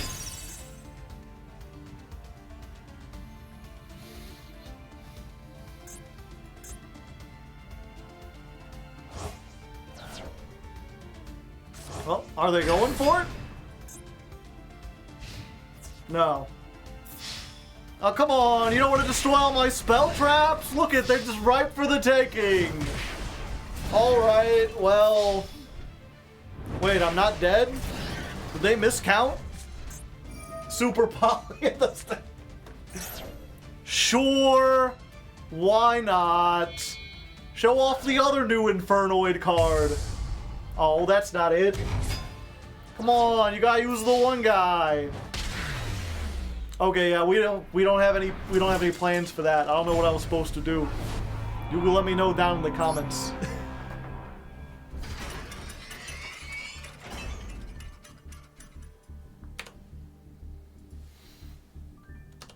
Okay.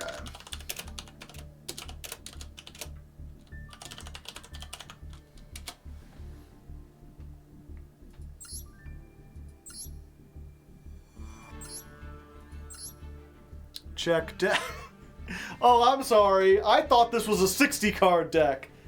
Clearly, this is a 56 card deck. This is one of those decks that I'm like, either this person is a mad genius who has been like playing this deck since the start and knows things that I don't, or he's an idiot who has stumbled into Master somehow. Couldn't play 4 more? Yeah. He's already, they've already got too many cards. He's removed some and replaced them with Magical Mallet. And the Mallet is just there because it's like, well, if you open with any of these, you don't want them. So you just shuffle them back, and every other card you have is like, grass, this is essentially grass, this is essentially grass, this is essentially grass. His mind is an enigma.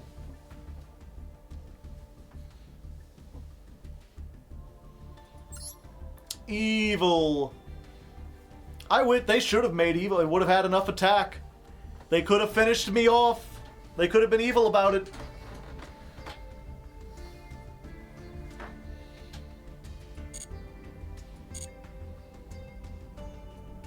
But yeah, here real quick, I think I mentioned this earlier. We were trying to find this clip and then someone found it. I haven't even played the dual triangle and I've already got 7,000 gems. How did that happen? I feel like I spent all of them. And yet here I am, full of gems.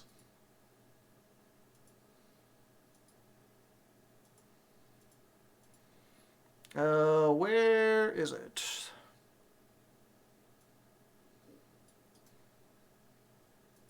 Yeah, whenever we do Ancient Gear Howitzer, we're going to... This clip from Star Trek Nemesis.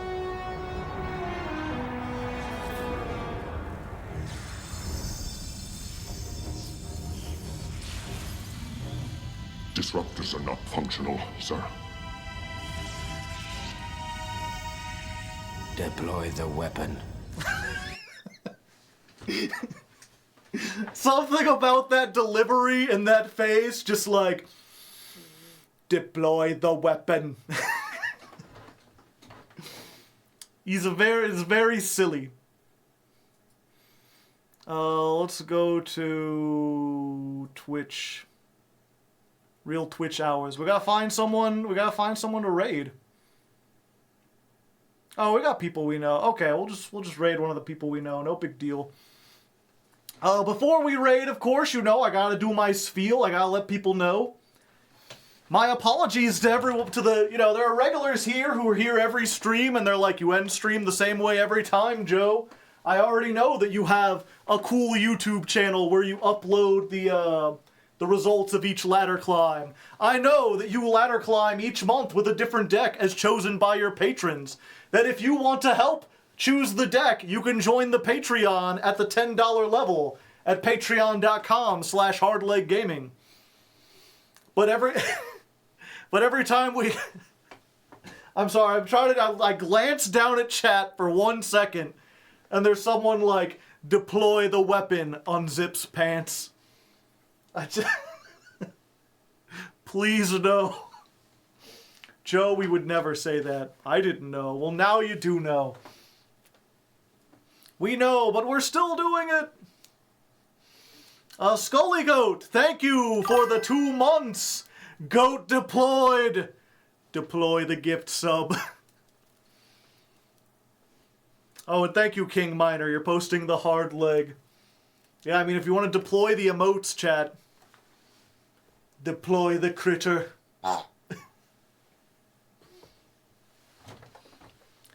But yeah, it's just something to bring up. And, you know, it's also one of those weird things where, like, I remember before I became a YouTuber, and anytime someone was like, you know, they'd be like, make sure you like and subscribe.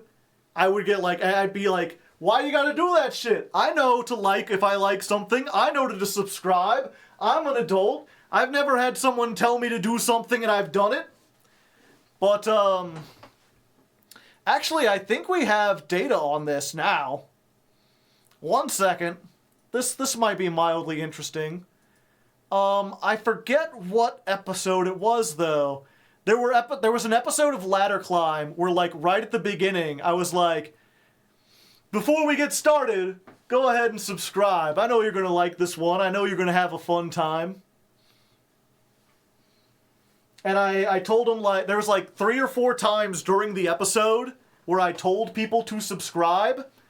And if I'm not mistaken, I think I got like 8 times as many subs. Not that many, probably like 4 times or something. There was like a huge discrepancy. Granted, I think, was it the Paleo episode? Because the Paleo episode also brought in a bunch of newer people. It got the Joshua Schmidt crowd.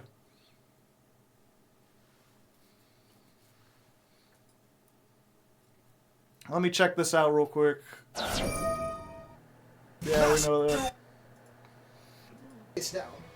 Oh, well, hello there. You enjoy that intro? It was a good one. I put a lot of effort into those. Now, most of the video edited by Mr. Nova. Nice guy. If you want to say hi up there, Mr. Nova, he's cool. But I do the intros myself because I like to have a little fun, do something a little special to start out. And, you know, if you appreciate that, consider giving the video a like. You know, I would appreciate it. It's always pretty nice. Maybe even consider subscribing.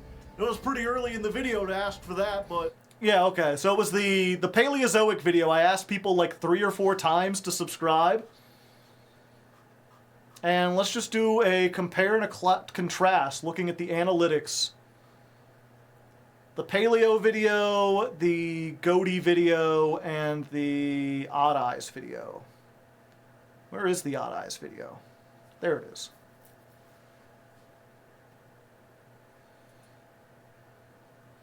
If it'll load.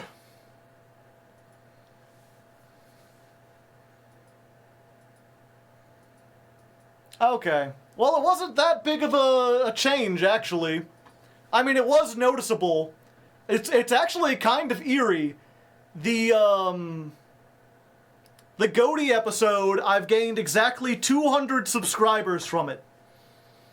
You can see how many people basically hit the subscribe button while they were watching that, or while they were on that video. So 200 on Goaty, on Odd Eyes, 202, Paleo, 388. So I guess like 1.5 times, maybe doubled. I wanted to thank you for reading and getting my name correct. So many people say Skullgoat. To be fair, the text when you're reading on chat is very tiny. It works. It just works. And even, let's look, I'm curious, on the biggest ladder climb. The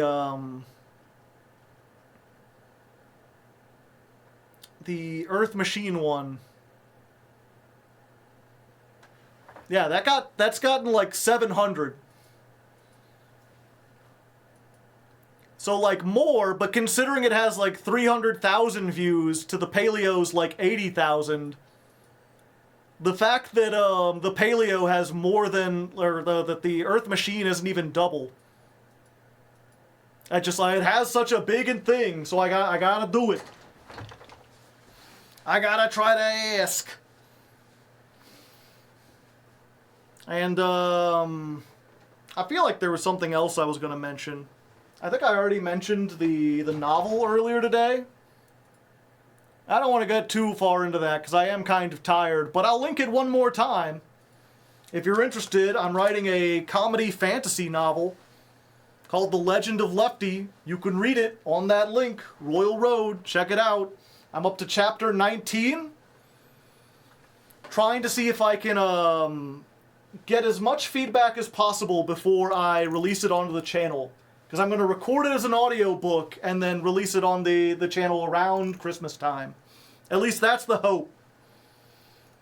Of course, not all of it. That is one thing I need to ask people. Originally, I split the story into 2 parts. Because there's a part in the center where, like, it's very clearly, like, I won't say a time skip, but there's enough stuff happens that there's like a clear part 1, part 2. And I was just going to do like part 1 this year, part 1 depends how, or part 2 depends on how well part 1 goes. But in going back and sort of like rewriting and workshopping and trying to flesh out part 1, it's ended up getting significantly longer. I've added, I think, like 5 or 6 chapters, and it's possible I'll add more. I'm adding so much that I'm unsure if I'll be able to finish in time. So now I'm like, maybe it should be a 3-parter. Maybe I should turn it into a trilogy. Fuck it, if it's gonna be long, it might as well be really long. Which was just the result of the first draft. There was like a chapter where it was like they go to a place and they meet people, and then like the next chapter is like they spent 2 months there, they had a good time, but then they ended up leaving. And every beta reader that I gave that to was like, why did you go through that so fast? I wanted to see the play, like them hang out in the town. You mentioned like these 3 characters and they had fun times, but we never get to see the fun times. So I basically expanded that out into like a whole arc. And I think it turned out a lot better. Would you describe it as YA? It certainly has some YA vibes. There's nothing in there that's like super grimdark or anything. But I feel like there's a lot of stories these days where it's like kind of in between YA and for adults. There's a lot of adults who grew up on YA literature and then never really expanded into stuff like, like literary classics or whatever. So they really like these stories that are kind of more briskly paced and have some, like, quippy humor into them. You do enjoy the subversion of expectations. I do. Maybe write a really fun idea for a town to visit and then deliberately do nothing with it. The problem is, even though I skipped past it for the most part, that it wasn't... There are times when I, like, set up something, and then it's just like, and then they did it. It was actually really easy. But this was not one of those times. I'm happy I expanded it. But now I'm just like, with how long this is getting, and with how it's being paced, I'm wondering if, like... Because there's another part 2, later on in the story, where the main character... There's 2 main characters, really.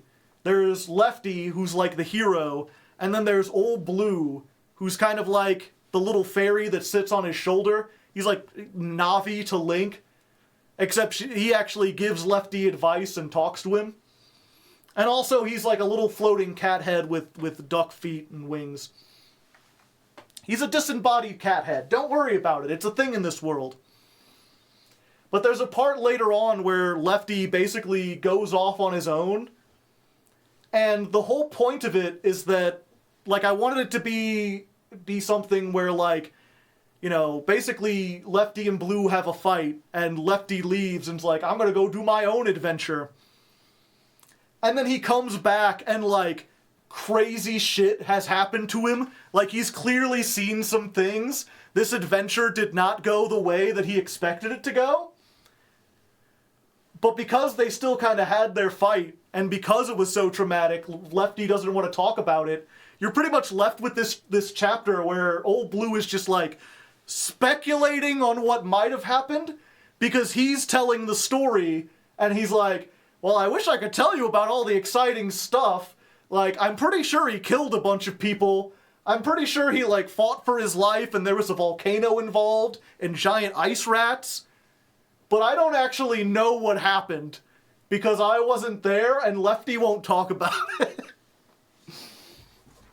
And I kind of liked setting that up, both to subvert the expectations, and also, you know, kind of be as an interesting way to show, like, how the fact that you're getting all this information to begin with is just because these two are friends.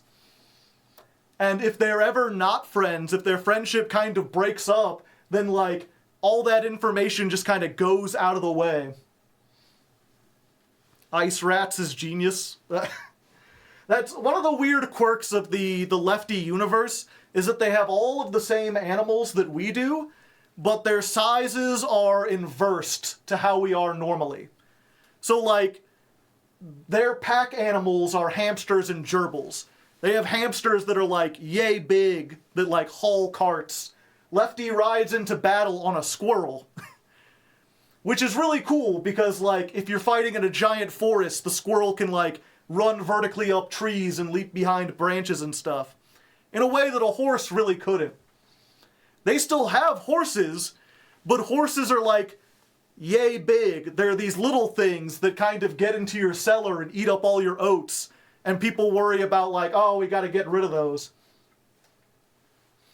Earth elephant must look cute, yeah. So they constantly talk about, like, oh, they went out hunting and they managed to bag a rabbit. And they dragged it in on a sled because the rabbit was, like, you know, fucking huge. Meanwhile, they go into, like, this old decrepit building and a bunch of bears go scattering out in every direction. Just a tiny infestation of bears, nothing to worry about. So yeah, when they, you know, in the opposite of most fantasy stuff, if you go into a basement and there's rats, that's a fucking huge problem. Do you have any idea how big rats are in their universe? Do you have any idea what a swarm of rats looks like? It's fucking terrifying. A swarm of rats is like they're like bear-sized. You go into an ice cave and you find these, like, albino white rats. Are there bugbears? No. They're, aside from the humanoid races, the people races, There aren't really any mythical creatures. They have all the same animals as we do, just different sizes.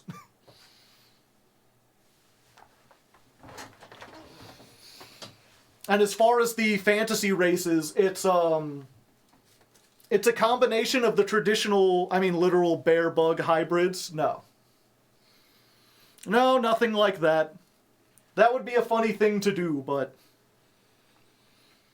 that's a little, I don't know where I would add that in. There is a poop monster. Fire ants, most epic. Yeah, I don't think I mentioned insects. I'm not sure how I would are there kaiju-sized insects? I don't know what the equivalent, I assume insects are just pretty much the same. They're still tiny. It's just the mammals. Just the mammals that are different sized. And the people races are a combination of, classic Tolkien-esque fantasy races mixed with Lovecraftian influence. The great mighty Pooh, it ain't that mighty, I tell you what. You'll see it. Whale-sized shrimp. Shrimp-sized whales. Like the deep ones? Yeah. It's basically, they don't have elves, they have Thulins. And Thulins are basically Cthulhu-looking, 6 foot tall, big, green-skinned, hairless, face tendrils coming down. And they're the race that, they live for hundreds of years. They don't really reproduce all that often. They're kind of oh, you haughty humans always running about, always so quick to do everything. So they've got kind of this elvish air to them, just with their own quirks. They're a little more greedy, they're a little more nefarious, they're not quite as, high-minded as the elves. There's actually a subplot that has to do with the fact that, in the capital city, most of the farmland is these huge plantations that are only owned by a small handful of Thulins, because they go with commerce and everything. But the problem is, because they live for, hundreds and hundreds of years, it makes it much easier for them to, accumulate wealth. Whereas a regular farmer might have, 3 or 4 sons and have to split his land between them, the Thulins just, keep acquiring more and more. And when they do decide to reproduce, it's 2 Thulins make a pact, and then they decide to have a kid, because the Thulins are, they're not asexual, but basically they're omnisexual. Any 2 Thulins can reproduce. They don't have genders. They're genderless. So 2 Thulin businessmen can just be yeah, why don't we team up and have a child, and that way we'll be able to consolidate wealth under both of us. Hermaphroditic? Yeah, somewhat. It's this whole thing I don't think I mentioned this in the story itself. It's just one of those world building things. But they have sex by shaking hands. They basically have a little thing in their wrist where they put each other's hands together and then they can just exchange DNA. It's not especially pleasurable to them. In fact, it's kind of uncomfortable, which is why they don't do it a lot. They don't reproduce that often. Not because they couldn't, but because they don't enjoy it. They only do it when it would, they would have a reason. Do we have a reason that we need to have a kid? There's very few young Thulins out. But as a result, because that's the way they reproduce, all the Thulins wear, long sleeves, they have big cufflinks, and they don't shake hands with humans. Because to them, that's a very personal thing. But a lot of the humans always be nice to meet you, and they're yes, it's a pleasure to meet you as well. And just refuse to, touch their hands. So yeah, you have them, you have the dwarvish equivalent, the industrious short race is the deepens. Kind of get, yeah, I guess they look more like mind flayers. They're just green instead of purple. And they're not quite as, like, gangly. But the deepens, and the deepens are actually two different races that kind of just consider them both, they both consider themselves deepens. They're both, like, short. They're, like, hobbit-sized. And one is sort of like slimy green toad people. And the other one is basically anthropomorphic beavers. They're little furry people with big tails. But they both live in the swamps, and they both, like, are semi-aquatic. And there's actually a whole bunch of backstory there, too, about, like, well, basically these two tribes both inhabited the swamp, and they both fought each other for years, and then they had a great philosopher king who basically convinced them to unite together. And so now they just consider themselves one race. And they look at, like, even though they're completely different species, they look at it as, like, having different hair color. They're like, oh yeah, he's just, you know, he's got hair and I don't, but we're both deepens. And because they live in the swamp, just kind of like the dwarves, where dwarves are always digging, they're always in the mountains, they have their mountain fortresses, they're always, like, crafting things. These are the same way, just with wood.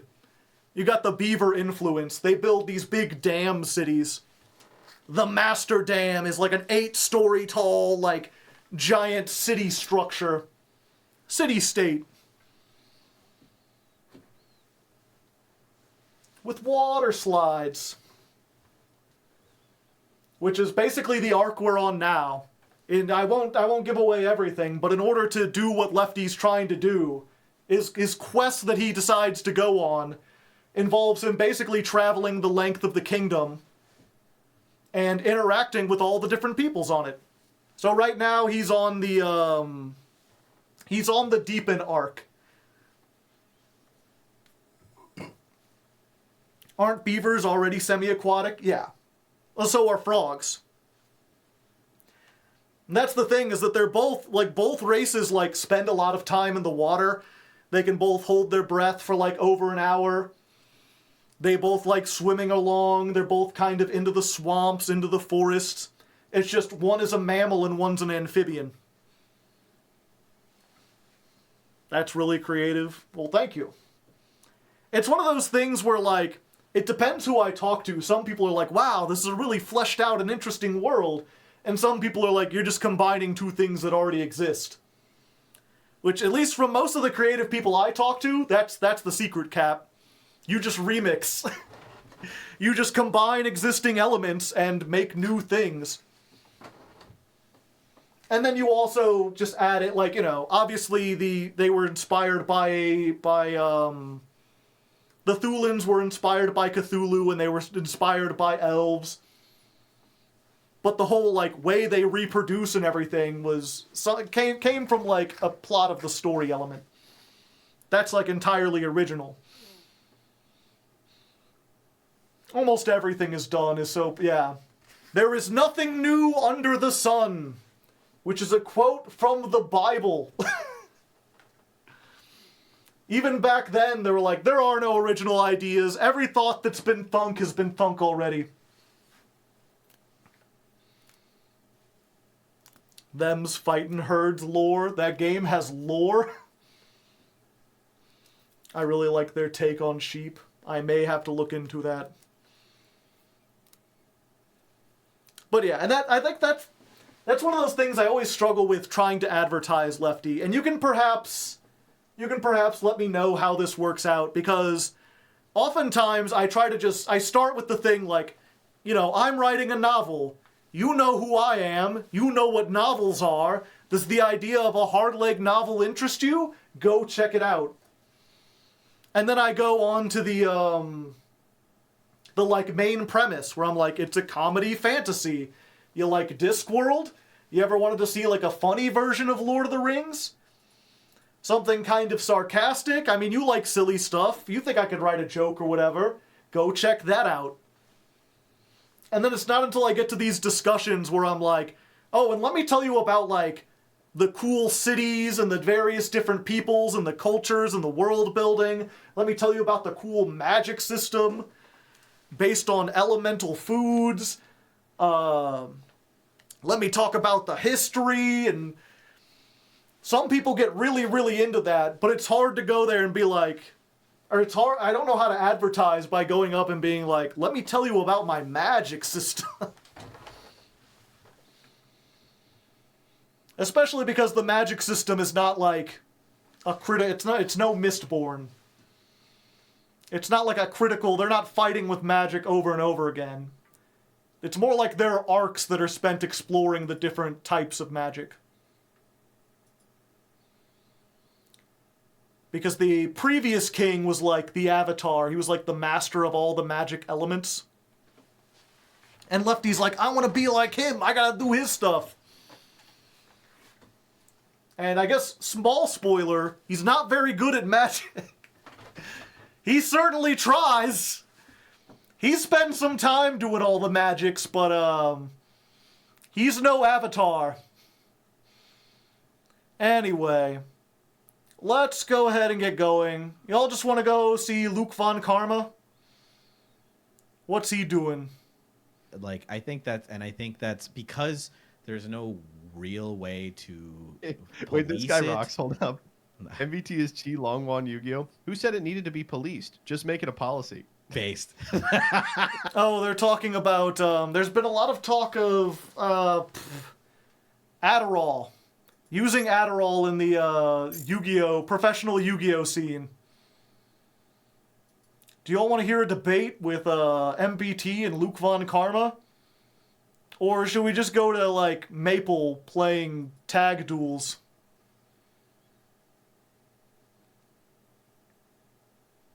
She's playing some kind of, like, Game Boy duel thing. It looks like. On a scale of soft to hard magic, how hard? I'd say like a 7. It's mostly hard. The magic in Lefty is more like a science. It's actually kind of explained that way, basically. They're like, it's more like a craft. A lot of the magics are, like, what was it? I guess I can, real quick, while we're trying to decide, Maple or Danny, choose in the chat. But the magic of Lefty is based on the 4 elements of life. You know, the classic ones. Food, drink, breath, and sleep. Scully Goat says Maple. Yeah. Those are the 4 elements in there. They're like earth, wind, fire. Nah, fuck that shit. And so, like, food magic is literally being a chef. You're cooking shit up. You're baking. It's just that in this world, your ability to bake can have supernatural properties. If you're a really good chef, you don't just, like, make a delicious meal. You make a meal that can, like, heal people. Food is considered, like, white magic. Like, if you lose a finger, a master chef can create, like, a muffin that'll allow you to regrow that finger over the course of, like, a couple weeks. Or not a muffin. It would have to be, like, a course of meals or whatever. So it's, like, supernatural, but it's also, like, yeah, it's a science, kind of. Like, obviously you need to follow the recipe. But like any good craft, it's like, yeah, I could give you the instructions for how to build a chair, but there's going to be a difference between, like, a master craftsman being able to build it versus an amateur just following the directions. You might be able to make a muffin that tastes good, but unless you spend years and years perfecting your craft and learning the magic of food, you're not going to be able to, you're not going to be able to make, like, a muffin that can actually, like, cure diseases or heal people. Culinary mancery. They call it, what was it? I use the term Meister because I always thought it sounded kind of funny, which is German for master. So, like, a food chef is like a food meister. Or just a chef. They have drink meisters, mixologists. What are the other three? I can bake a muffin that'll cure constipation. Yeah. I like it also, what was it? Basically, poison is considered like black magic, right? Like, if you're cooking, but you do it wrong, or you cook in such a way that instead of healing someone, you hurt them, you're like, the evil, the dark side of food magic. What if I had food that hurt you instead? And then, what was it? Drink magic is, because your body is 90% water, being able to mix certain drinks can actually change the attributes of your body. So, like, you can make yourself stronger, faster, hold your breath for longer, jump higher. You can make your skin more durable like stone. There are downsides to it, though. Just like getting drunk will result in a hangover, depending on what beverage you use, there are different amounts of... Basically, you get, like, magically hungover. So it's usually not worth it unless you're either doing it in small amounts or you just need to do it for, like, okay, I need to survive this night. Soldiers will often use, like, a drink magic to win a battle and then they're out of commission for, like, a week. Breath masters create these little vials, and because, what was it, I think breath is the vehicle for thought. So breath magic changes the way you perceive things. It allows you to see in the dark. It allows you to, like, see through walls. It allows you to, like, look back in time to a certain extent. But again, just like with drinking, there are side effects. Breath Masters, it's considered the most dangerous one. Divination, yeah, to some extent. Hear from far away. Remember things that you may have forgotten. And then sleep magic's kind of the odd one out. It's still a matter of crafting something, but sleep magic works by basically, when you go to sleep, if you have a lucid dream, you can make items in your dreams and then bring them into reality. Sonomancy, yeah. So you're basically crafting magical items, but you're doing so while you're asleep. And it is, like, the most useful one, and the one that sees the most play in the novel, but it's also, like, the most difficult to do. They're like, the thing about dream-crafted objects is that, you know, they don't necessarily follow real-world physics. So just because you can imagine something in your mind doesn't mean that that thing can survive being in real world. There's often a chance where, like, you go to sleep, or what was it? It's many, well, I'm trying to remember off the top of my head. It's something where they're like, many amateur sleep mages are missing fingers or have, like, severe burns on them because they'll be trying to make something and they'll think they've got the physics of it right, and they wake up and they've brought whatever they've dreamed into reality, and it immediately explodes. It just explodes into a fireball. It's very traumatic when it happens. Jesse J Plays, coming with a party of 5. Welcome. You're coming just at the tail end. I'm just talking about a story I'm writing. We were actually just about to raid, so you know what? That seems like a good time for me to stop yapping. I will just send you over to Maple. You can go straight from one raid to another. But yeah, that's the sleep magic allows them to make stuff, and that's basically any of the magical items that do appear in the story are the products of sleep magic. But most of the magical items that exist are basically like analogs for real life things. The most sleep mages, the thing that they mass produce is something called a point light, which is essentially just a flashlight. In a pre-industrial thing without, like, electricity and without power, flashlights are fucking in high demand. And of course, rich people can get globe lights, which are just glowing orbs that they can hang around and use as lights or whatever.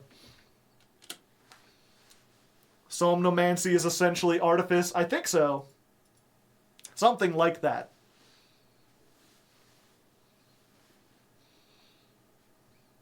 Is very interesting. So yeah, check that out if you're interested. Sorry for rambling. I'm going to get going, but I'll be back next Tuesday. We'll probably be playing the Triangle event. I think that should still be going on. And then we'll be looking at what we're doing next month, either Infernoids or Ritual Beast, most likely. For now, have a good one. Cats in the chat for Maple. And until next time, good luck and have fun. Oh, I almost held in that burp till the very end.